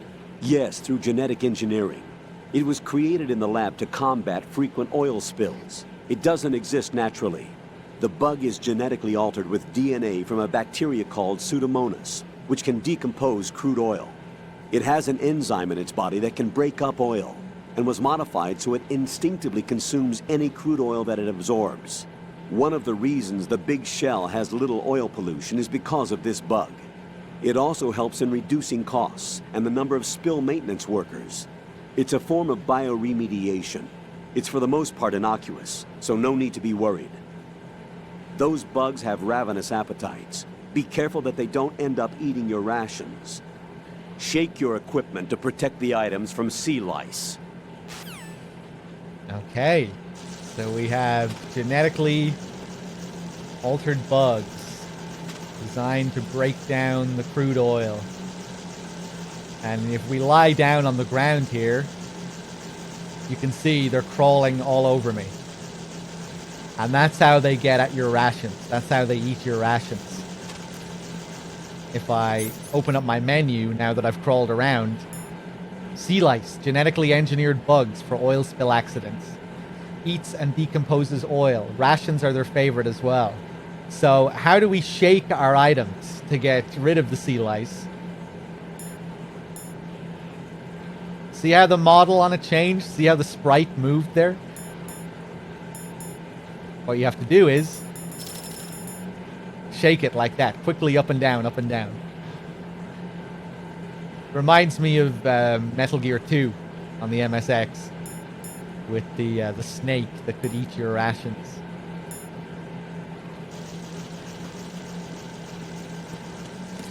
And if we go over here, we can get a call about this gym suit.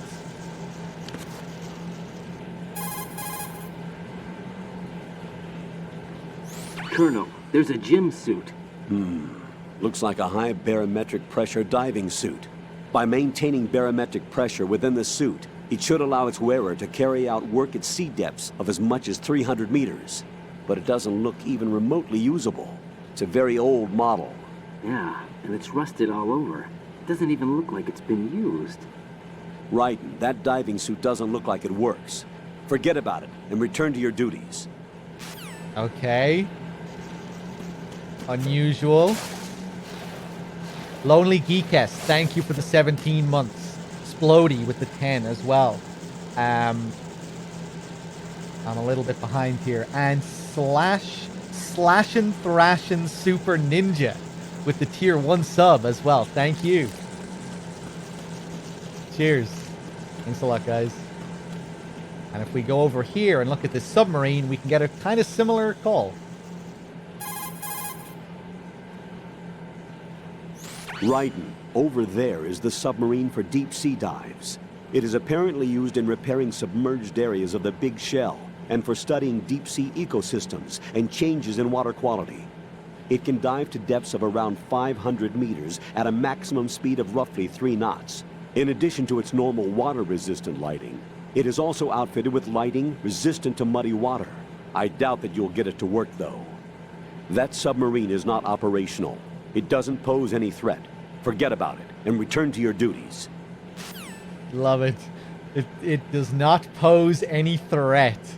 There's something just subtly kind of unusual or ominous about that line. Why would it be? I mean, I guess, you know, we're on a top secret mission. We should probably be concerned about anything we run into, but it sounds kind of weird.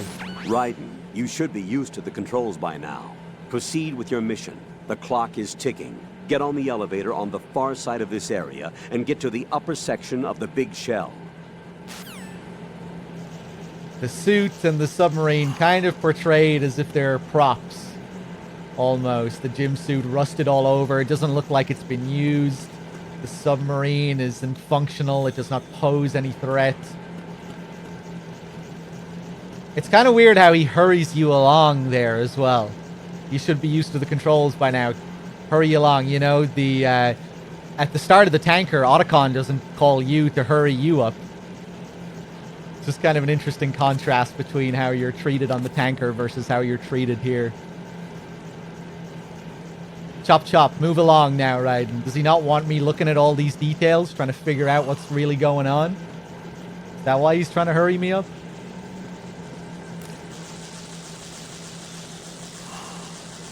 Otacon never hurried me up. Me and Otacon were bros. We were on the same page. But yeah, everything is kind of characterized as being unreal and or some kind of prop. The suits, the submarine, even the bugs, genetically altered bugs. Everything's kind of altered or unusual in some way. Is the bomb here already? It is, yes. That's what I'm going to show next. There's a shaver for Snake. It's pretty cool, the detail with the bomb, actually. If we go over here, there's the bomb. That's where it is on extreme difficulty. And as you can see, it isn't activated. There's no light blinking on it. And that's because, as it goes with the story, you need to deactivate all the other bombs in order for this one to become activated. You can see other bombs. When we go up to the top of Strut A, we can see the bomb that's at the top of Strut A as well. But long before we meet Stillman and learn about Fat Man and all of that. But we can see the bomb at the top of Strut A as well, and that one is blinking. The light on that one is flashing. That one's ready and it's prepared. But yeah, the light isn't supposed to come on this until we get rid of all the other ones up top.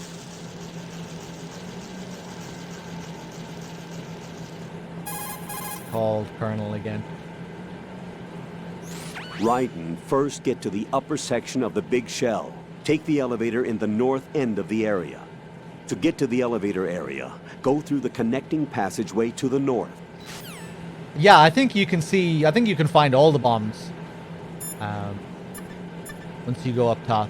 But yeah, it's a cool touch that the one down here is different in that it doesn't have the blinking light.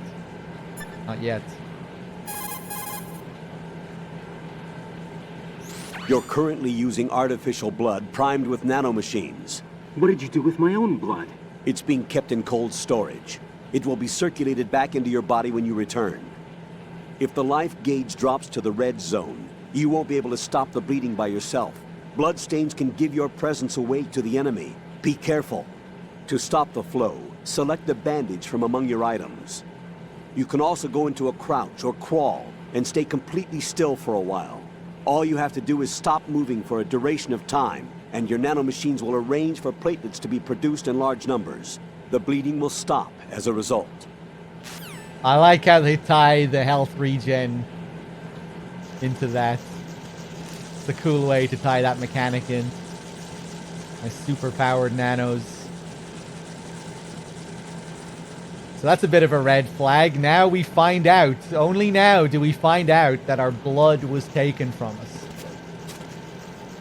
And it'll be returned to us once we complete the mission. Better not disobey our orders then, if we want to get our blood back. Nothing in the lockers.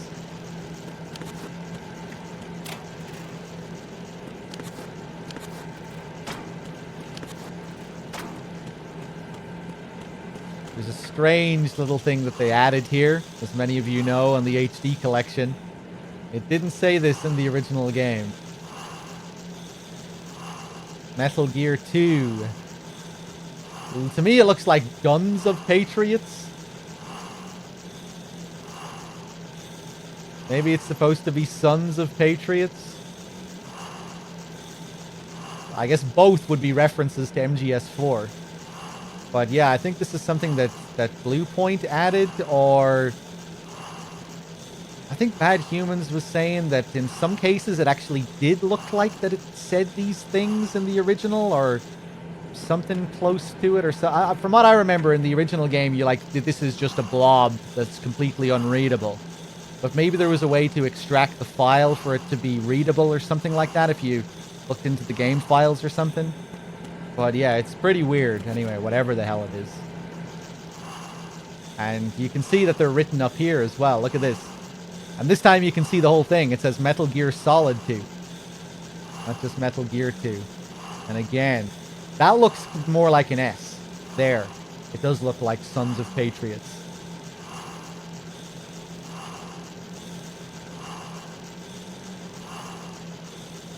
Sons of Patriots.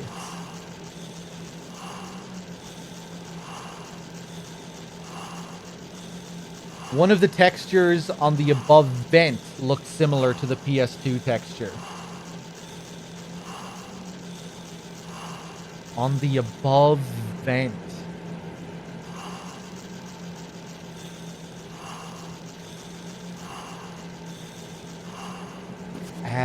What are you referring to there? They're everywhere, yeah. Yeah, they're plastered all over that thing. Exquisite with the 8 months and the 4 in a row. Cheers.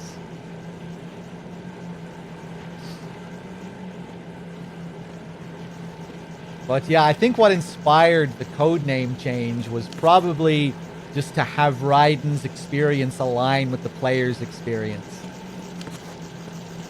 You know, you think you're going to be... Because, of course, this was a big twist when the game came out. Raiden was almost entirely hidden in all of the promotional materials, trailers, everything. So you get the game, you think you're going to be playing the whole game as Snake, and even Raiden thinks he's playing as Snake inside the game. So Raiden has his Snake identity taken from him, and so does the player. We also have our avatar taken from us. So I think it's probably they wanted to have that kind of meta tie-in with the player's experiences, especially given that that's what Raiden's character is all about as well, or like one half of his character. He is the VR-trained soldier, apparently, who has no experience in real combat up until this point. All he's done is played MGS1 in VR. All he's done is played MGS VR missions, and he's a pro in all of them. You know, he is the MGS fanatic.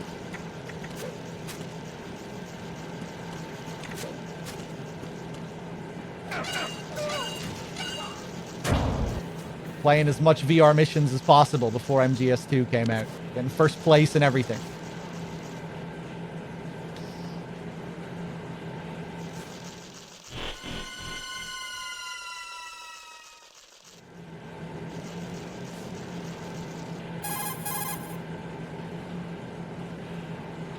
Colonel, I've sighted an enemy sentry. AN-94 and a Makarov. Those grenades, all his equipment, is Russian-made. Must be a Gorlukovich man. Gorlukovich? A Russian private army that was in line to work with the Shadow Moses takeover group 4 years ago. What's their stake in this one? They must have made a deal, an arrangement with the terrorists. They become a band of mercenaries, an army without a country. That sounds familiar. I love how Raiden has to call the Colonel every time something happens. That's another pretty big contrast to the tanker, yeah.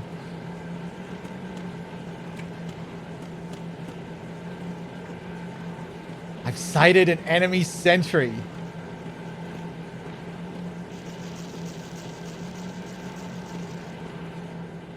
Here it says Metal Gear Solid tank hangar. Okay, fine. It says it all along the ground here as well. Why, if it said, imagine if it said Metal Gear Solid dock. Why didn't they say Metal Gear Solid dock? Then it could have tied into the story. But that would have been a bit of a giveaway for first-time players. You know, a little bit too on the nose that there's something fucking weird going on. At least this way you don't have to really interpret it as being in world.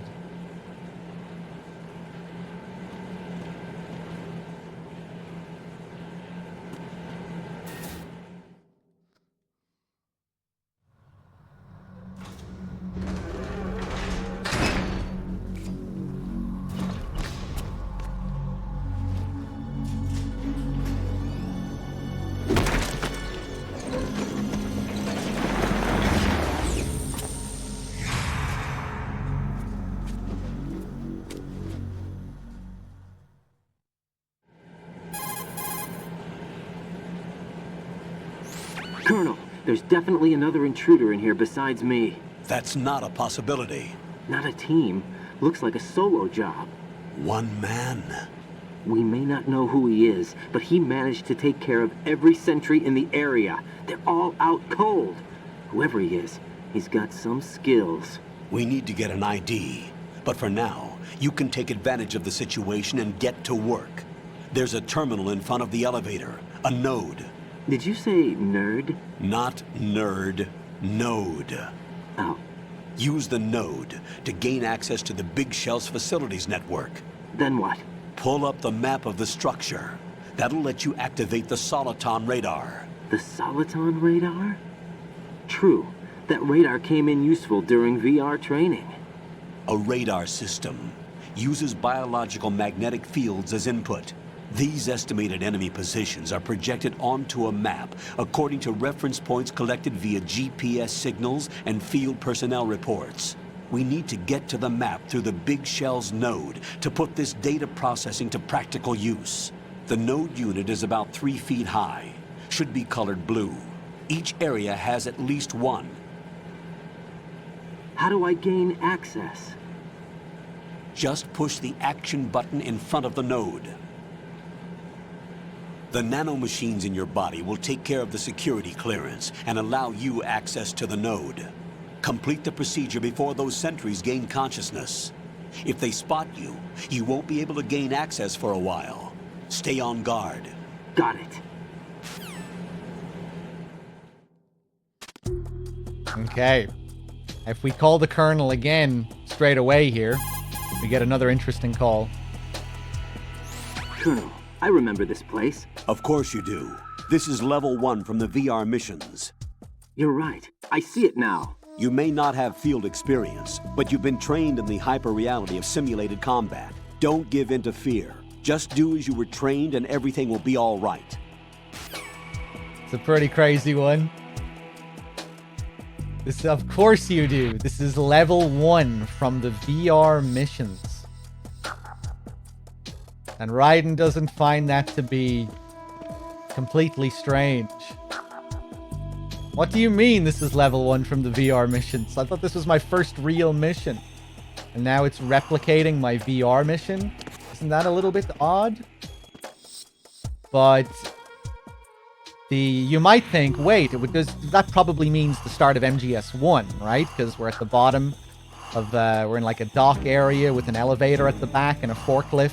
Because it's just like the dock in MGS1 in that regard. The level design is quite different, but you know, you have a dock, you have an elevator at the back, and you have a forklift. So it is representing the dock from MGS1, but it is also similar to the first level in VR missions, where you start at the bottom left of the screen. You have an obstruction like this right in front of you where you need to run right before you can run up. You have a little slot to hide in, just like VR missions, just like the first level in VR missions. And at the top right of the level is the goal, is the VR goal. But in this case, we have a node where the VR goal would be. But the node is also colored blue, just like the VR goal. So it's not exactly like either one. It's kind of a mesh of both. It's the first area in MGS1, but it's also the first VR mission. And it's also a bit of its own thing as well. Another really cool detail about the stuff that you see in this area is that you see all the things that you see later when you fight Fortune, except it's spread out. Like, you have all these barrels here, you have the crates. All of this stuff is here when we fight Fortune. It's just laid out differently. I wonder who was responsible for taking down all these crates and placing the barrels in different locations. I think there might actually be one too many barrels or something like that. I remember one time I counted it to see if you could actually see every last little thing here that was still here for the Fortune fight. But I think there's like one thing that doesn't perfectly align. Like there's one barrel too many or like one too little when you get to the fight later. But yeah, it's a cool detail. Oh? Oh, right, I know. Raiden, you won't be able to use any of the enemy's equipment. Why not? You should know that all active weapons are equipped with a personal identification system. The owner enters their required user ID information during the weapon registration or at the start of a mission. If anyone other than the registered user tries to fire the weapon, the ID system will not authorize the action. But these are black market Russian weapons. How can they be equipped with identification functionality? They must have been customized by the terrorists themselves. These are professionals we're dealing with, and they certainly won't let their own equipment be used against them. I'm guessing it's the same for the Navy SEALs gear? Right. How am I supposed to procure weapons then? Find the ones that haven't yet been individualized. Everything you find in the item box is clean. You should know this from your VR training. Okay, I know those. Items in the item box are yours to use at will. They will be your supply source with regards to weaponry and gear. Okay, I'm gonna have to take a big L here. If you've been watching my streams for a while, you'll know that I've had this theory for a long time that what the Colonel said there is complete bullshit. I've always thought, well, not always, but I've thought for a while that the whole story about ID-locked guns was nonsense. But Kojima debunked my theory on Twitter a couple of months ago. And he confirmed that the ID locking in this game was supposed to be real. That they do have ID locked guns. I thought the Colonel was just lying to Raiden because this is a simulation set up to go down a certain way. That Raiden is assigned, that weapons have been laid out for Raiden in specific points designed for him to pick up. And while that is still true, apparently these weapons are genuinely ID locked. I wish Kojima didn't say anything, because it fits so well with the story. You know, it would have fit so well for these to be, for that story to just be nonsense. You know, Raiden trying to use real life logic essentially and being told, no, you have to use video game logic. God damn it, Kojima. Why didn't you do that idea? It would have been perfect. But yeah, now apparently the guns are ID locked. So, interesting. But yeah, we'll get another interesting call soon related to the weapons and something that I used to use to back up this idea. But yeah, it's still interesting. Anyway, we'll get to it soon.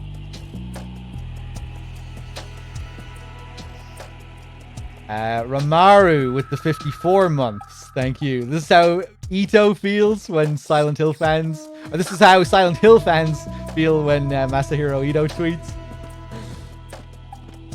I'm usually okay with the stuff that he tweets about Silent Hill. There are a couple of things... I can't really remember off the top of my head, but I remember him posting a couple of things where I was like, I kind of wish he left this to be more of a mystery. The red save points in Silent Hill 2 being one of the things that he commented on, where I wished he kind of didn't say anything. I'm going to bring him down here.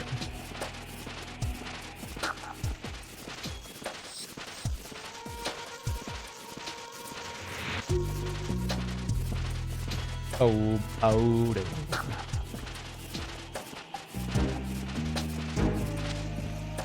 I'm not, you can't put him in the water.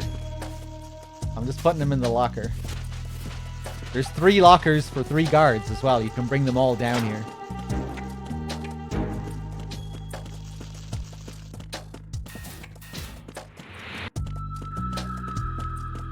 Usually I do some fancy stuff on European Extreme here, but let's do it a different way. Boom, boom, boom.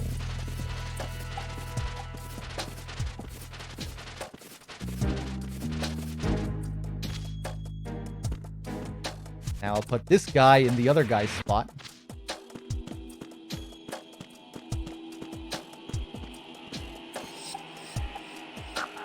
Actually, let me just try getting a certain call. Before you head for the punch is the basis of hand-to-hand combat. Push the punch button. Hit it repeatedly to do a combo and take out the enemy. Unlike in VR training, you can fight in first-person view also. Use that to your advantage. I think they break out of the locker before the elevator comes down. Enemies can't break out of lockers. Bad humans.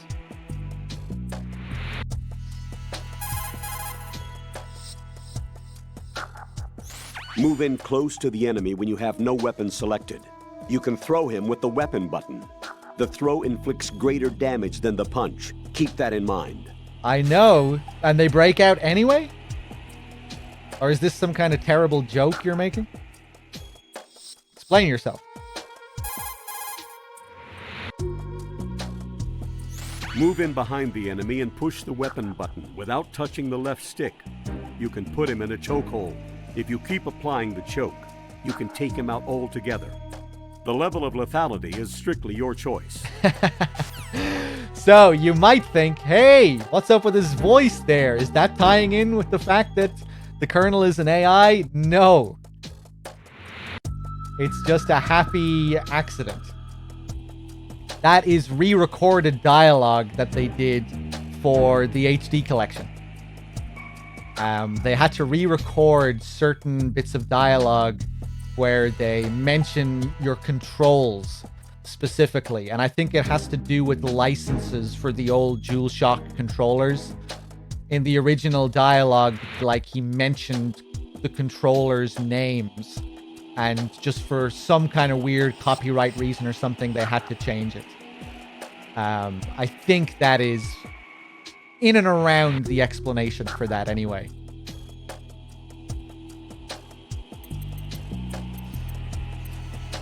It was released for Xbox as well, yeah. It might have had to do with the HD collection being multi-plat and wanting to have the same, you know, wanting to standardize the dialogue for all the different versions. Maybe that tied into it as well.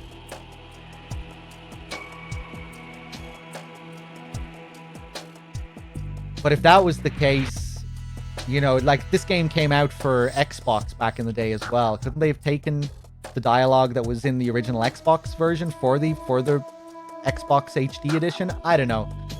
But yeah, either way, it's re-recorded dialogue. Zero has some re-recorded dialogue in MGS3 as well. But thankfully, you only ever hear it a few times, and only in tutorial calls where they're talking about controls. So thankfully it's not that jarring for like big important story calls or anything. You just don't hear it.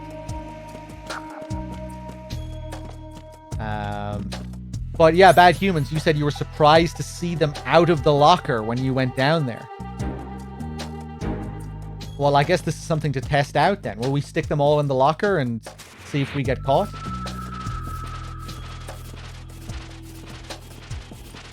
Or I guess we could just test it on that one guy. Yeah, fuck it. We'll just test it on the one guy.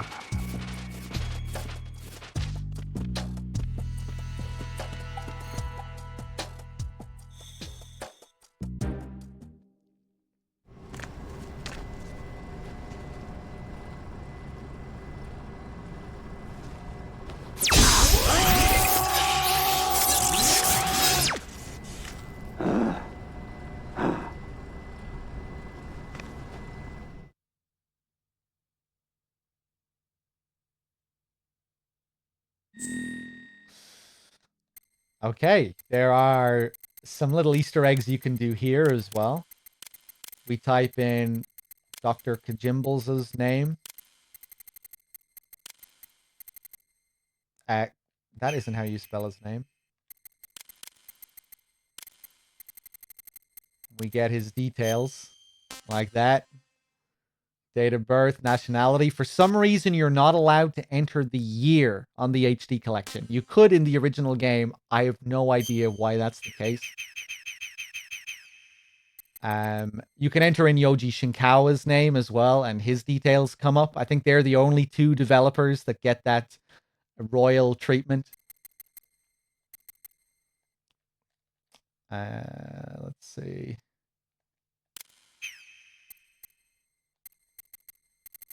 What am I going to call myself?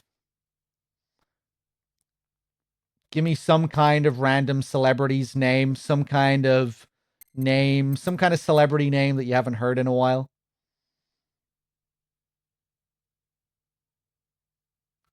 Chris Pratt? Nah, something... Johnny Depp. Will Smith, Keanu Reeves, Steve Jobs. I said someone that you haven't heard in a while. These are all like very current A-list celebrities in the news. Big movies all released in the last year or so. Some kind of controversy surrounding them or something. Come on, something that you'll be surprised to see when you get to the final cutscene.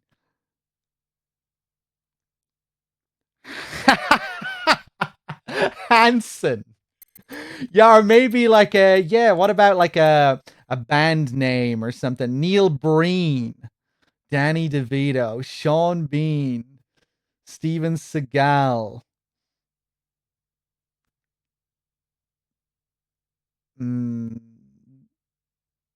Blink 182, no. Bill Cosby, no. Tom Collins. Serge Tankian. Jack Fisk.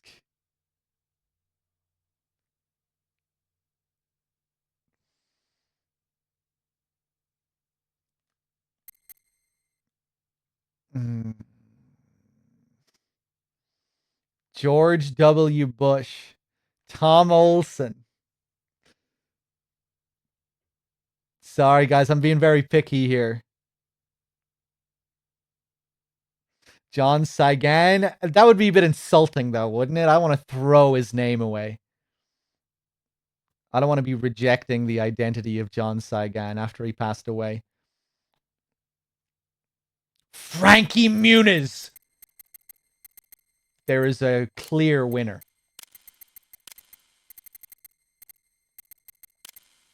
Nice one.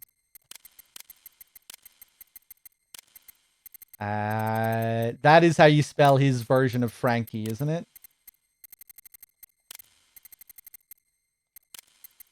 Life is unfair.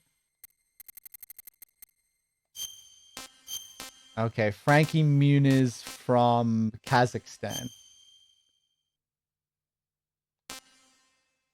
No. I'm not gonna be silly. Okay, now don't tell me he's fucking Canadian or some bullshit.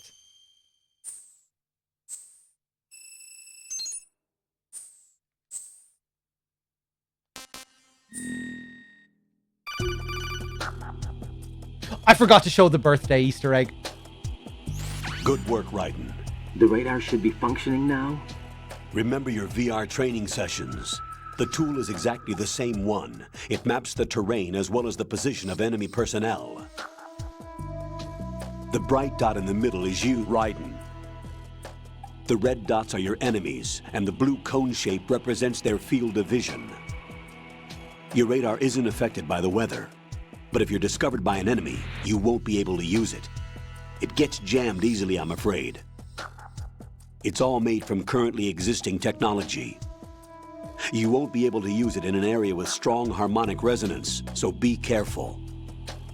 The Big Shell's layout map should now be available after touching the Start button. How do I save the mission data?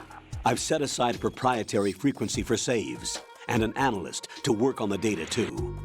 Jack, is everything all right? What are you doing here? Jack, can you hear me? Rose, you're not supposed to be involved. What's going on? Jack, I'm a part of this mission. Colonel, what the hell is going on? Raiden, meet the mission analyst. She'll be overseeing the data saving and support. Why her? The Foxhound analyst that was supposed to take part in this mission was in an accident. Rosemary was brought in as a replacement. An accident? And according to the files, she knows you better than anybody else. Rose may be in the service, but an intelligence analyst is no field officer. Not to worry. She has our technical staff at her disposal. She's never been a part of a field mission. This is insane. I have my own reasons for selecting her for this mission, soldier. Colonel, I fail to see... I know your VR training performance in and out, but sometimes that's not enough. You're familiar with the Shadow Moses incident? You know I covered it in VR. If there's a crucial tactical detail that case taught us, it was the power of the operative's will to survive. I was trained to fight. My personal feelings have no place in a mission. We've learned that it doesn't work that way. And on the field, you need all the help you can get. Jack, you're stuck with me whether you like it or not. Rose. You need someone to watch your back. But I have conditions that need to be met, Colonel. What is it?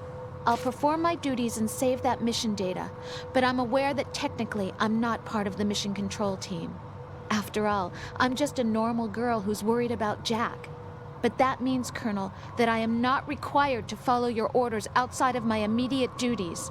Jack is not simply a field personnel for me to track. His safety comes first to me, not the mission. And because of that, I will be monitoring and keeping a record of every communication you have with him, Colonel. Given the circumstances, you're free to do what you see fit. Hey, I prefer this to being kept in the dark waiting. I'd like to make a request, if I may. Of course. His handle is Raiden. For the duration of the mission, could you call him that? Yes, sir. All right, Raiden. Let me know when you're ready to turn in a save. The proprietary save frequency is 140.96. I just switched frequencies. Jack? What? Do you know what day it is tomorrow? April 30th. Is there something special about it? Isn't there? I can't remember. I'm sorry. Oh well. I'll keep trying till I hear the answer. I'm gonna let you go now, Jack. Take care. Okay. I love the sound during that call. Once Rose comes in, you hear that like weird whooshing kind of surreal sound. I think it's the only time they ever use that sound in the whole game. Ha! Fuck. Raiden, the enemy sentry is regaining consciousness. Be careful, Jack. Find somewhere to hide until the elevator arrives. You must stay out of sight. Okay, he gets up faster than the other guy. Ooh, okay. Fuck it, I'm just gonna kill him. I'm under attack. Stay alert. Stay on the lookout.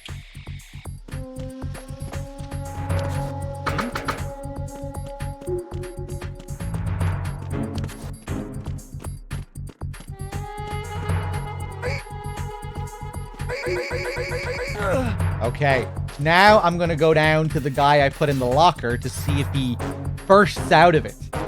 Because apparently that's what happened to bad humans. Are you serious, bad humans? Maybe all three of them have to be in the locker?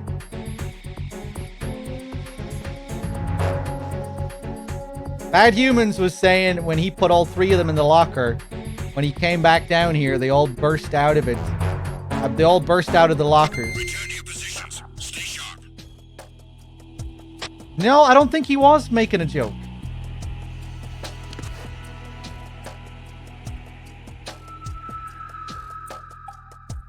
I might have only put two. Now it sounds like you're talking shit.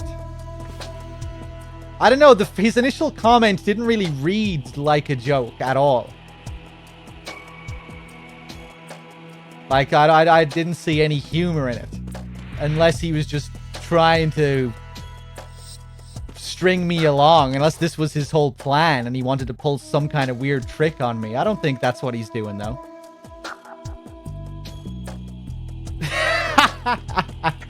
I wouldn't derail a stream because of a joke. Yeah, I mean, yeah, I don't think he would go this far. I think that would be a bit out of character. And the initial comment just didn't read like a joke. It would have been a very... I think he could have come up with something a bit better as well, you know, if he was trying to fool me.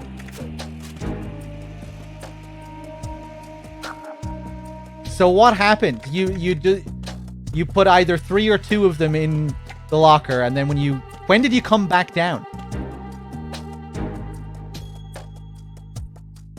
Were you in an alert phase when you came down?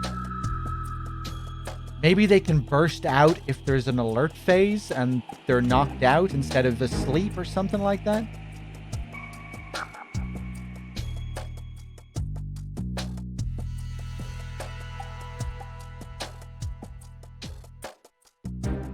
I didn't. They met me in the elevator room. I don't know what that means. They met you in the elevator room?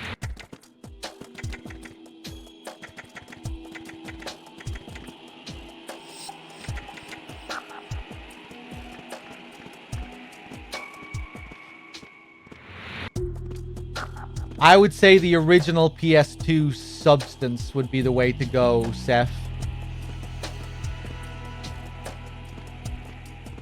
Original PS2 substance on a CRT. But the HD collection version is still good.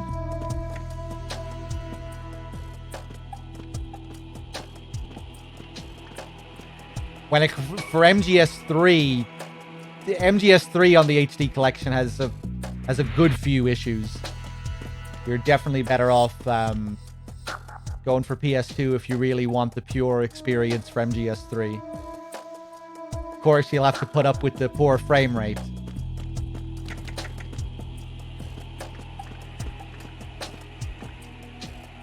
Not that MGS3 is like terrible or anything on the HD collection, it's not, but it does have a few issues.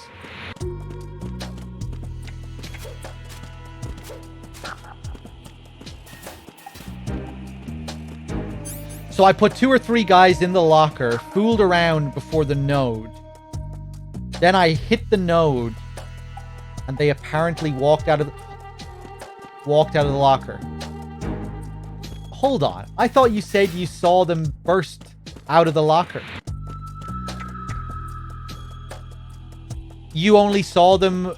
You didn't actually see them break out of the locker? You just saw them back in the area after you put them in the locker? They were like... You put them in the locker and then after the scene, suddenly they were back here?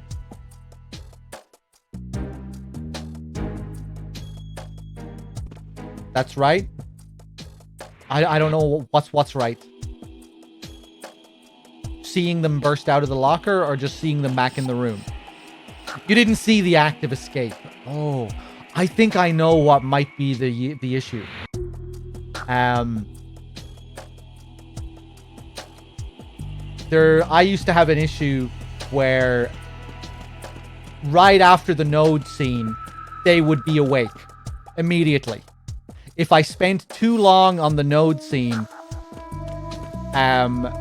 they would just be immediately awake after the node scene, and they would trigger an alert immediately. You wouldn't have any time to wait for them to wake up, for them to snap out of their knocked out state like you usually do. It was a weird kind of issue.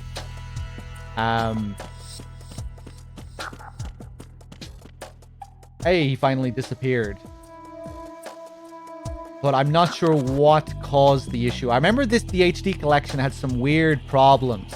Like if you weren't playing with an HDMI cable, that a strut E didn't work properly. That the boxes wouldn't move at all, that the conveyor belt wouldn't move if you were playing without an HDMI or something like that. Or if, yeah, I think that was it. If you weren't playing with HDMI, that the room wouldn't work properly. Or it would I think that was it anyway. If it wasn't, there was some just weird visual explanation for it, or something to do with the screen you were using or something like that. It was very strange. Yeah, it was really strange. The game had some other strange issues as well before it got its first patch.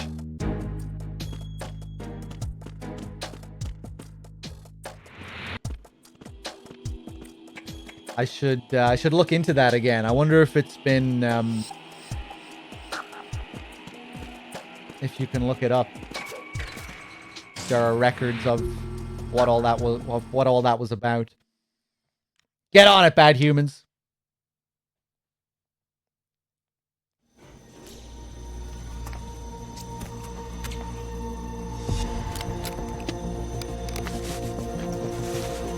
The terrorists call themselves Sons of Liberty.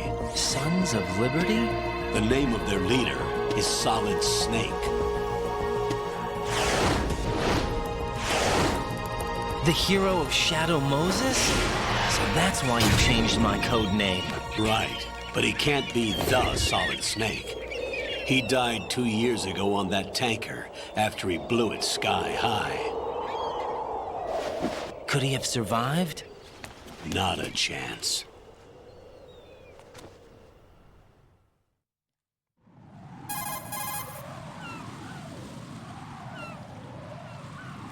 Colonel, I'm on the roof. There are no sentries, but it would only take one to spot me in this light. You never had daylight VR training after all. Stay extra sharp until you can find a node to log in from. What about the commandos? SEAL Team 10 has landed on struts B and C. And the President? Seems he was spotted on strut B. Strut B?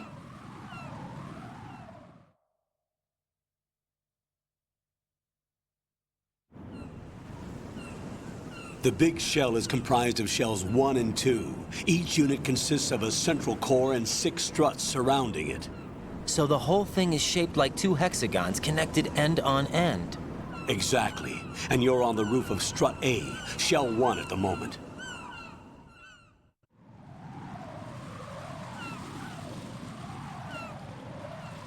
First, get to a node. Log into the network. Got it.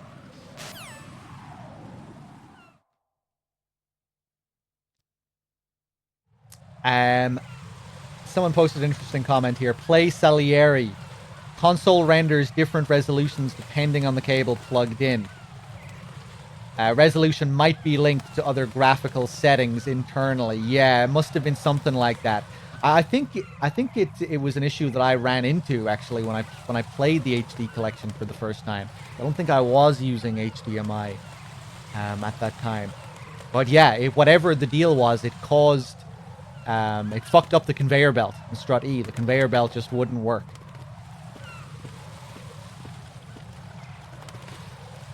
Hey, what's up, Andrew Ryan? I need to thank someone as well. Let me see here. Caster. Caster, thank you for the $10. Thanks for the good times, dog. Hey, my pleasure, man. Thank you for the 10. Cheers. Is there anyone else I'm behind on thanking here? Ramaru with the 54, Exquisite, Lonely Geek S. Everyone, cheers.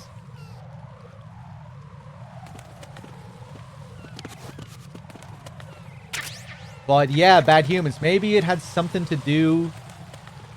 Maybe it's connected to that issue that I had with the node scene, where those guys would just be in their awake position. Or that they just be awake right after the scene when they shouldn't be.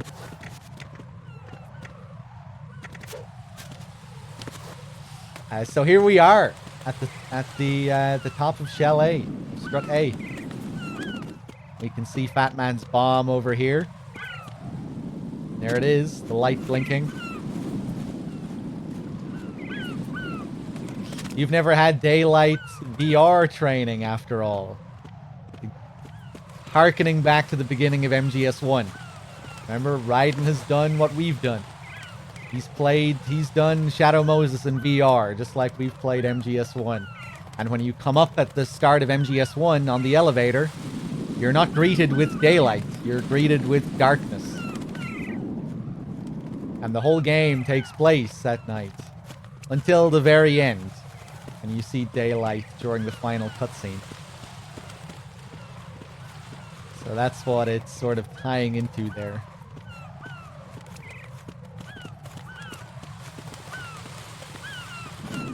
Love how they highlight the strange design of the big shell as well. It's kind of subtly unreal, the big shell, just in its architecture. You know, what facilities look like this?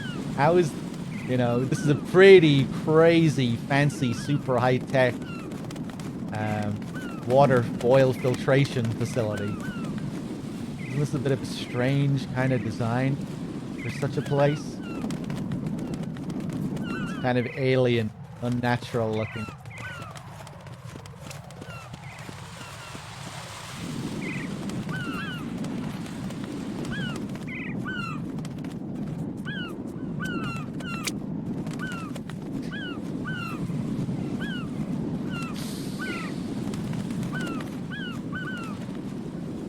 Snake would never get shit on.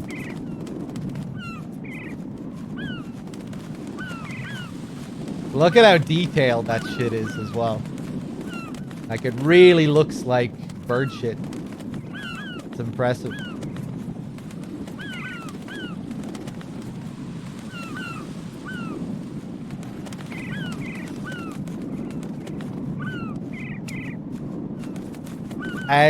Captain Israel, I have played Yakuza. I've played Yakuza 0 and Yakuza 7 and Judgment, which is kind of a Yakuza-esque spin-off made by the same people. I enjoyed them. They're a little bit too samey for me, gameplay-wise, going from game to game. I kind of feel like I enjoyed them. But I feel like I've kind of had my fill, you know? I'm not sure if I'll play another one, any of the other older games.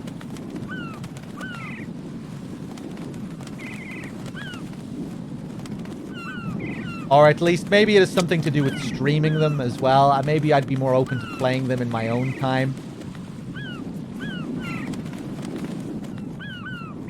But, you know, I feel like now that I've played a few of them, I've kind of had my fill of them, you know? I've played enough Yakuza mini games. I don't really have cravings to do more endless mini games. The combat, you know, kind of had my fill with the combat and the crazy animations and whatnot.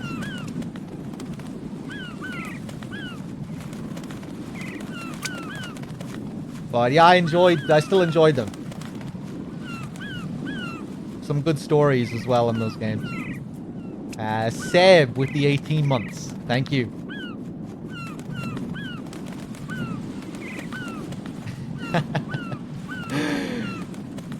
Okay, I think after a while, I don't think you get any more shit on the face. Oh, wait, I shouldn't have said anything. There we go. But I think you do get to the point where they just stop shitting on you.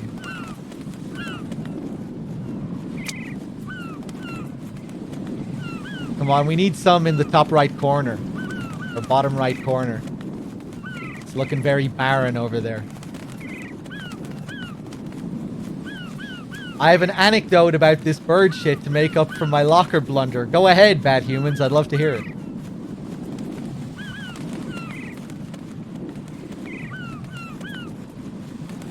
You can still see some of the shit sliding down there in the middle. It stopped now.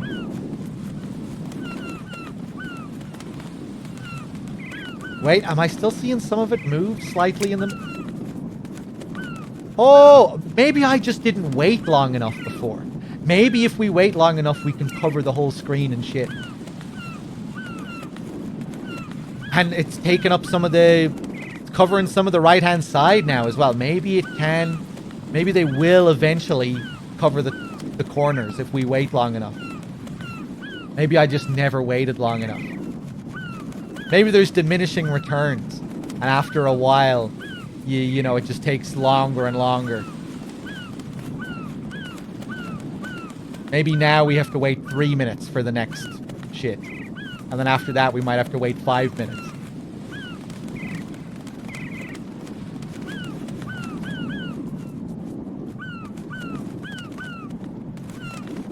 It's probably going to be the thumbnail of the stream now that I've been looking at this screen for so long. Are we finished? I think we might be finished.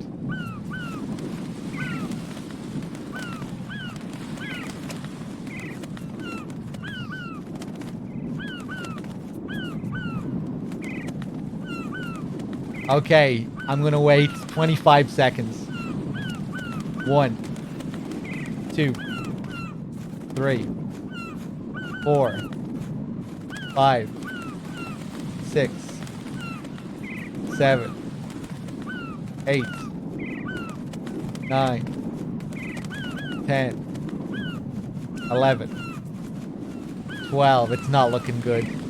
13, 14, 15, 16. Come on, shit on my face. 17, 18, 19, 20, 21. Oh! He fucking shot there, didn't he? But it only... It's like he shat, but it didn't register because we're maxed out. Or did a tiny little blob drop on the camera there? That was the shit, wasn't it? Was I the only one who saw that?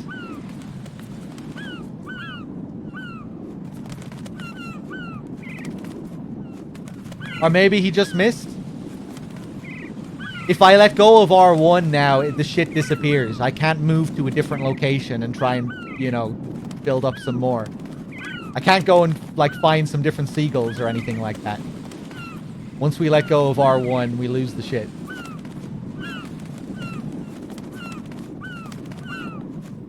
Well, I think we have our answer.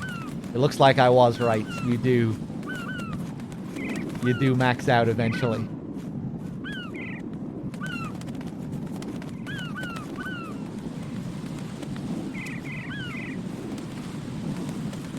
If you're just tuning in, I'm trying to see how much shit can land on my face when you look up to the sky outside, if there are seagulls around. If you look up to the sky, while seagulls are around, flying around, they'll shit on your face. And I was hoping we could cover the whole screen with shit. But, no, it looks like you can't.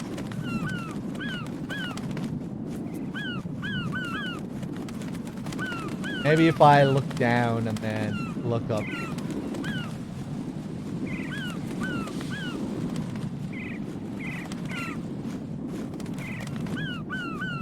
Nah, okay, I give up.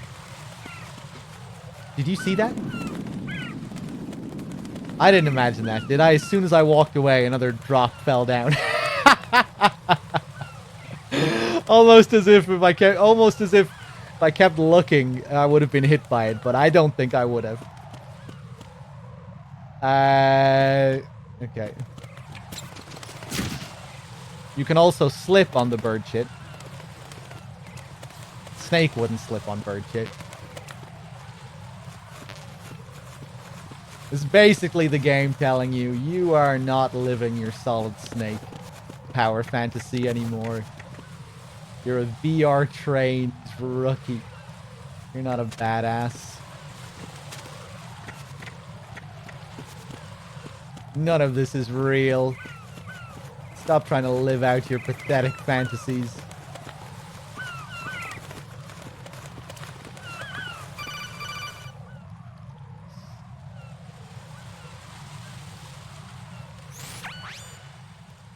Raiden, look at that wire fence. You may be able to crawl through it. Crouch down using the crawl button. Then push the left stick in the direction you want to move. Push the crawl button again to stand up. You can use weapons even while crawling. This is different from VR training, so you keep that in mind. Put these foolish ambitions to rest. So there's another interesting little detail here. If we stop and look at the fence and call the Colonel again, we think about this hole in the fence a little bit more. Colonel, don't you think it's strange that the fence is missing this spot right here? Yes, I do. You don't think that he got away? It's possible. Be on the alert. Roger that. So theorizing that it might be the same person who cut the fence open at the very start of the game. Remember there was a hole in the fence that led us into the plant during the opening scene? It seems like that person is Snake. We see Snake in the elevator rise up before we do. Snake is designed to represent Gray Fox there. There's another intruder besides me. He's already taken out 3 people. Remember that in MGS1? Gray Fox being the other mysterious person who's in the facility. But there's some other wild card figure. It's not Snake, and he's also taken out guards like Snake is. Seems to be opposing the terrorists in some way. So you've Snake kind of filling the Gray Fox role down there, taking out 3 guards. I guess he's also mimicking Liquid as well. You know, at the start of MGS1, during the opening scene, you do see another character rise up in the elevator before you do, and it's Liquid, the terrorist leader. And then here we have Snake rising up the elevator before we do, and Snake is also described as being the Liquid of this game. He is apparently Solid Snake is the terrorist leader this time. So it's kind of interesting. Snake filling in a couple of roles there. Standing in for Fox and standing in for Liquid.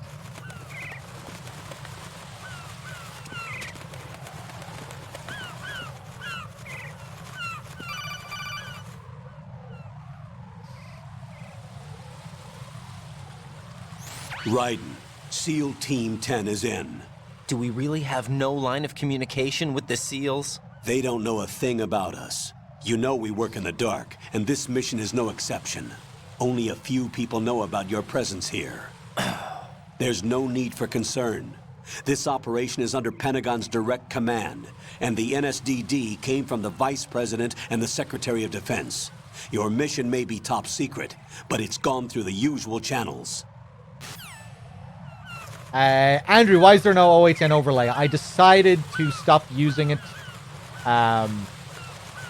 for the Elden Ring playthrough I was doing.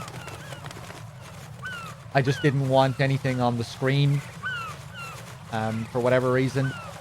Maybe it was just the first session where I was like, I just kind of want it to be clean, you know? Just so you can take in the visuals. And then I guess I just decided to leave it off. And it's still off. I'll probably bring it back again eventually, I would say. Sometimes I'll do that with new games. I'll just get rid of the overlay just so there's no distractions at all.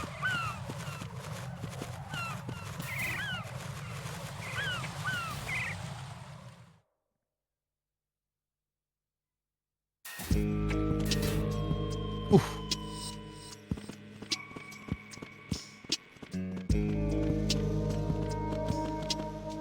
Arahiko Hibino with the jams. I'll go check the roof. I'll leave the first floor to you, okay? Understood.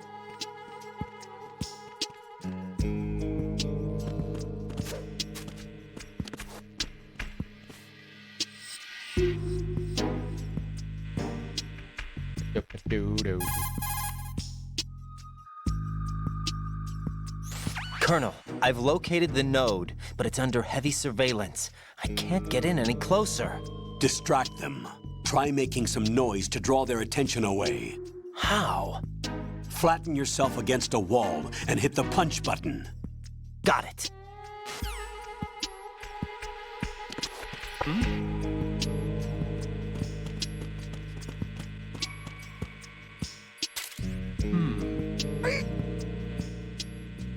Spank.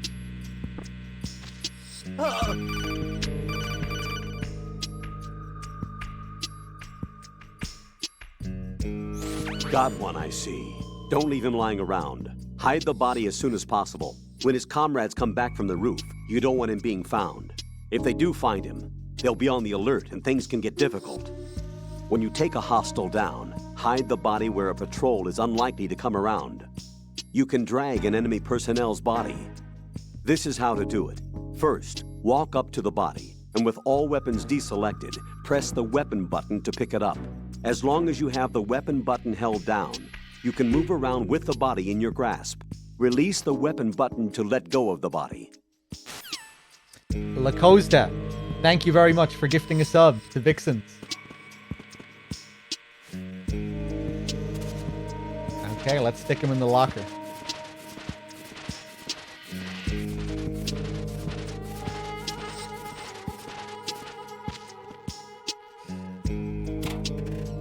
It's kind of interesting how guards can't ever break out of lockers. It's the same in MGS3 and in MGS4 as well.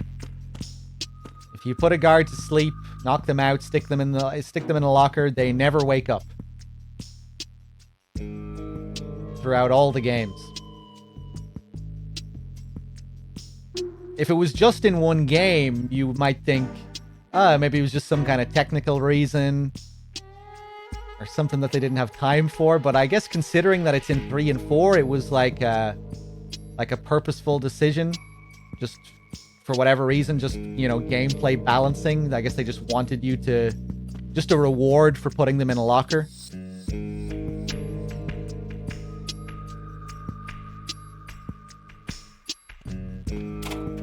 Which I guess makes sense. Guess you could say, you know, what's the point of putting them in a locker if they can just break out? Especially for the when a guard is knocked out, because they really don't stay knocked out for that long. But on lower difficulties, a tranked guard stays asleep for a while. So it might still be worth it to put them in the locker, even if they did break out after they woke up. But yeah, probably just a balancing decision, just to completely reward you for putting them in a locker. Okay, we can get another interesting call here related to the node. If we look at it and call the colonel. According to the SEAL Team 10's communication, we should be. It can be a little bit awkward to trigger.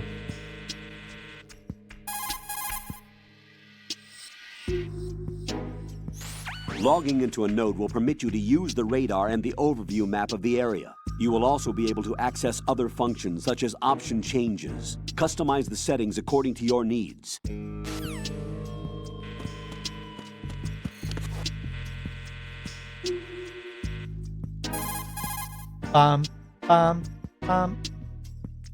Raiden, radar utilization is key. Colonel! The ability to check the enemy's...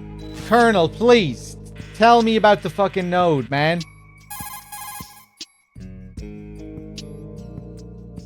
Nodes are the terminals of the Operation Support Computer Network for the Big Shell. Of course, only Big Shell staff can gain access, with their job description determining their system authority and access.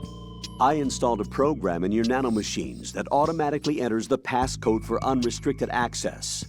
Press the action button in front of the node to activate it. Use the node by pressing the action button in front of the terminal. There's the one that I like. It's just kind of weird. Roy Campbell installing programs in people's nanomachines. It's a little bit strange coming out of Roy Campbell's mouth. I mean, maybe it isn't all that complicated. Maybe installing programs in people's nanomachines isn't a complex task. But it sounds a little bit strange. Sounds a little bit unlike Roy to be at that kind of thing. Let's log in.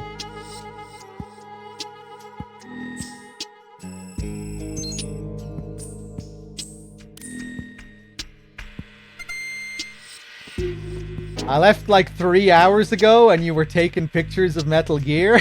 That wasn't 3 hours ago, man. That was like an hour and a half ago. But at the same time, you're right in that I haven't made much progress since then.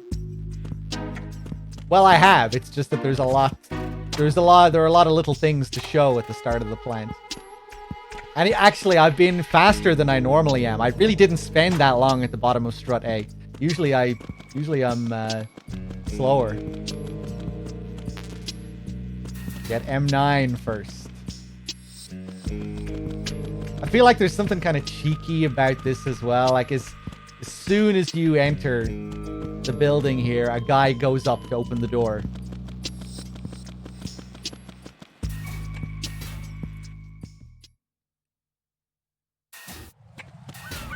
You know, we needed Snake's hole in the fence in order to get in, because these doors were closed.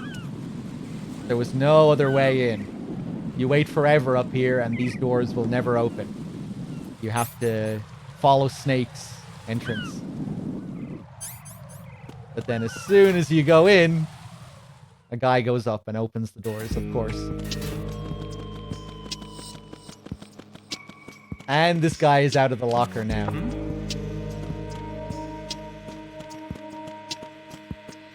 Okay, so we're going to take a detour. We're going to go to strut F first before we do anything.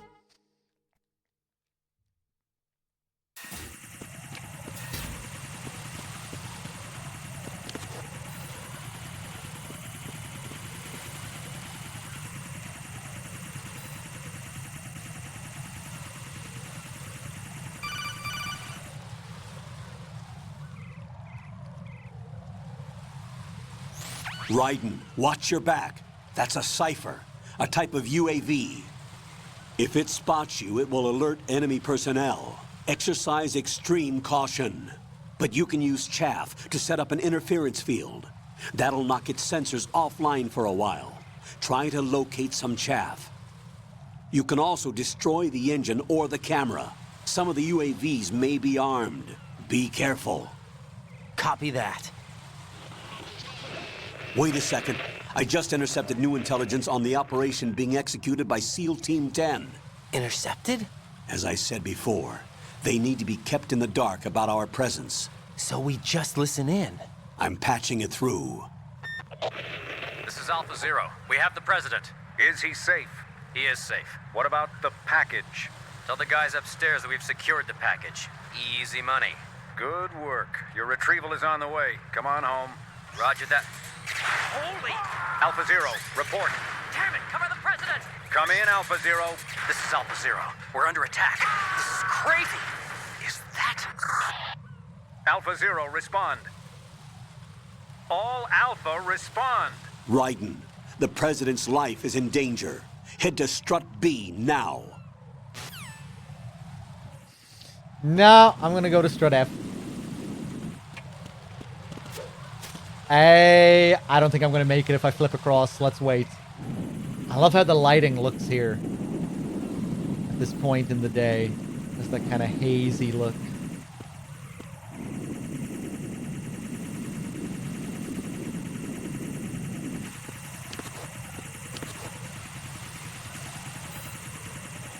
Wait for it to go down. There we go. Quick.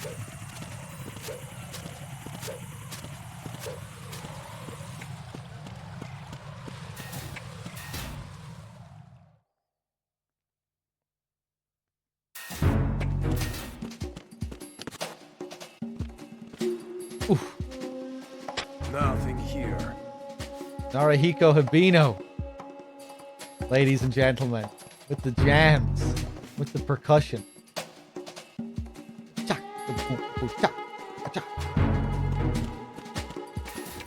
So here we get our M9, our first weapon, and we can get an interesting call related to it if we call the Colonel.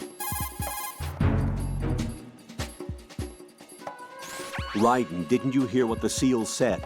The president is in trouble. Head for Strut B. Strut B is to the northwest of Strut A. First, make your way to Strut A on the double. The president's life is at stake here.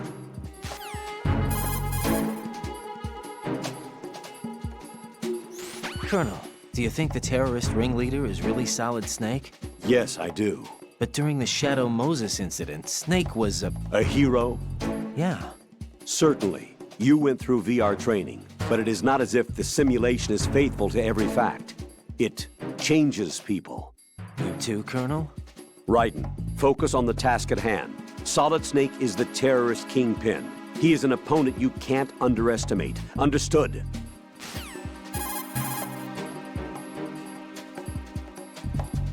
That tanker accident that happened over there 2 years ago. The tanker sank and... I know. I went through it in VR training. The tanker didn't sink because of Snake, though. Raiden, VR training does not exactly simulate everything with absolute fidelity. What do you mean? Okay, listen. Here are the facts. Known terrorist Solid Snake sank that tanker loaded with crude oil. The end result being severe environmental pollution in Manhattan Bay. Put any misperceptions of Snake as some kind of hero behind you. He is a terrorist, and that's that. Okay. Raiden, I see you found a weapon. Why are there weapons here of all places? The big shell is supposed to be just a facility for marine filtration, right? The terrorists probably brought it in with them. Dunno. Looks like it's been here from before them. What are you saying? Raiden, there is no time for armchair theories. Concentrate on the task at hand. Roger that.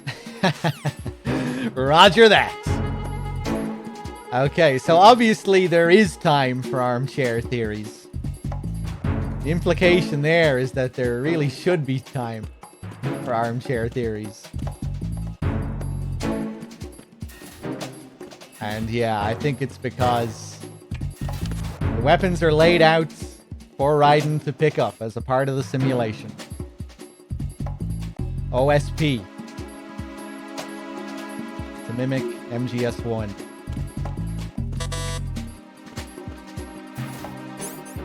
Raiden is authorized to pick up weapons laid out for him.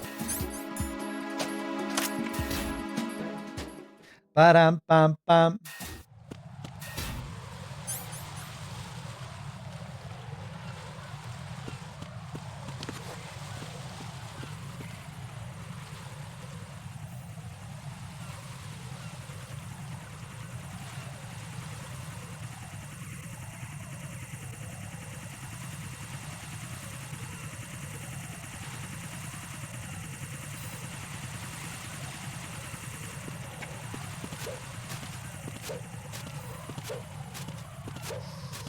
Can you shoot the bomb in the first zone? You don't have any lethal weapons to even try.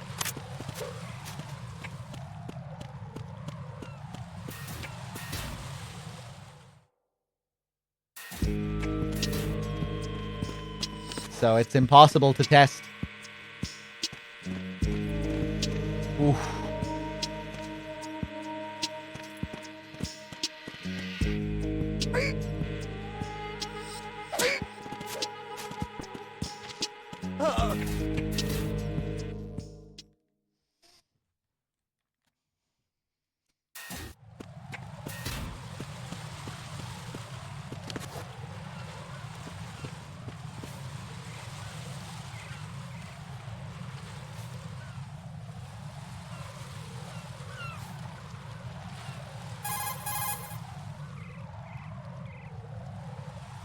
Raiden, watch out. There are sentries posted on the connecting bridge. They will spot you if you continue on course. Any recommendations? Use the hanging mode. Hanging? Face any waist-high railing and push the action button to clear the railing and hang over the side. Once there, you can move sideways while keeping out of enemy sight. All right, I'm giving it a try. Don't forget the grip gauge. It will keep decreasing during a hanging maneuver, and once it runs out, you will fall. Hanging? Hold on a second here. Mega Broskis with the 6 months and the 5-month streak. Much appreciated. DRK? DRK? What?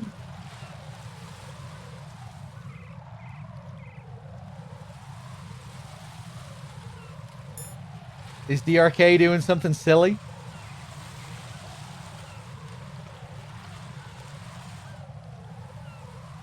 I'm confused. Oh! Someone's message said thanks, DRK. Wait, hold on. Mega Broskis with the 6 and the 5 in a row. Yeah. Thanks for the streams, DRK. Hey, my pleasure, Mega Broskis.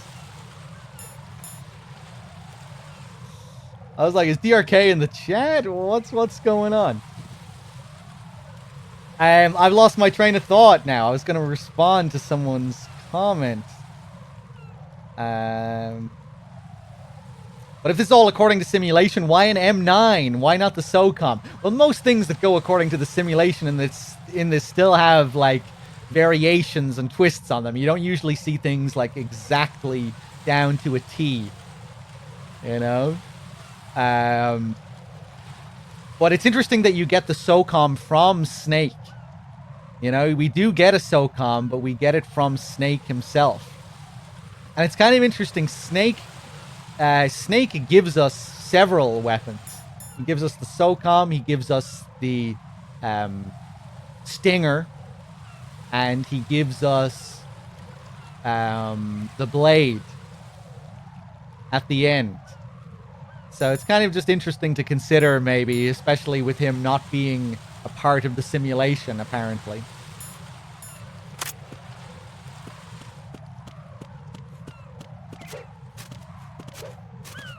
Freeze!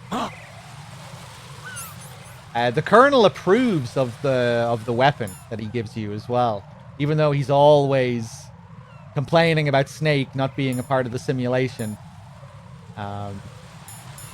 He doesn't tell you not to use the SOCOM. He tells you to use it. He's like, well, I don't know. That man is suspicious, but that weapon looks like it could be of good use or something like that. What am I doing here, man?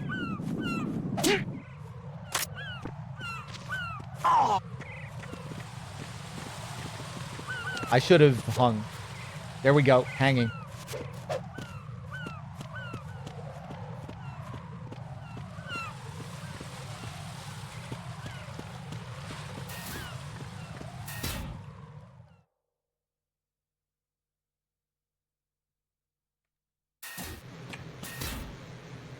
Strut B. Gray Fox.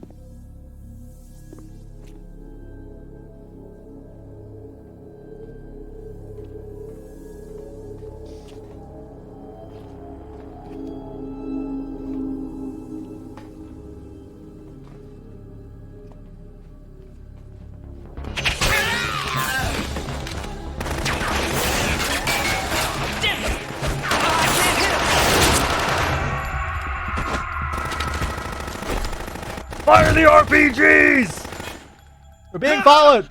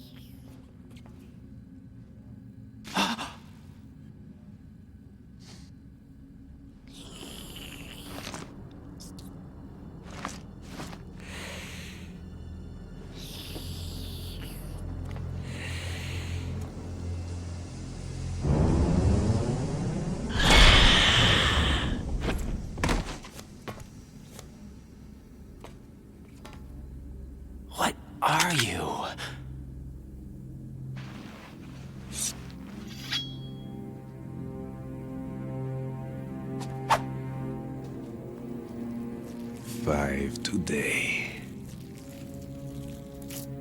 Or rather, 6.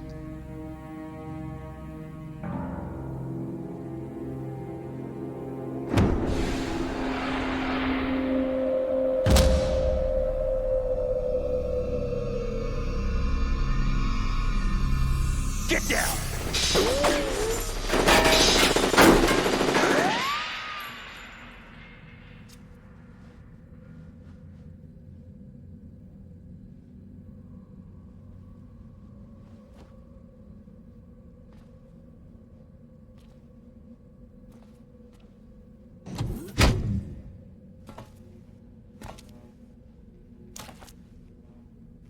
Where is he?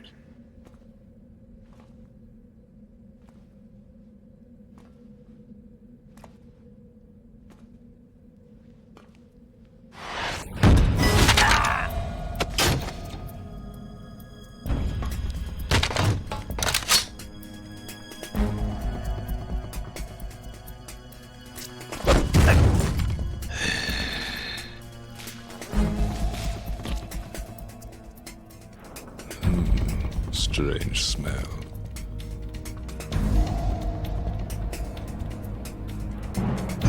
You smell like... Are you? It has to be. Shoot him! What are you waiting for?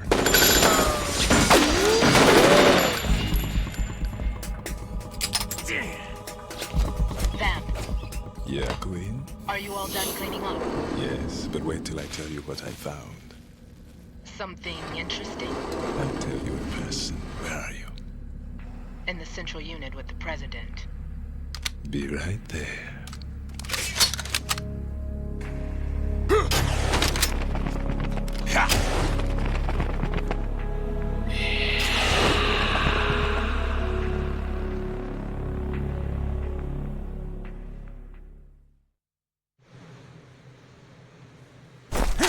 Hold on. I'm not an enemy. Calm down.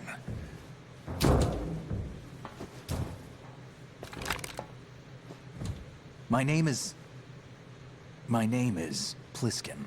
Iroquois Pliskin. Lieutenant Junior Grade.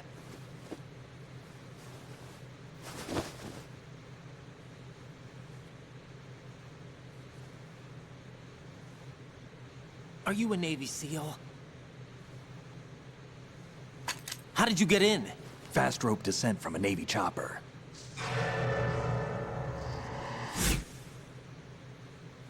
Have I seen you before? That suit. Are you Foxhound? That's right. Foxhound was disbanded. Huh? Where were you before Foxhound? Delta Force? I was part of the Army's Force 21 trials. Force 21? That's about tactical IT deployment, right? Any field experience? No, not really. So this is your first. I've had extensive training, the kind that's indistinguishable from the real thing. Like what? Sneaking mission 60, weapons 80, advanced... VR, huh? But realistic in every way. A virtual grunt of the digital age, that's just great. That's far more effective than live exercises. You don't get injured in VR, do you? Every year, a few soldiers die in field exercises. There's pain sensation in VR and even a sense of reality and urgency. The only difference is it isn't actually happening. That's the way they want you to think, to remove you from the fear that goes with battle situations. War is a video game. What better way to raise the ultimate soldier?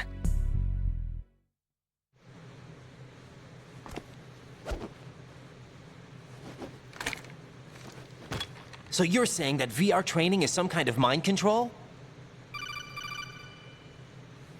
Right. What's going on? The Alpha team from Navy SEAL 10 is dead. No, a single survivor. The kid's wired with nanomachines.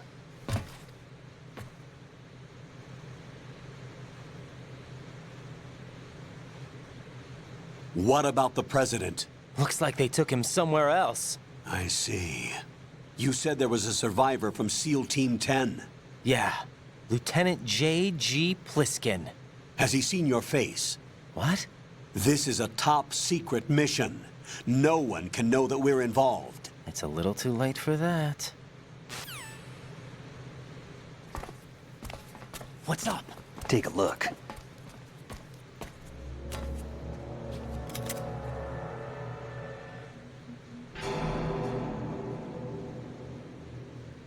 What the hell?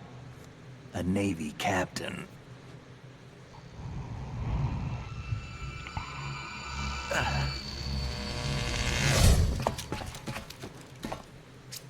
You all right? Give me a few minutes. Must have lost a few more pints than I thought. What was that man just now? That blood-sucking freak. That was Vamp. He's Romanian, a wizard with knives, as you saw. The way he moved didn't seem human. You won't see that in VR, I guarantee. What is he? One of the members of Dead Cell. Dead Cell? Him? A special forces unit created by ex-President George Sears. The name was originally intended to reflect its anti-terrorist functions. The unit would launch unannounced assaults on government complexes for the ultimate terrorism simulation. They were needed to show VR troopers like you how to deal with the real thing. But around the time their original leader died in prison, the unit began to unravel. They were always close to the edge, but they became more and more extreme, began to go after US allies, even civilians. We estimate that no fewer than 100 people died as a result of accidents the Dead Cell arranged on their own. They were out of control, and it all came to a head 6 months ago. What happened? The unit was devastated. There are only 3 left now, and you just saw one of them. Why would they go after the big shell? How should I know? I told you they were on the lunatic fringe. What about their leader? He says he's Solid Snake. Snake died 2 years ago. You mean the incident that made this big shell necessary in the first place? Right, and he was the one that sank that tanker. But he's a legend. Legends are usually bad news. There's not a lot of difference between heroes and madmen. You're saying Snake is still alive and pulled another one?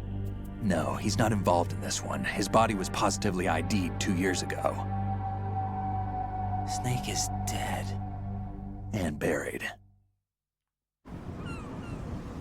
What about the other soldiers? I saw Russian equipment too. Former Soviet military. They're probably mercenaries. The big shell is too much ground for just Dead Cell members to hold down. You weren't briefed on any of this? And you came in alone to boot? Why? What are you really doing here? Can't tell me, huh? Fine with me. I don't smoke. Keep it anyway. May come in handy.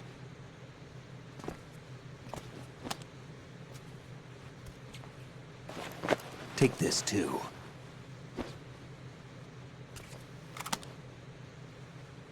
Here, take this.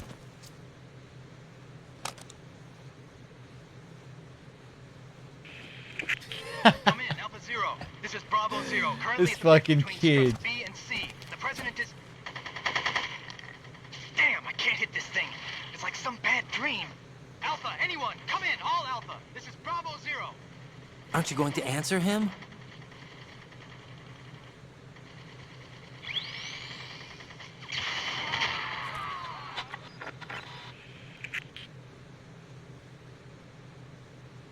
The BC connecting bridge. We need to get there. Can you handle it? I need a few more minutes. Remember my frequency. It's 141.80. 141.80. Got it. I've been briefed on this plant's layout. If you need information on the place or about Dead Cell, contact me. You're using nano communication, right? Yeah, but I can patch into your frequency.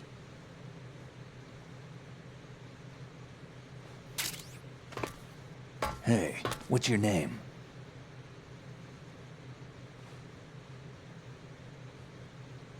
Raiden. Raiden? Strange code name.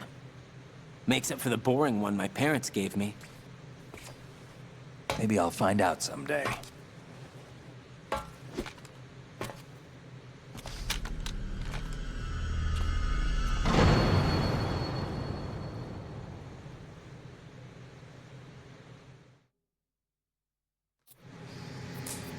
Okay.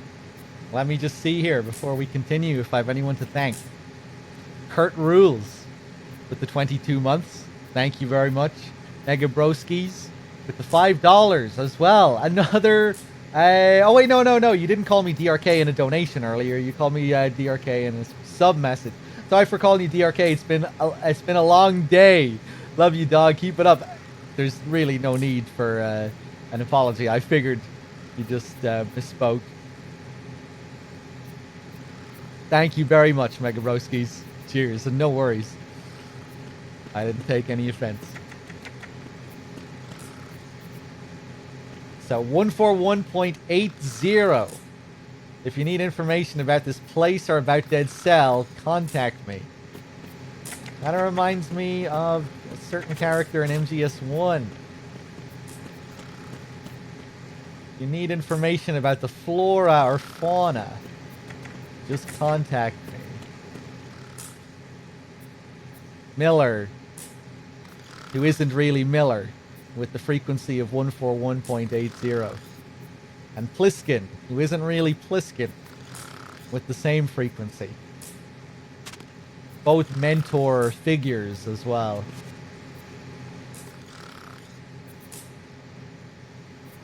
And then the boss in MGS3. So some interesting little details in this area. We have the Navy captain with the handcuff, which I think is a reference to Escape from New York. With the president in Escape from New York.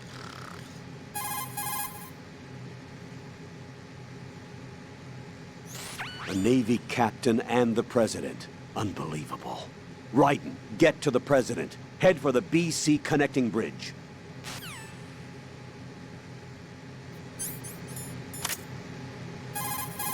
Anything else? Raiden, SEAL Team 10 has engaged someone on the BC connecting bridge. The president is most likely there as well. The BC connecting bridge is on the north side of Strut B. The president is in danger. Go now. Don't forget to log into the node in Strut B. The node for Strut B is on the south side of the transformer room. It's to the west of where you found the Navy captain. Right beside me.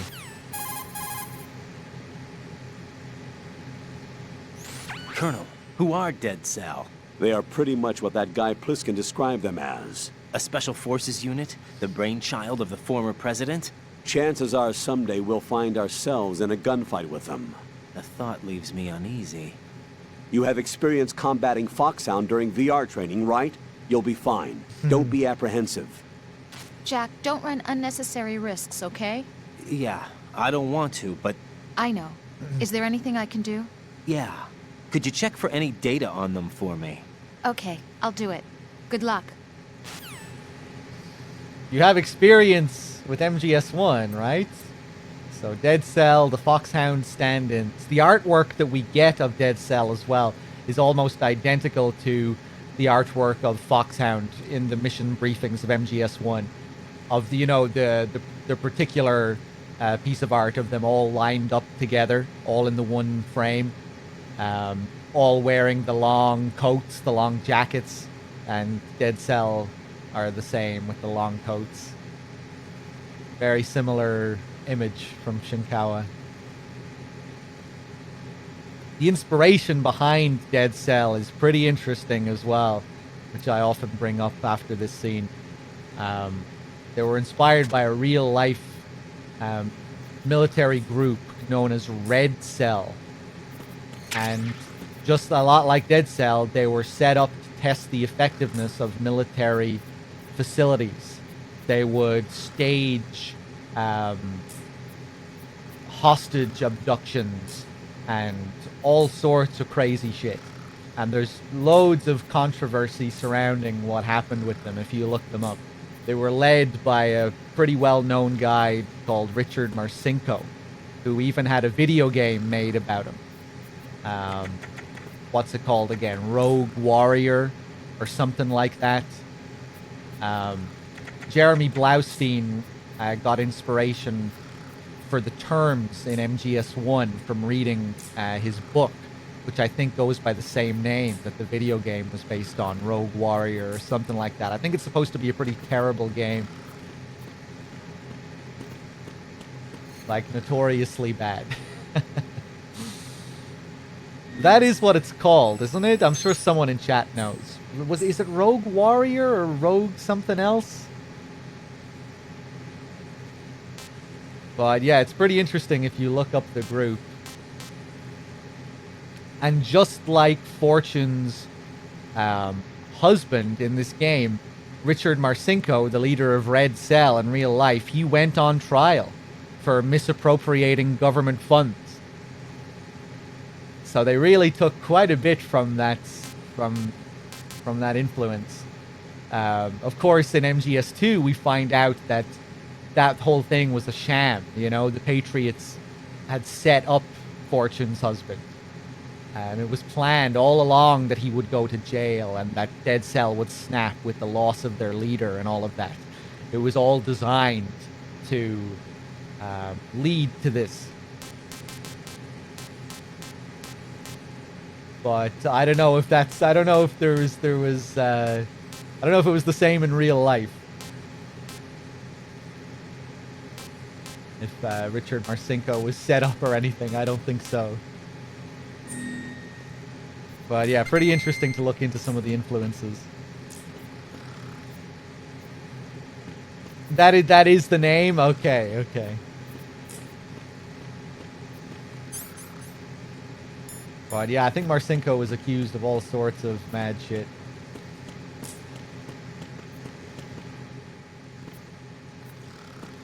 Actually, I could call Snake now and get the sleeping calls now, or I could save them for the sniping sequence later. I usually prefer to do them during the sniper sequence, even though they don't really make much sense. When Raiden says he's asleep, even though you're the one to put him to sleep. Ah, fuck it, I'll do them now.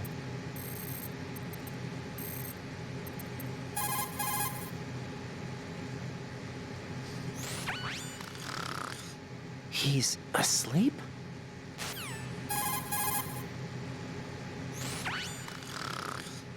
How much longer is this guy gonna sleep?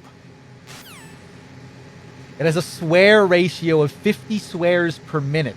That is, I remember that. Yeah, apparently it's just foul language non-stop in Rogue Warrior. But yeah, I'm pretty sure Blaustein cited the Rogue Warrior book as an inspiration behind his translation for MGS1. Like certain acronyms or terms that were used came from that. Or just certain, you know, military jargon, lingo. 50 a minute? That 50 a minute is pretty insane, isn't it? No, you can't be 50 a minute.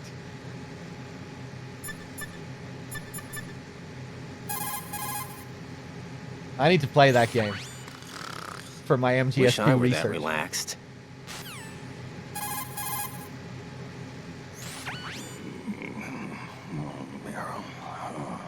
He's still sleeping. Liquid! Huh? What a weirdo. You can hear him mumbling Meryl there. They don't show Meryl in subtitles, but you can hear him say Meryl.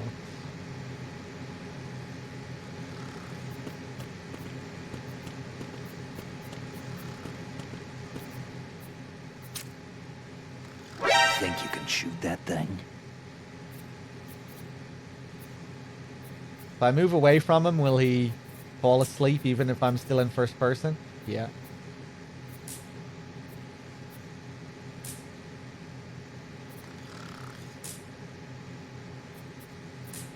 What are you trying to do, kid?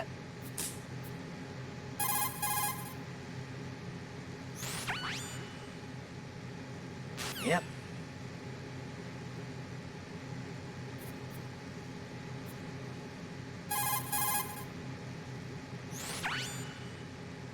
Probably, yeah.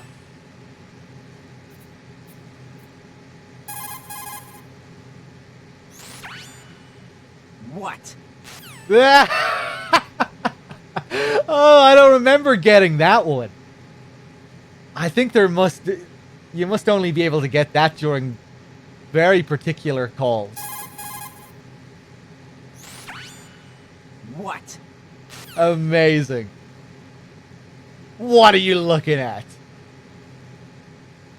You gonna do something? What? Get real. That was a classic. No. That's good as well.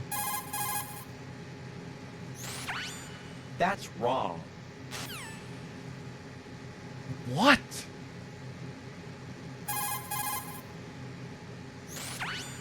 Whatever. Sorry, I have to keep trying this. I don't feel like it. Yeah, I'm not used to hearing some of these. Not sure how I feel about that. Damn, there's quite a few of them.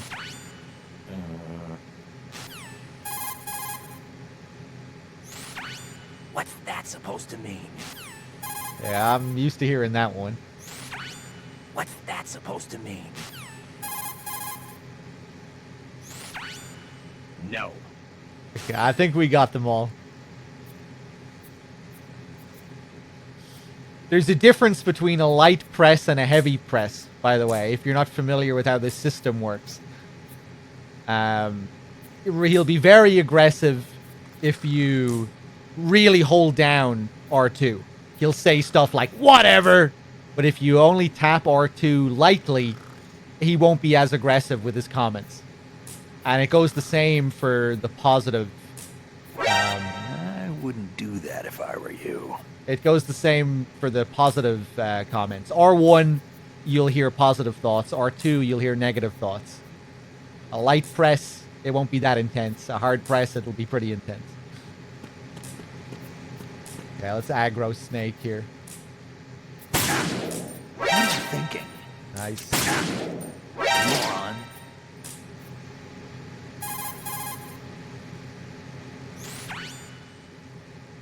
Yep. What are you thinking? Damn kid.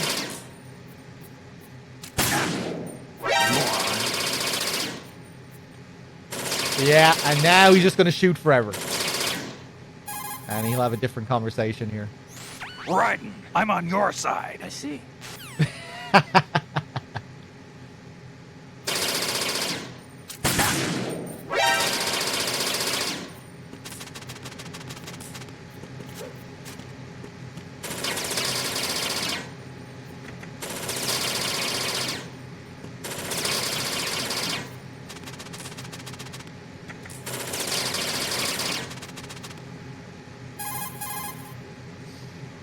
Raiden, I'm on your side.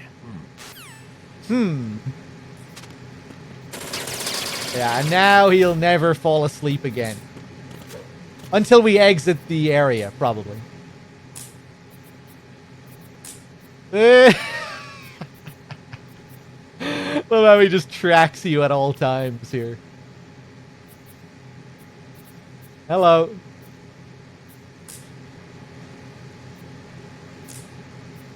Let me see, actually, if I leave the area. Oh. I'll try and leave the area and see if he's still at it. Jack, it's me. Everything okay, Rose? Don't you need to save the mission data? Oh yeah. Thanks for the reminder. Jack, do you remember what day tomorrow is? That again. I'm sorry, but I still don't have a clue. That's okay. What is it, Rose? Talk to me. I'd rather you figure it out. It's important. How important? Important enough, and we'll talk about it tomorrow. Why not now? Tomorrow seems more appropriate. I need all the help I can get so that I won't chicken out anyway. Is that the reason you decided to be part of this mission? Okay, I'm gonna finish this thing by tomorrow no matter what. You know I'll do everything I can to help you. Rose, there's something I need you to do as an analyst. What is it? It has to do with Solid Snake. The leader of this takeover incident is claiming that he's Snake himself. The legendary mercenary? I need as much data on him as possible. Everything they have on him after the Shadow Moses incident. He's dead now, isn't he? Yes. Should be a burial record somewhere, too. You should be able to request top-level security clearance from the Colonel. That should get us into the most classified material. I'm on it. I'll contact you as soon as I find out something. Okay. John Anakin as well. Thank you for the 18 months. Home from work in time. I sure hope no grenades fail to explode. You're just in time for that.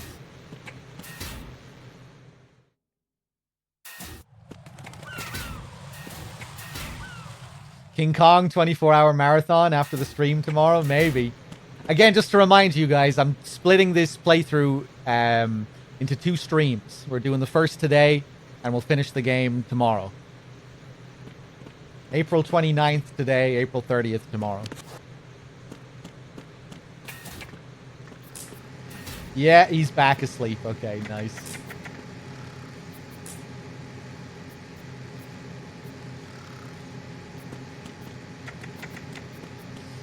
So there are some other interesting little MGS1 parallels in that scene.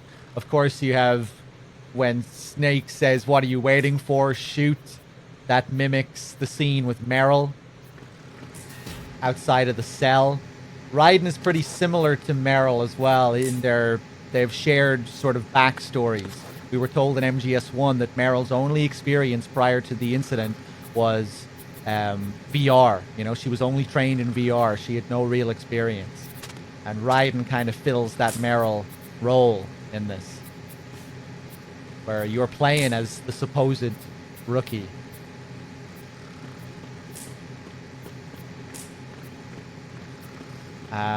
When Vamp leaves that scratch on Raiden's face as well, I think that's supposed to mimic Wolf leaving a scratch on Snake's face in MGS1 when she marks her territory.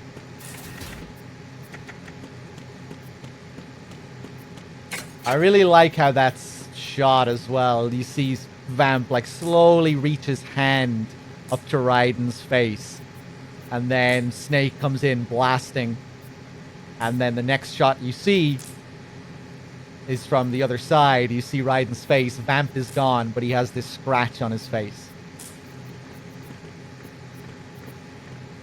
It's the same side of it's the same cheek as well as in MGS1, and it's like slanted in the exact same way as well.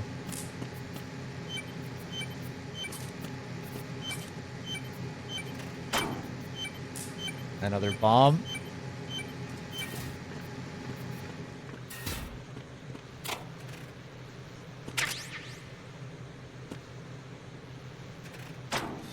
Ooh, right hand. What would I like to have seen? I'd love to see all the cut content.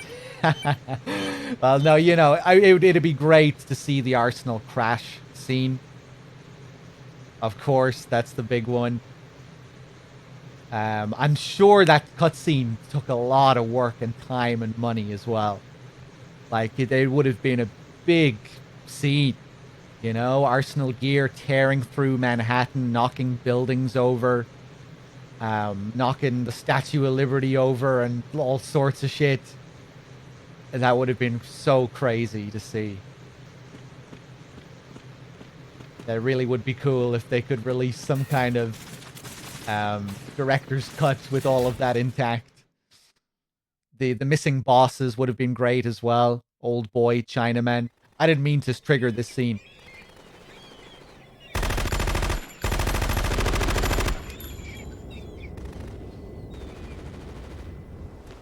But I'll talk more about it after the scene.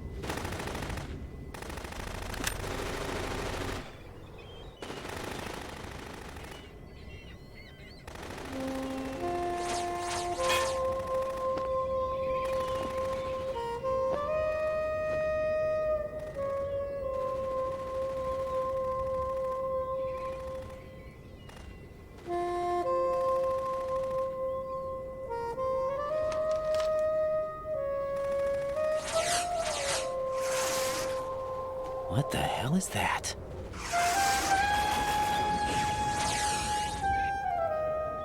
Come, put me out of my misery. This isn't impossible. Nothing will hit her. Is she the one they call Fortune?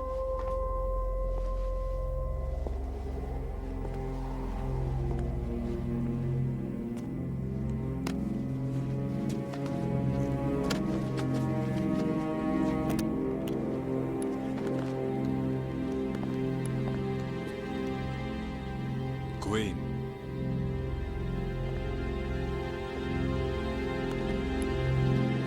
Don't let them take the president!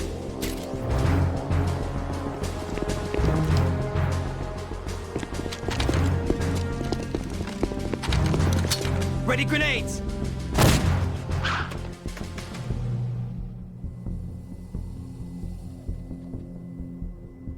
A dud!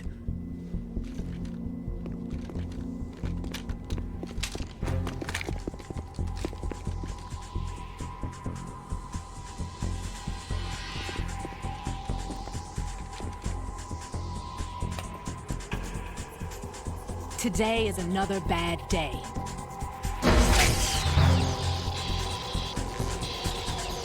Is there anyone here that can give me happiness?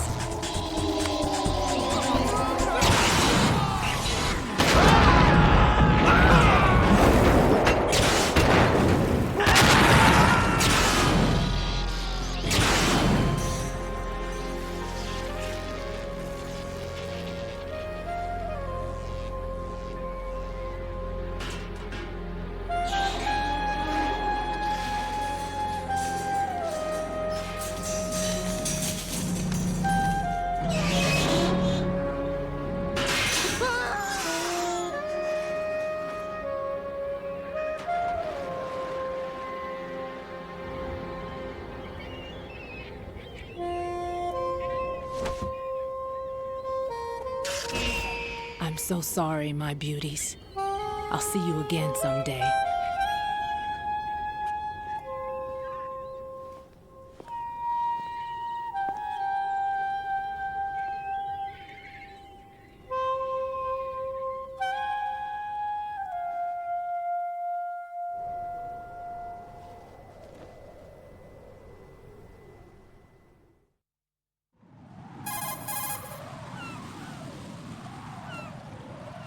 Colonel, SEAL Team 10's Bravo team was wiped out. I see. What happened to the cargo choppers? Both of them are at the bottom of the harbor. Looks like your new hosts have a Harrier too. A Harrier? What is this? Calm down. It just means they anticipated the attack. What? Besides, since the SEALs drew their fire, your infiltration went off without a hitch. On top of that, we know their defensive capabilities. Are you saying this was all a feint? Raiden, get a hold of yourself. The entire mission is in your hands now. Do you understand? But...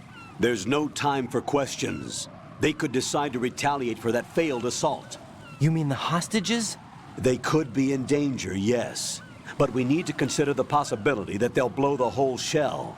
If that toxic spell does take place, it'll devastate not only the harbor, but poison the coastline for generations. Raiden, we've had to adjust the mission objectives. The priority is now on removing those C4s that the terrorists wired over the big shell.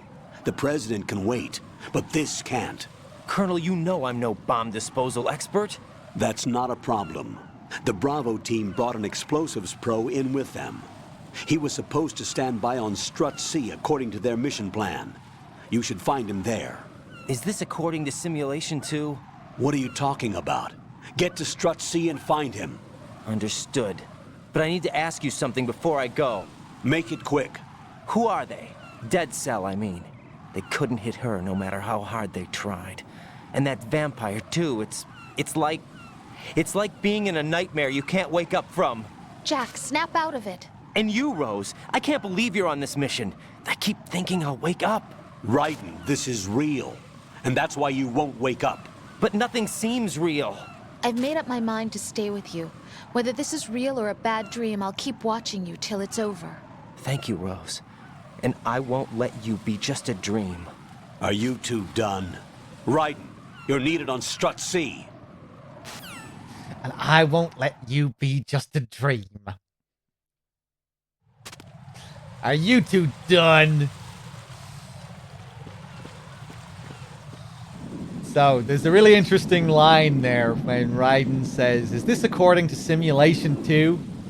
And the Colonel responds, "What are you talking about? Get over to Strut C," and just completely brushes it aside. Is this according to Simulation 2?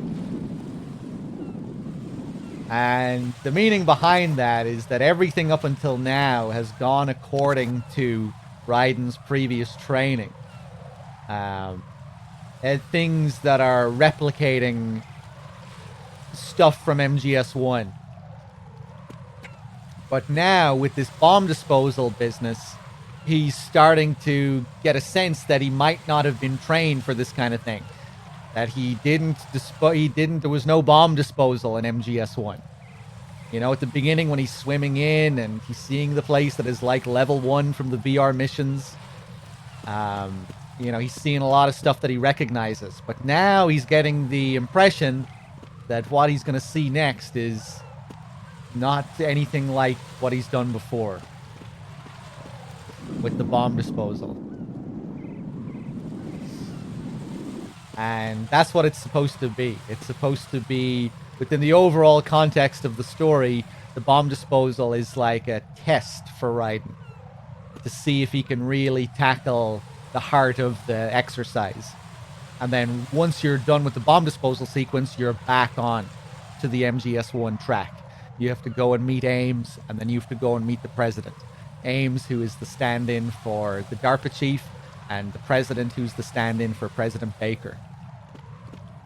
But now we're taking a diversion, a little test that Raiden has to pass before he can continue on the simulations track.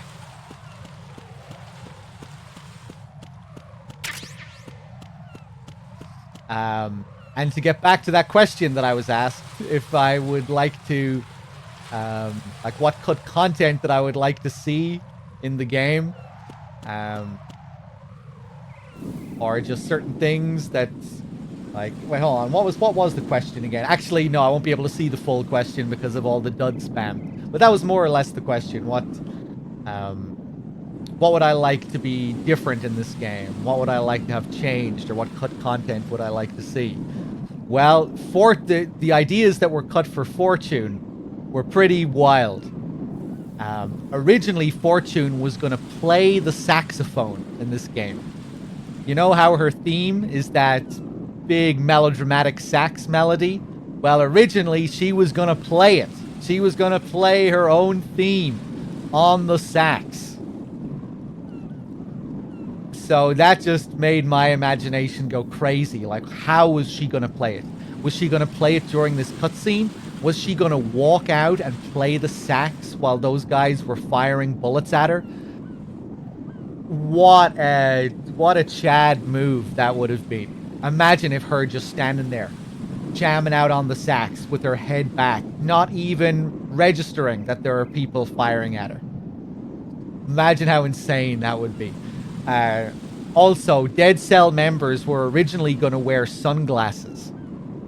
They decided against it in the end because they thought people would compare it too much to The Matrix, which came out shortly before this game.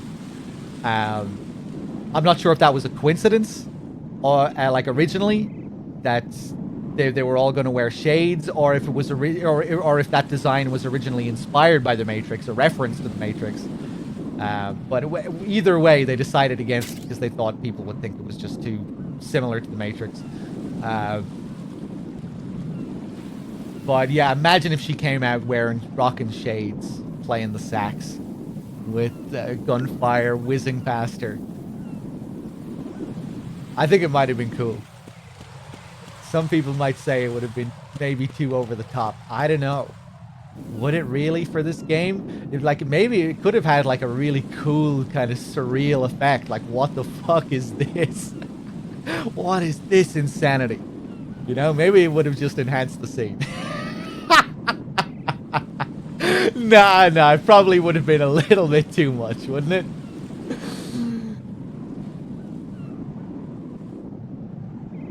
The theme is great though, you know? Like, what if just like playing this big melodramatic theme, praying for her death. She was also supposed to have some kind of strange blood condition as well. Originally, Vamp was gonna suck her blood at regular intervals to keep her alive. Like to get some dangerous kind of blood out of her system or something like that. Yeah, she was gonna have some weird kind of condition, and Vamp would have to suck her blood. I'm sure that would have been presented in a kind of erotic vampire fiction kind of way, you would think, given the relationship that they already have in the game. She really seems to mimic Vulcan Raven in this cutscene, you know? She talks to the birds. You already have Dead Cell characterized as the Foxhound stand-ins. It's just kind of interesting. Fortune with her massive gun, speaking to the birds. My pretties, or whatever she calls them. You had Raven, who saw the ravens as his family. Obviously, Fortune doesn't have a particularly strong association with seagulls or anything, or birds, over the course of the game, but I'd imagine that is supposed to be just a little parallel.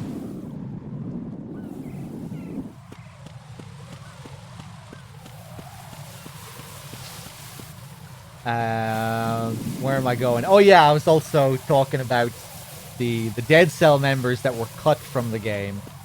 If they had a bit more time to work on the game, we would have seen another couple of characters, Chinaman and Old Boy. Old Boy was going to be Big Boss's mentor. That's right. Originally, you were going to see Big Boss's mentor in MGS2, an idea which they repurposed for MGS3. But yeah, originally, the concept for Big Boss's mentor was that he was a man, not the character we know from MGS3. And he would have been a boss. Imagine how crazy that would have been. Fighting Big Boss's mentor in MGS2 as Raiden. That would have been wild. I would love to see where they would have taken that. What the scenes would have been like with him. Chinaman wasn't going to be Chinese. He was going to be Vietnamese. He just lived in Chinatown. He came from Chinatown, but he was Vietnamese. We were originally going to fight him where we fight Vamp, where the main Vamp boss fight is. Originally, we were going to fight Chinaman there, and he was going to have tattoos, I think, that came to life when he hit the water. Like I don't think sharks were supposed to come from him. Was it like some kind of, like he had a dragon tattoo that would come to life in the water and try to attack you or something like that?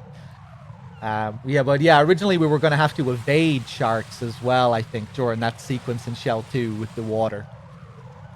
Yeah, like a dragon or something. But along with those two bosses, you would think we were going to be able to explore more of Shell 2. You know, we don't go to many struts in Shell 2. So there's probably some cut stuff there as well.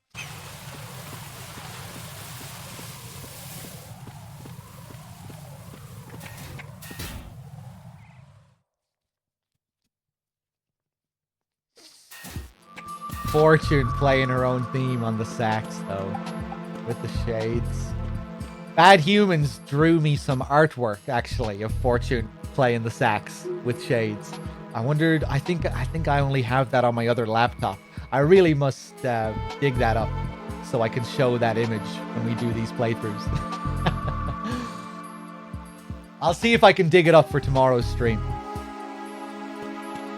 Okay, so Strut C. There's some stuff to look at here. Crazy amount of bathroom-related Easter eggs. Someone posted it. There it is. Oh! What the fuck? That isn't Bad Humans' artwork.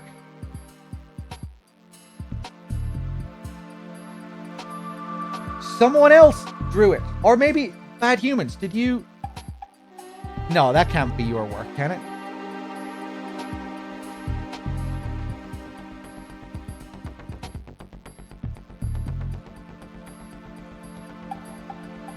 That's crazy that someone else had that idea, though.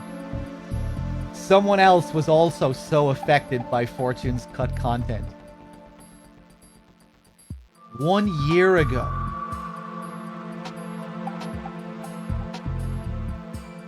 It was about a year ago that we started talking about this. Maybe it's someone from the community, and they just never told us.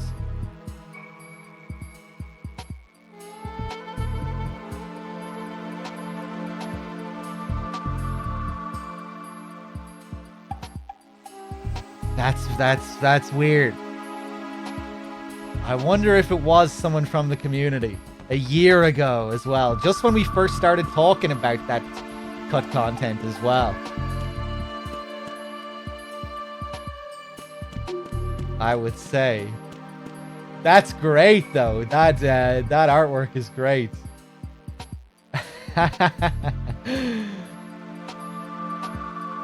I was thinking about getting something like that done for an animated emote on the channel.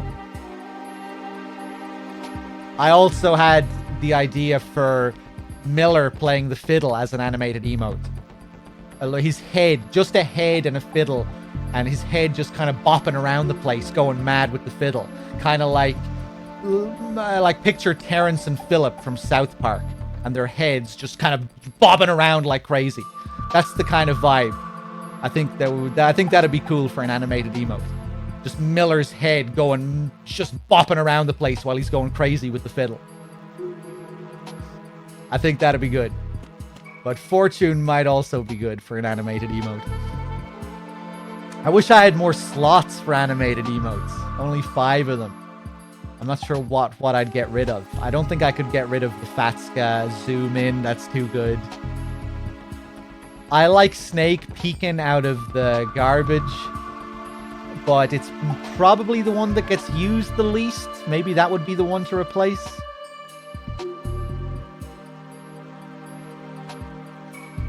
I'm trying to even think. What are the other ones that I have?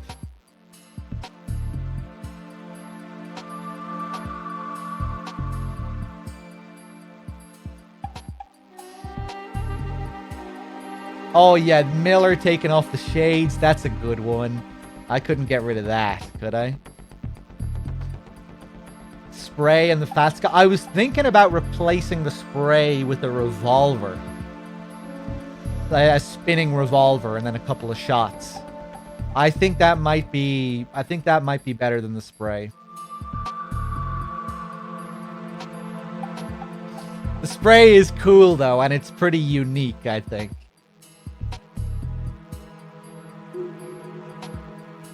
I'd like to have both spray and the revolver. Give me more slots, Twitch. Jesus.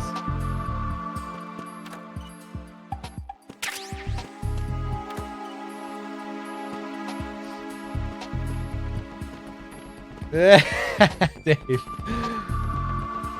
Okay, so there are loads of Easter eggs related to the bathroom in this game. I think there might be 8 codec calls in total related to the bathroom in this game. 7 or 8. Here's the first one.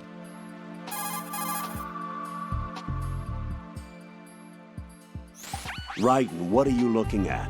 Oh, I see. Rosemary. What? Could you excuse him for a moment? Huh? You know, so he can... Ah, I get it. Jack, let me know when you're done, okay?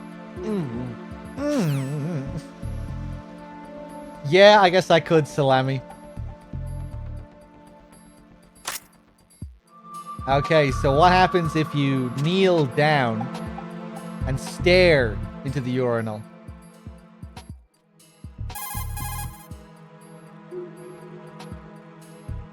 Right, and I didn't know you had such weird interests. Not that there's anything wrong with that, though. Just that, well, it's a little weird. Jack, I think that's a little weird.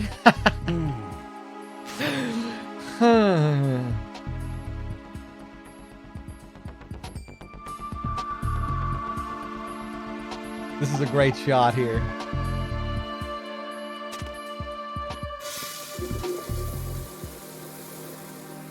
Step away and you get the flush. I need to find a magazine so we can do the call for that later.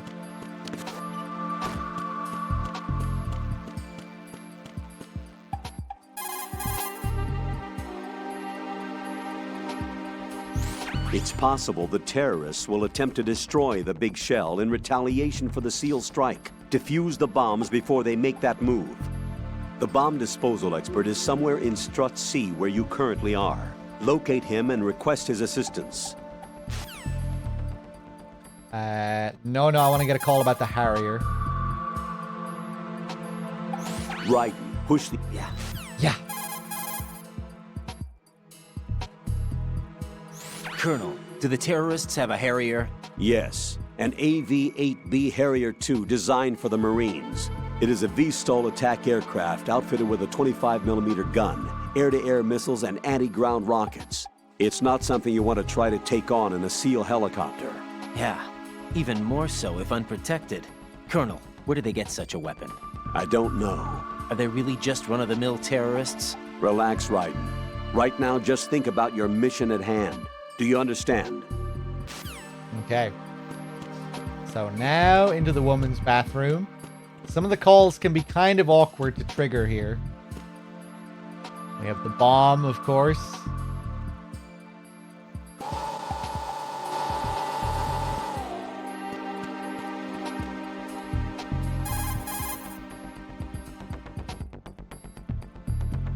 Once you see the codec screen...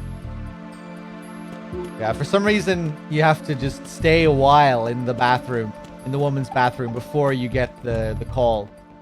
Maybe it's possible to get it, like, early. I feel like I always have to kind of hang around to get the first call.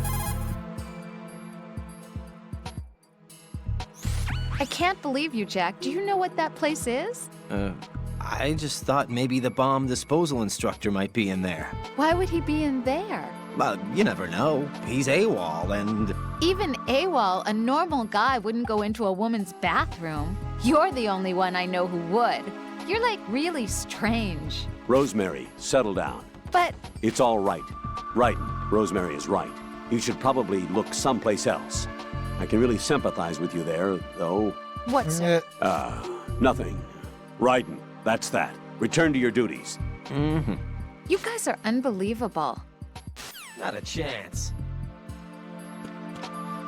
Now I want to try something. If I get on the ground and crawl around, can I get a call? Raiden, when you're flattened against a corner, you have the ability to survey the scene.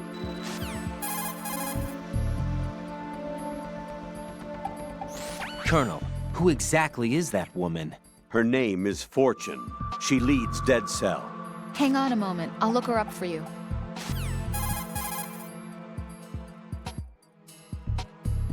I see you've acquired a gun. Pliskin gave it to me. Don't trust that man. But the gun itself seems all right. However, it's not equipped with a suppressor. If you fire it, the noise will be loud enough to alert any enemy personnel within hearing distance to your presence. Infiltration is the art of making your presence invisible. Try not to end up in a situation where you need to rely on firepower.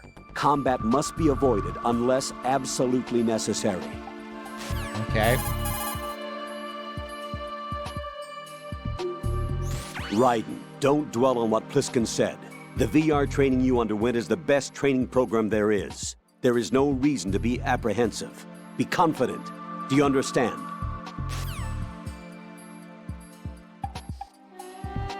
There is a call that you can get for when you're on the ground like this, but it's kind of awkward from what I remember.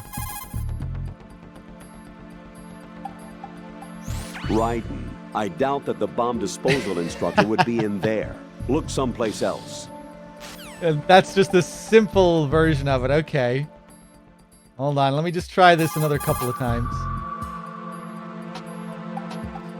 Flatten yourself. Maybe I have to do the other ones first. Oh, that was the one about the beautiful woman. It doesn't matter.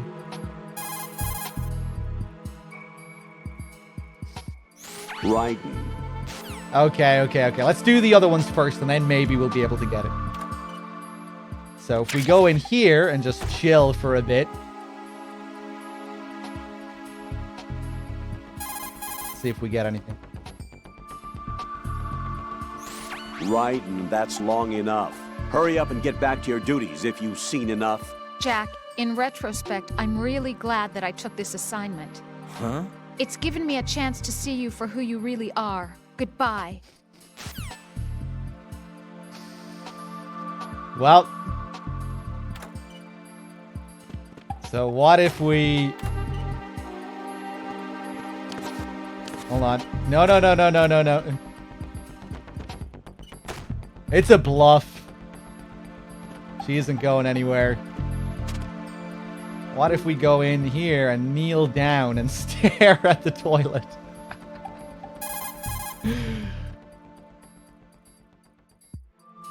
A riding. Jack, give it a rest. I can't bear watching you do that. I disapprove. Return to your duties. That's what I feel like saying, but I'm beginning to feel like putting you in charge was not such a good idea. I love that. Return to your duties. I feel like saying, but...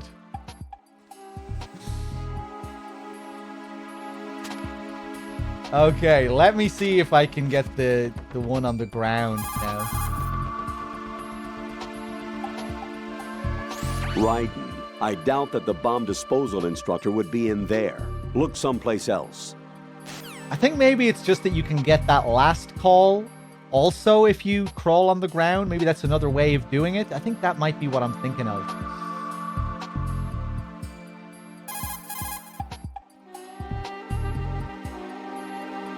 If you find an... Okay. That's good enough for now.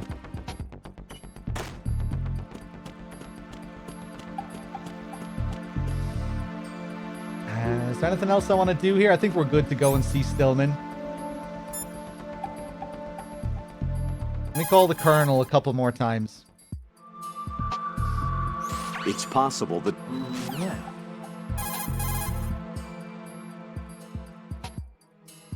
An item box can some... I see.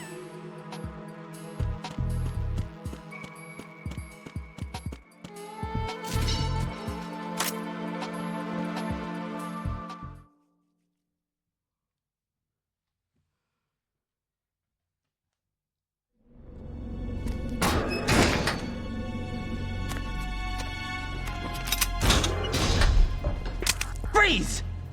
Don't shoot.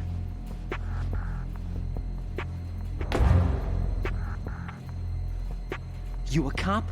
I'm not NYPD. I came in with the Bravo team. Who are you with? And what happened to SEAL Team 10? They're all dead. All of them? That's bad. Did I tell you you could move? It's all right. He's not one of the bad guys.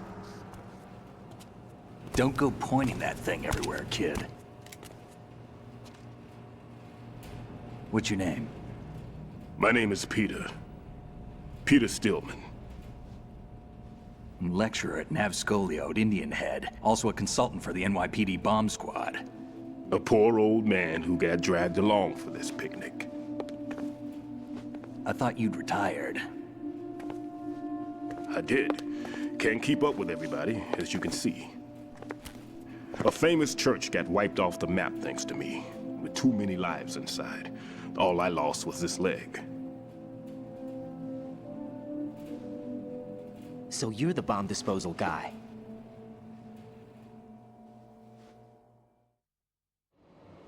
Kid, this is the bomb disposal guy. Open any explosives disposal textbook and you'll see his name.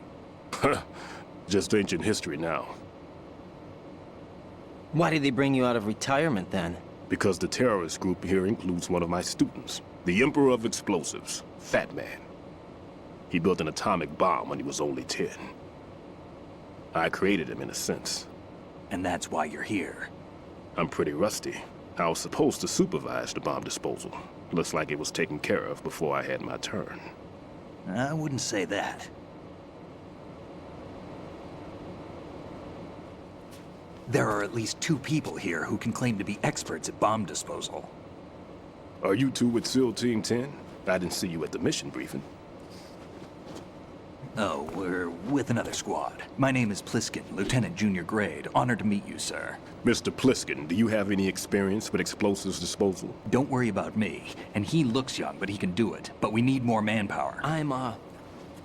What's your name? Raiden. That's an odd name. Any other survivors? There was also an engineer with me. An engineer? A skinny guy. He went in with us. Where is he? I haven't seen him since that skirmish. Was he killed? I don't think so. I didn't find his body. I see. They told me he was a security systems architect for the big shell. Why would they take a civilian along? Everything in this structure is computer controlled. He was supposed to get us past all the security measures. I never heard anything about that. He had official orders with him. We'll leave that for later.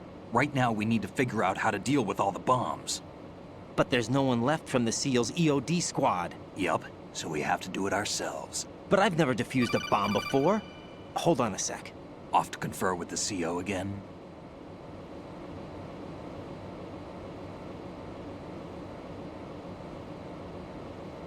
Glad to hear Stillman is safe.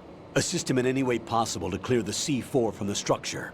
Colonel, you know I've never been trained in bomb disposal. It's all right. The man you're working with is the best in the field.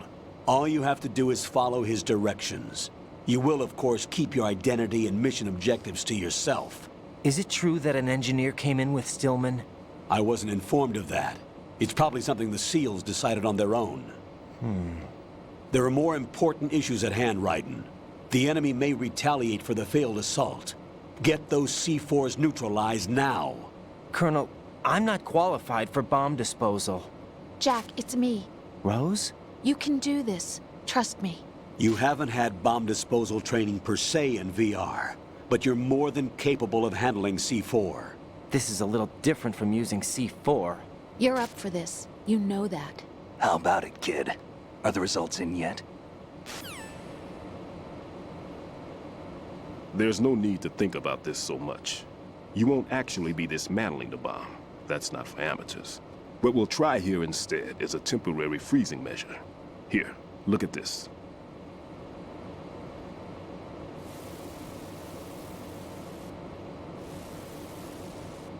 This is a C4 bomb.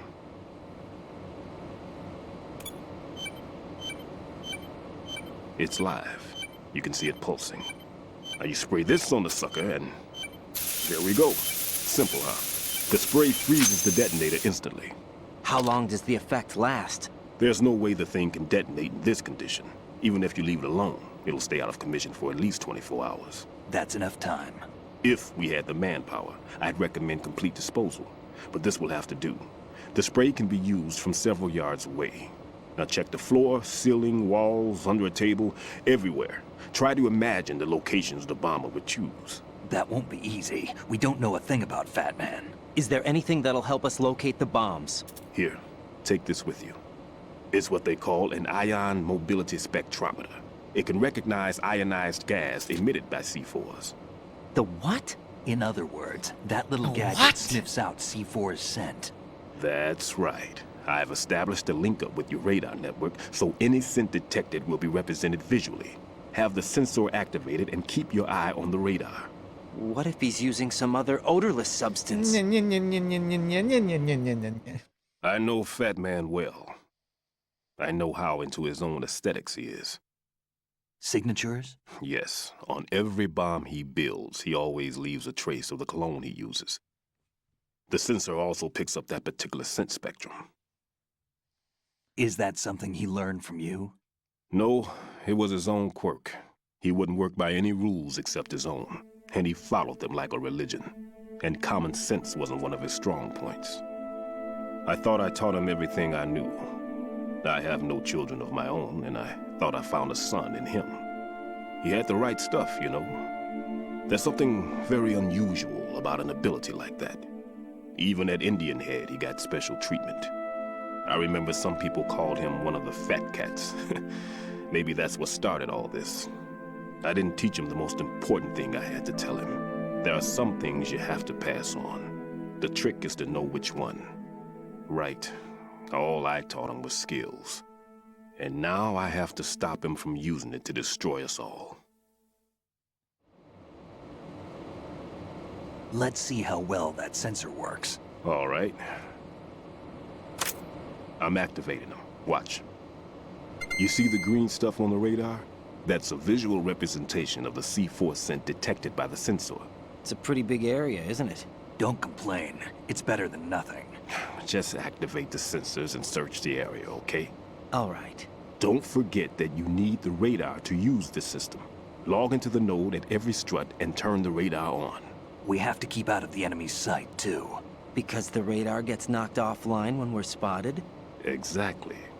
Fat Man would have allotted some C4s here in Strut C as well. Here? Here. I know the structure of this facility, and if he wants to take out the plant, where he would target.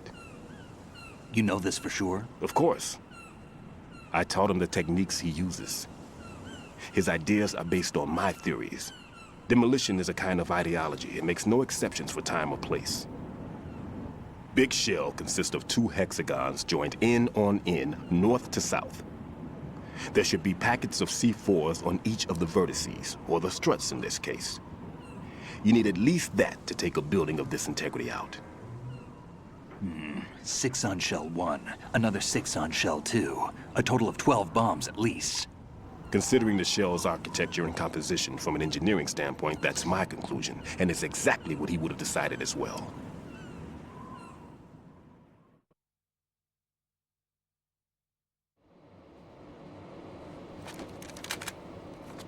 Kid, this place is all yours. I'll take care of shell 2.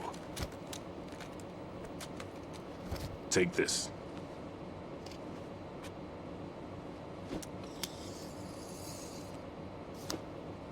What's this? Security card, issued to Shell personnel. The Big Shell security layout includes varying levels of clearance. The clearance level is identified by the number printed on these doors. Raiden, your card key can open doors with security clearance level 1. Pliskin, your card can get you into level 3 areas. You'll need it to get next door to Shell 2. How did you get this? That engineer I told you about gave it to me. He was supposed to program a set of all-access cards once we were on site. Unfortunately, this card won't get you into every area of this structure. We'll have to deal with the remaining security lockouts as they come up. Let's get going. You stay here. No, I'm going. The 2 of us can handle it, don't worry. But... You'll just slow us down with that leg of yours. There's a war going on here. I don't have time to babysit anymore. Why don't you just let us handle the grunt work? You can tell us what to do over the radio, like in the original mission plan. All right. I'll give you instructions from here. I may also need to prepare a backup plan just in case. In case of what? Good luck to both of you. This is a dangerous one. Who dares, wins. If anything comes up, let me know. My frequency is 140.25. Good luck, kid. I'll see you later. Semper Fi. That man's no SEAL. I don't even think he's a Navy man. What? Semper Fi. Marine Corps talk. Normally, team leaders stay in the CP and give orders with those headphones. And as far as I know, SEALs keep their officers away from the field. And Who Dares Wins is a model of the British Special Air Service.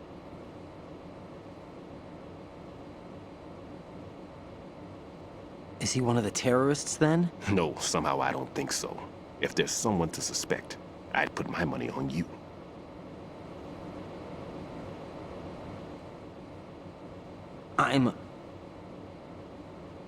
Just take care of those bombs for now. What about you? They could be back in this area soon.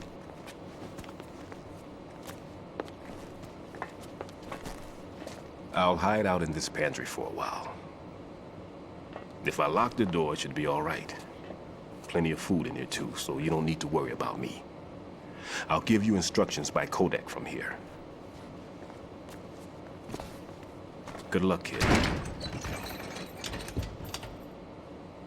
Bomb disposal is a face-off with your own mortality. Don't let the fear get to you. When you give in to the fear, the darkness comes.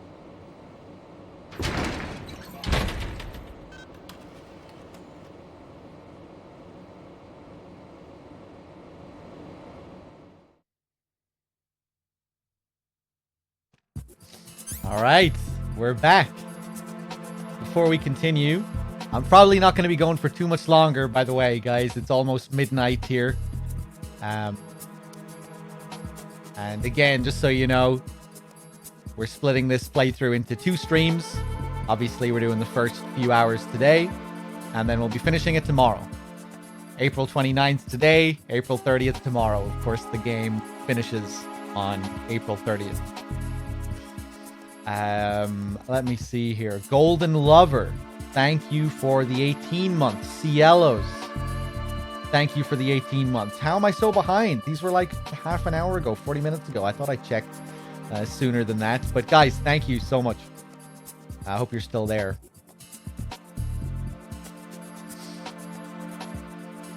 So yeah, a question people always ask is about Snake and the mottos that he reels off. Like, what's going on there? Is Snake really fucking up there, or what's the deal? I've always interpreted it as him just playing. That, yeah, I don't know, that he's just being kind of cheeky. But then you could ask, well, like, isn't that a bit stupid if he's trying to play this role? Does that really make sense? I don't know. We find out later that Stillman, even with his behavior, Stillman still really trusts him, you know? Stillman says later that there's just something about him. There's something about his character, that he has an air of trustworthiness about him. Raiden, you're the real person that's, you know, and well, he says that in that last scene, doesn't he, about Raiden? You know, if there was someone to suspect, I'd put my money on you. But yeah, later on in a call, he talks about how Pliskin just has this air of trustworthiness about him. And I don't know, maybe Snake knows that Stillman trusts him.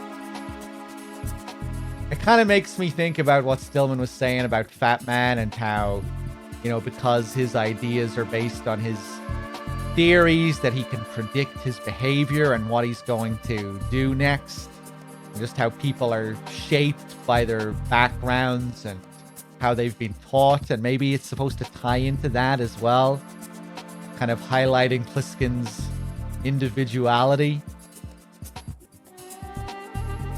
And highlighting how Stillman sees people differently. You know, that if he's saying these things, he must have been taught a certain way, and he must have been brought up a certain way. Is it supposed to tie into that whole theme of how people are shaped, memes, all of that? I don't know. It's an interesting little part of the scene anyway. Space Burger with the 4 months. Thank you. Hey, hope you're doing well. Been a while. It's been a while, and watched your Disco Elysium VODs. Good stuff, man. Hey, thank you. I'm glad. I hope you enjoyed the Disco VODs. That was a fun playthrough. By the way, for anyone that wants to catch archived streams, there's my secondary YouTube channel. All of my streams go up on that YouTube channel. It's much easier than hunting down VODs. You don't have to deal with Twitch's dodgy player. You don't have to go through awkward menus. My primary YouTube channel doesn't have anything on it, but hopefully it will someday. But yeah, the first link there in chat, that has all my archived streams. There's a bit of a mistranslation in that scene as well. Pliskin is supposed to be, or rather Stillman is supposed to be responding to Pliskin when he has that line. What is it again? What's the dialogue again? Fuck, I'm forgetting it. I'm getting tired. There are some things you have to pass on. The trick is to know which one. That is slightly mistranslated.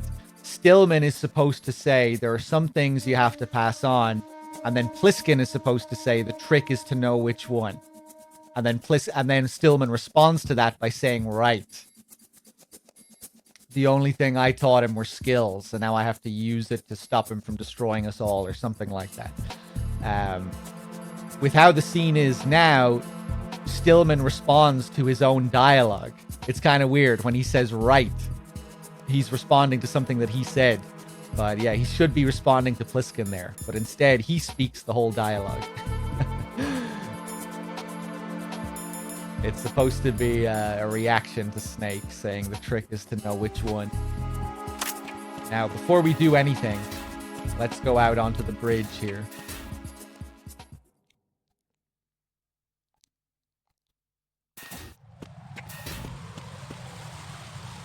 What's going on? Who's that guy? Who's this guy in the box?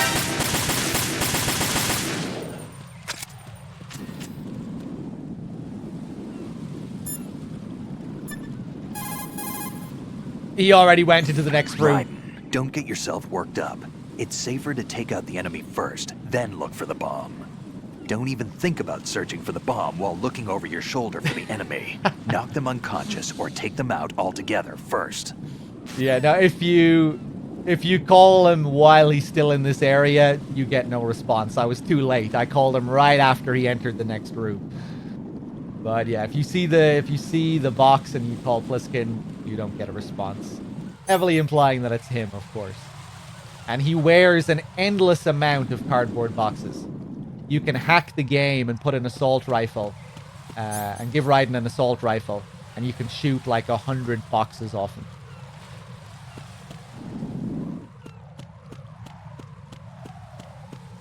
Here's the guy that he knocked out.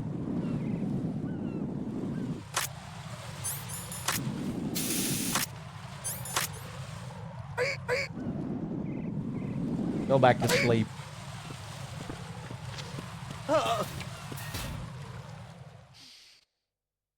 Let me catch up with the chat here. We also know that Liquid is part of the British military service and Big Boss was in the Green Berets, so maybe just a nod to his family's history and how they have all been highly special and how they have all been in highly specialized military careers. Yeah, that's interesting. Maybe it was supposed to tie into the mystery of Pliskin making you... Maybe it was something that could have worked better in Japanese, you know, where there is more of a mystery about Pliskin's identity. Remember, in the Japanese version, Pliskin and Solidus both have the same BAs, and there's a lot more mystery about, you know, whether Pliskin really is Snake. In English, it's pretty obvious that Pliskin is Snake from the get-go. Again, maybe you might still have some doubt, because, you know, the game wants you to be curious about what's going on there.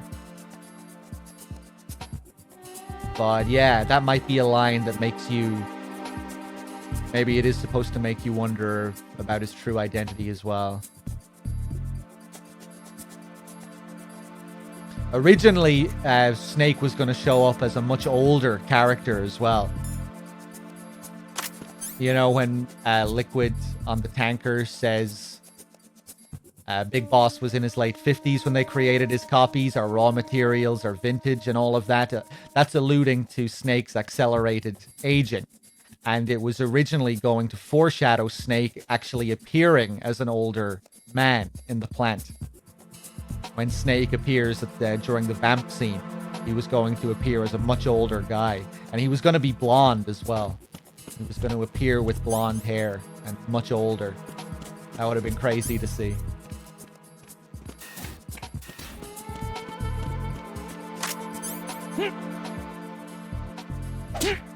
Spank.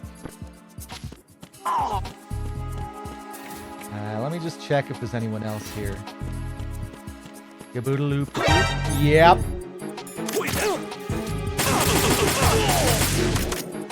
That'll do.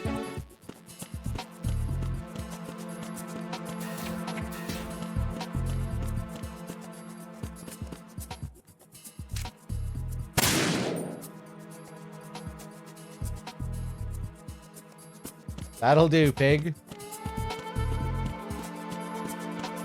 Let's get the radar.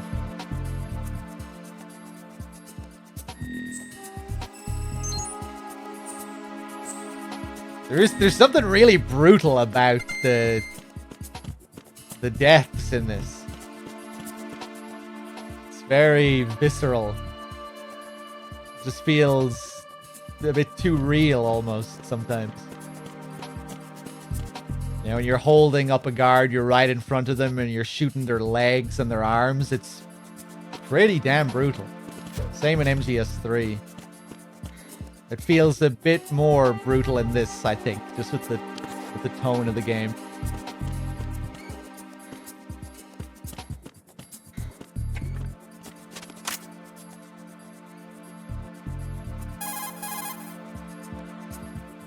Raiden, I've frozen the first bomb. How are you doing? Nothing yet. Pliskin, what was the exact location of the explosive? The heliport. It was behind some cargo. Thought I was gonna have some trouble with the patrols, but it was an easy job. I see. What's the matter? Nothing really. Pliskin, just don't let your guard down. Don't relax even after you think you've defused it. I know that. Raiden, Shell 1's all yours. Sure. Shocked you when you were young, lots of blood. Yeah, it was for me. It was one of the really impressive things about the game as well. Playing it for the first time, especially going from MGS1, holding up the guards, shaking them down, all that stuff. I didn't mean to call. Looks like the enemy.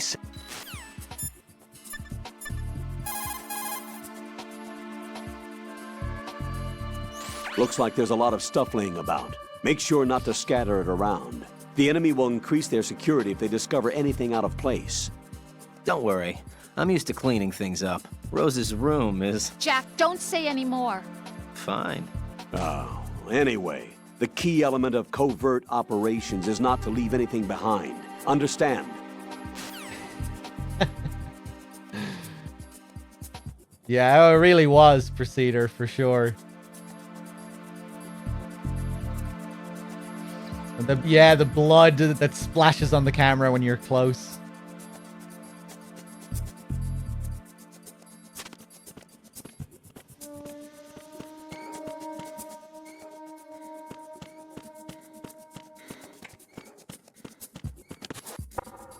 If you need to talk to me, use the codec.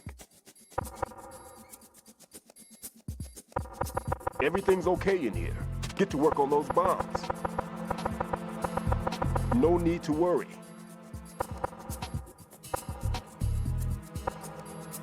I'm all right.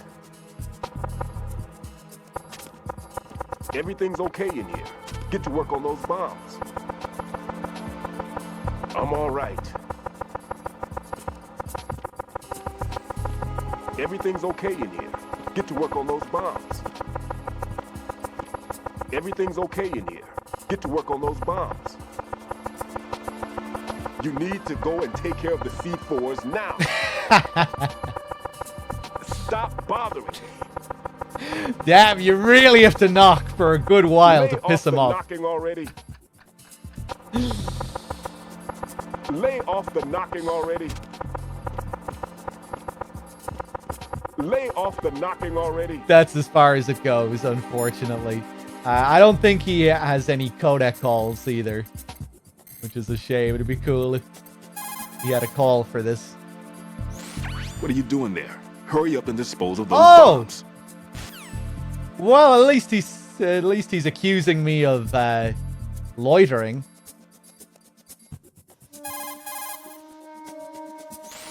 Right. There's still C4 in the strut where you are. Where? All right, let me give you a hint. Look for a place that guys have never entered up to this point. A special place that guys have wanted to enter but simply couldn't. A place that you couldn't enter if the situation wasn't as such. Oh, looks like you were in there already. My. Why does he beat around the bush like that? Why can't he just say the woman's bathroom? Instead of describing it like that. A place that you couldn't enter if the situation wasn't as such. A place that guys have wanted to enter up until this point, but simply couldn't.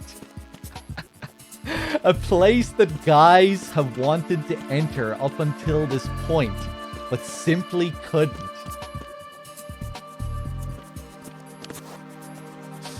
Men are just obsessed with the women's bathroom, aren't they? Oh, men, what are they like? Always wanting to go into the woman's bathroom. A place that you couldn't enter if the situation wasn't as such. He's making it, turning it into a big puzzle. Maybe in Japan? Dave, any experience with that in Japan? Are all the Japanese guys talking about the women's bathroom all the time?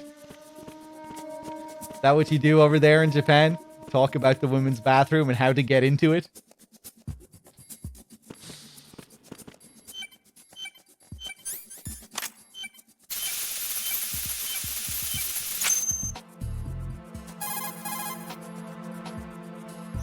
Raiden here.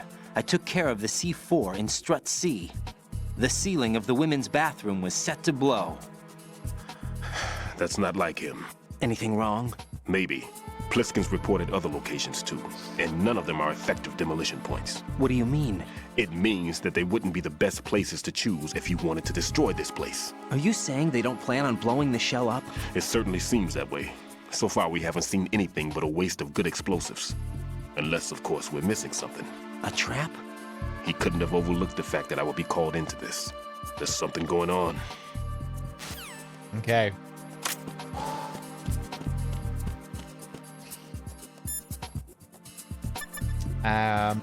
Let me call the Colonel a few times. There are quite a few optional calls we need to do here.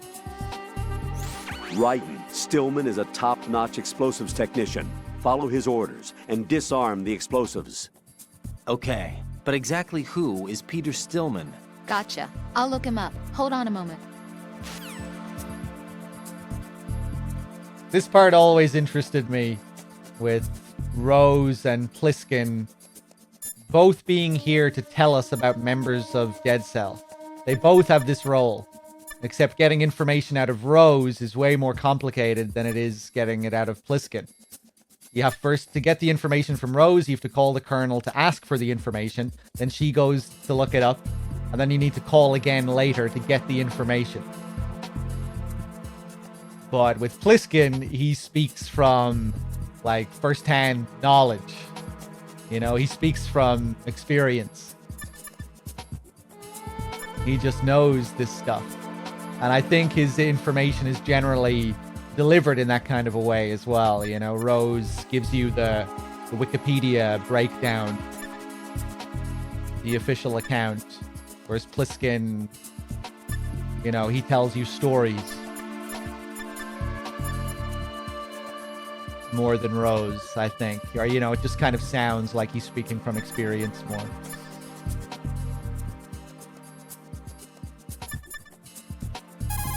Anything else? Make doubly sure you stay out of the enemy's sight. Doubly my balls. What else do you have? Make doubly sure... Colonel, I don't know why you're repeating this. Colonel, I just saw this guy go running by wearing a cardboard box. A cardboard box? Who do you think he was? A Dead Cell? The Dead Cells are a bunch of weirdos, that's for sure. But they don't wear cardboard boxes. I'll look into it. I'm counting on you.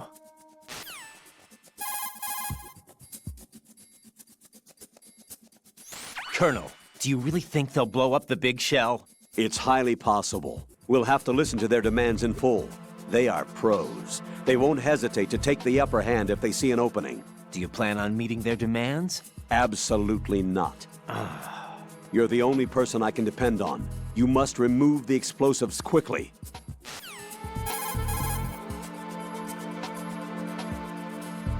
It's possible the terrorists will attempt to destroy the big shell in retaliation for the SEAL strike. Defuse the bombs before they make that move.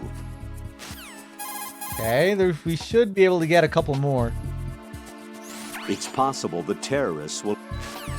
Stop repeating yourself, Colonel. You have new things to tell me.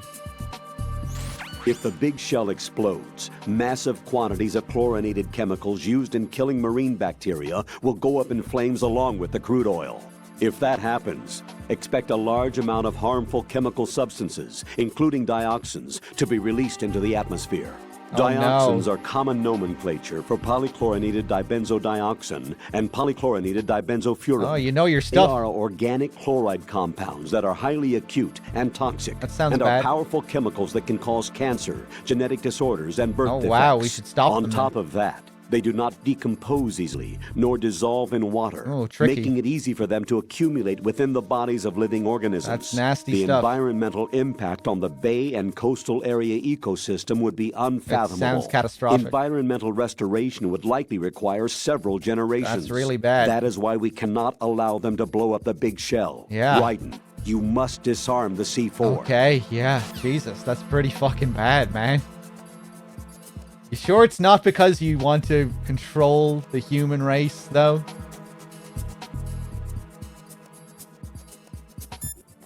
Sure that's why we're doing this? Anything else, Colonel? Rosemary researched Fortune for you. Jack, here's the data I found on Fortune. She goes by Fortune. She leads Dead Cell. Her real name is Helena Dolph Jackson. 2 years ago, her father, Commandant of the Marine Corps Scott Dolph, was killed in a training accident. Her husband was the former Dead Cell leader, Colonel Jackson. Died in captivity, my data says. After her husband's death, she joined the military. She didn't have any combat experience, but was soon singled out for a particular trait and was reassigned to Dead Cell. What trait? Luck. She was real lucky, like miraculously lucky. Wherever she went, bullets curved away, and missions always ended in success. Is that some kind of joke? I thought so too, but there is not a single record of her ever being wounded, not even a scratch. Jack, be careful, please. What a load of bullshit. Ryden, another C4 down. There was one planted pretty high up on the ceiling. The coolant spray couldn't reach that far, so I had to get up on a stand to do it. Well, I hope you did it. Tell me a little more about Dead Cell.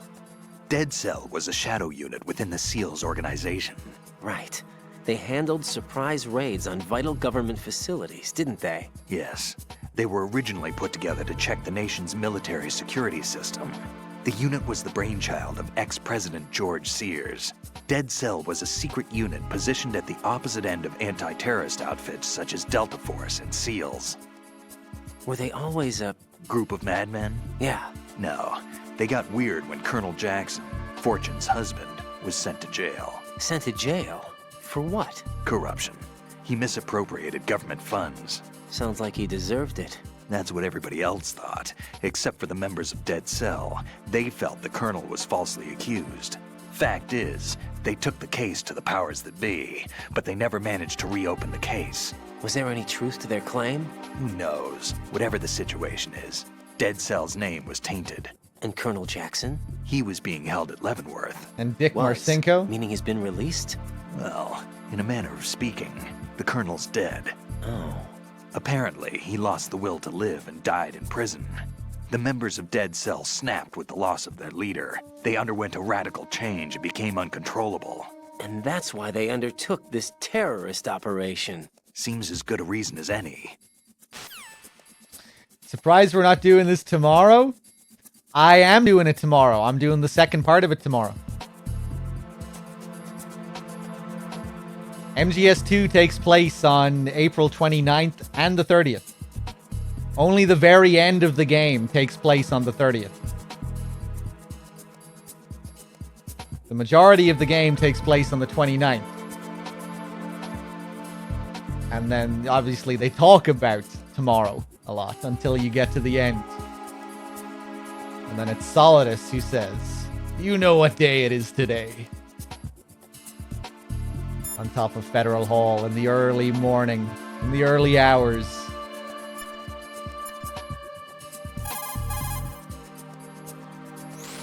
Vamp is a member of Dead Cell. Born in Romania, his specialty is knives. But I guess you know that by now. When he was just a kid, he lost his family to a terrorist bomb that went off in a church they were attending. His body pierced by a crucifix, Vamp was buried under the rubble for 2 days before he was finally rescued. During those 2 days, he survived by feeding on the blood of his family to quench his thirst. That was how he acquired a taste for blood. So that's why they call him Vamp. No, Vamp isn't for vampire, it's because he's bisexual. Rumor has it, Vamp was the lover of Scott Dolph, the Marine Commandant who accidentally died 2 years ago. Scott Dolph was also the father of Fortune, the Dead Cell leader. Fortune's old man? But Fortune and Vamp? You noticed, eh? Not bad for a rookie. Right. As you say, Vamp and Fortune are very close. Not lovers, but very close. Friends? No, there's more to their relationship than that. But Vamp was her father's lover. Would it have been better if it was with her mother? Well, I don't really think they care what you think. Focus on the mission. By the way, have you ever met the guy before? No. But he seemed to know you. Right. Well, No, it can't be. What? Nothing. I told you the Dead Cell is a group of madmen. I wouldn't take anything they say very seriously. What? That was something we didn't actually talk about during the Vamp scene earlier. When, when Raiden there says, he seemed to recognize you. Earlier when Vamp puts Pliskin up against the wall and says, you smell like... And then he doesn't finish his sentence. Are you? It has to be. He's about to say, you smell like Solidus, because both Solidus and Snake, they come from the same person. They both smell like Big Boss. And Vamp seems to have some kind of super sense of smell.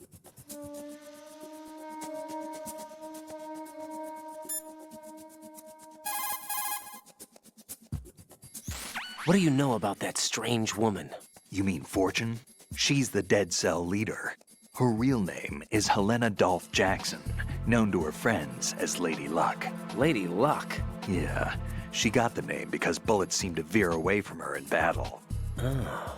People have heard her say that her fortune in battle was payback for the lousy luck she's had in life. Lousy luck? The death of her father, the Marine commander. The conviction of husband and Dead Cell leader Colonel Jackson. These events were followed by her mother's suicide, the loss of a husband, and the idea of a convict in the family apparently took her over the edge. Fortune was 3 months pregnant at the time, and the shock of her mother's death led to the loss of her child. Add to this her husband's death in prison a few months later, and to sum it up, in the 6 months after her father's death, she lost her family and everything that mattered in her life. Jeez, she's had it rough. Yeah. The thing is, she didn't grieve long. Instead, she joined the military. Now why is that? Do I look psychic? My best guess is revenge. I heard that she firmly believed that her husband was framed. Anyway, by the time she came out of basic training, she'd proven many times over that she was gifted with an unusual streak of luck. In fact, some say she sold her soul for it. Her soul? Her uncanny luck earned her a reputation that led to her appointment as the head of her husband's unit, Dead Cell. Time for the best one. Fat Man. Supposedly, he's nicknamed after an atomic bomb, but to me, he's just a fat man. Something straight out of a sideshow. If he even has a bit of spare time, he spends it disassembling and assembling his Glock over and over again. He can't stand to have his hands still. He's extremely vain about his hands, keeps his fingers as slender and soft as a woman's. They say he's always looking at his hands, giving himself manicures. But to me, he's just a fat man. Something straight out of a sideshow. This is all orchestrated by the Patriots, right? I'm not sure what you were responding to there, Rack. But regarding Fortune's husband being sent to jail and all of that. I think that's what he was talking about at the end of that Fortune call, which I think is when you said that. That was all set up by the Patriots to provoke Dead Cell into all of this. deliberately trying to get Dead Cell to snap and go off the rails.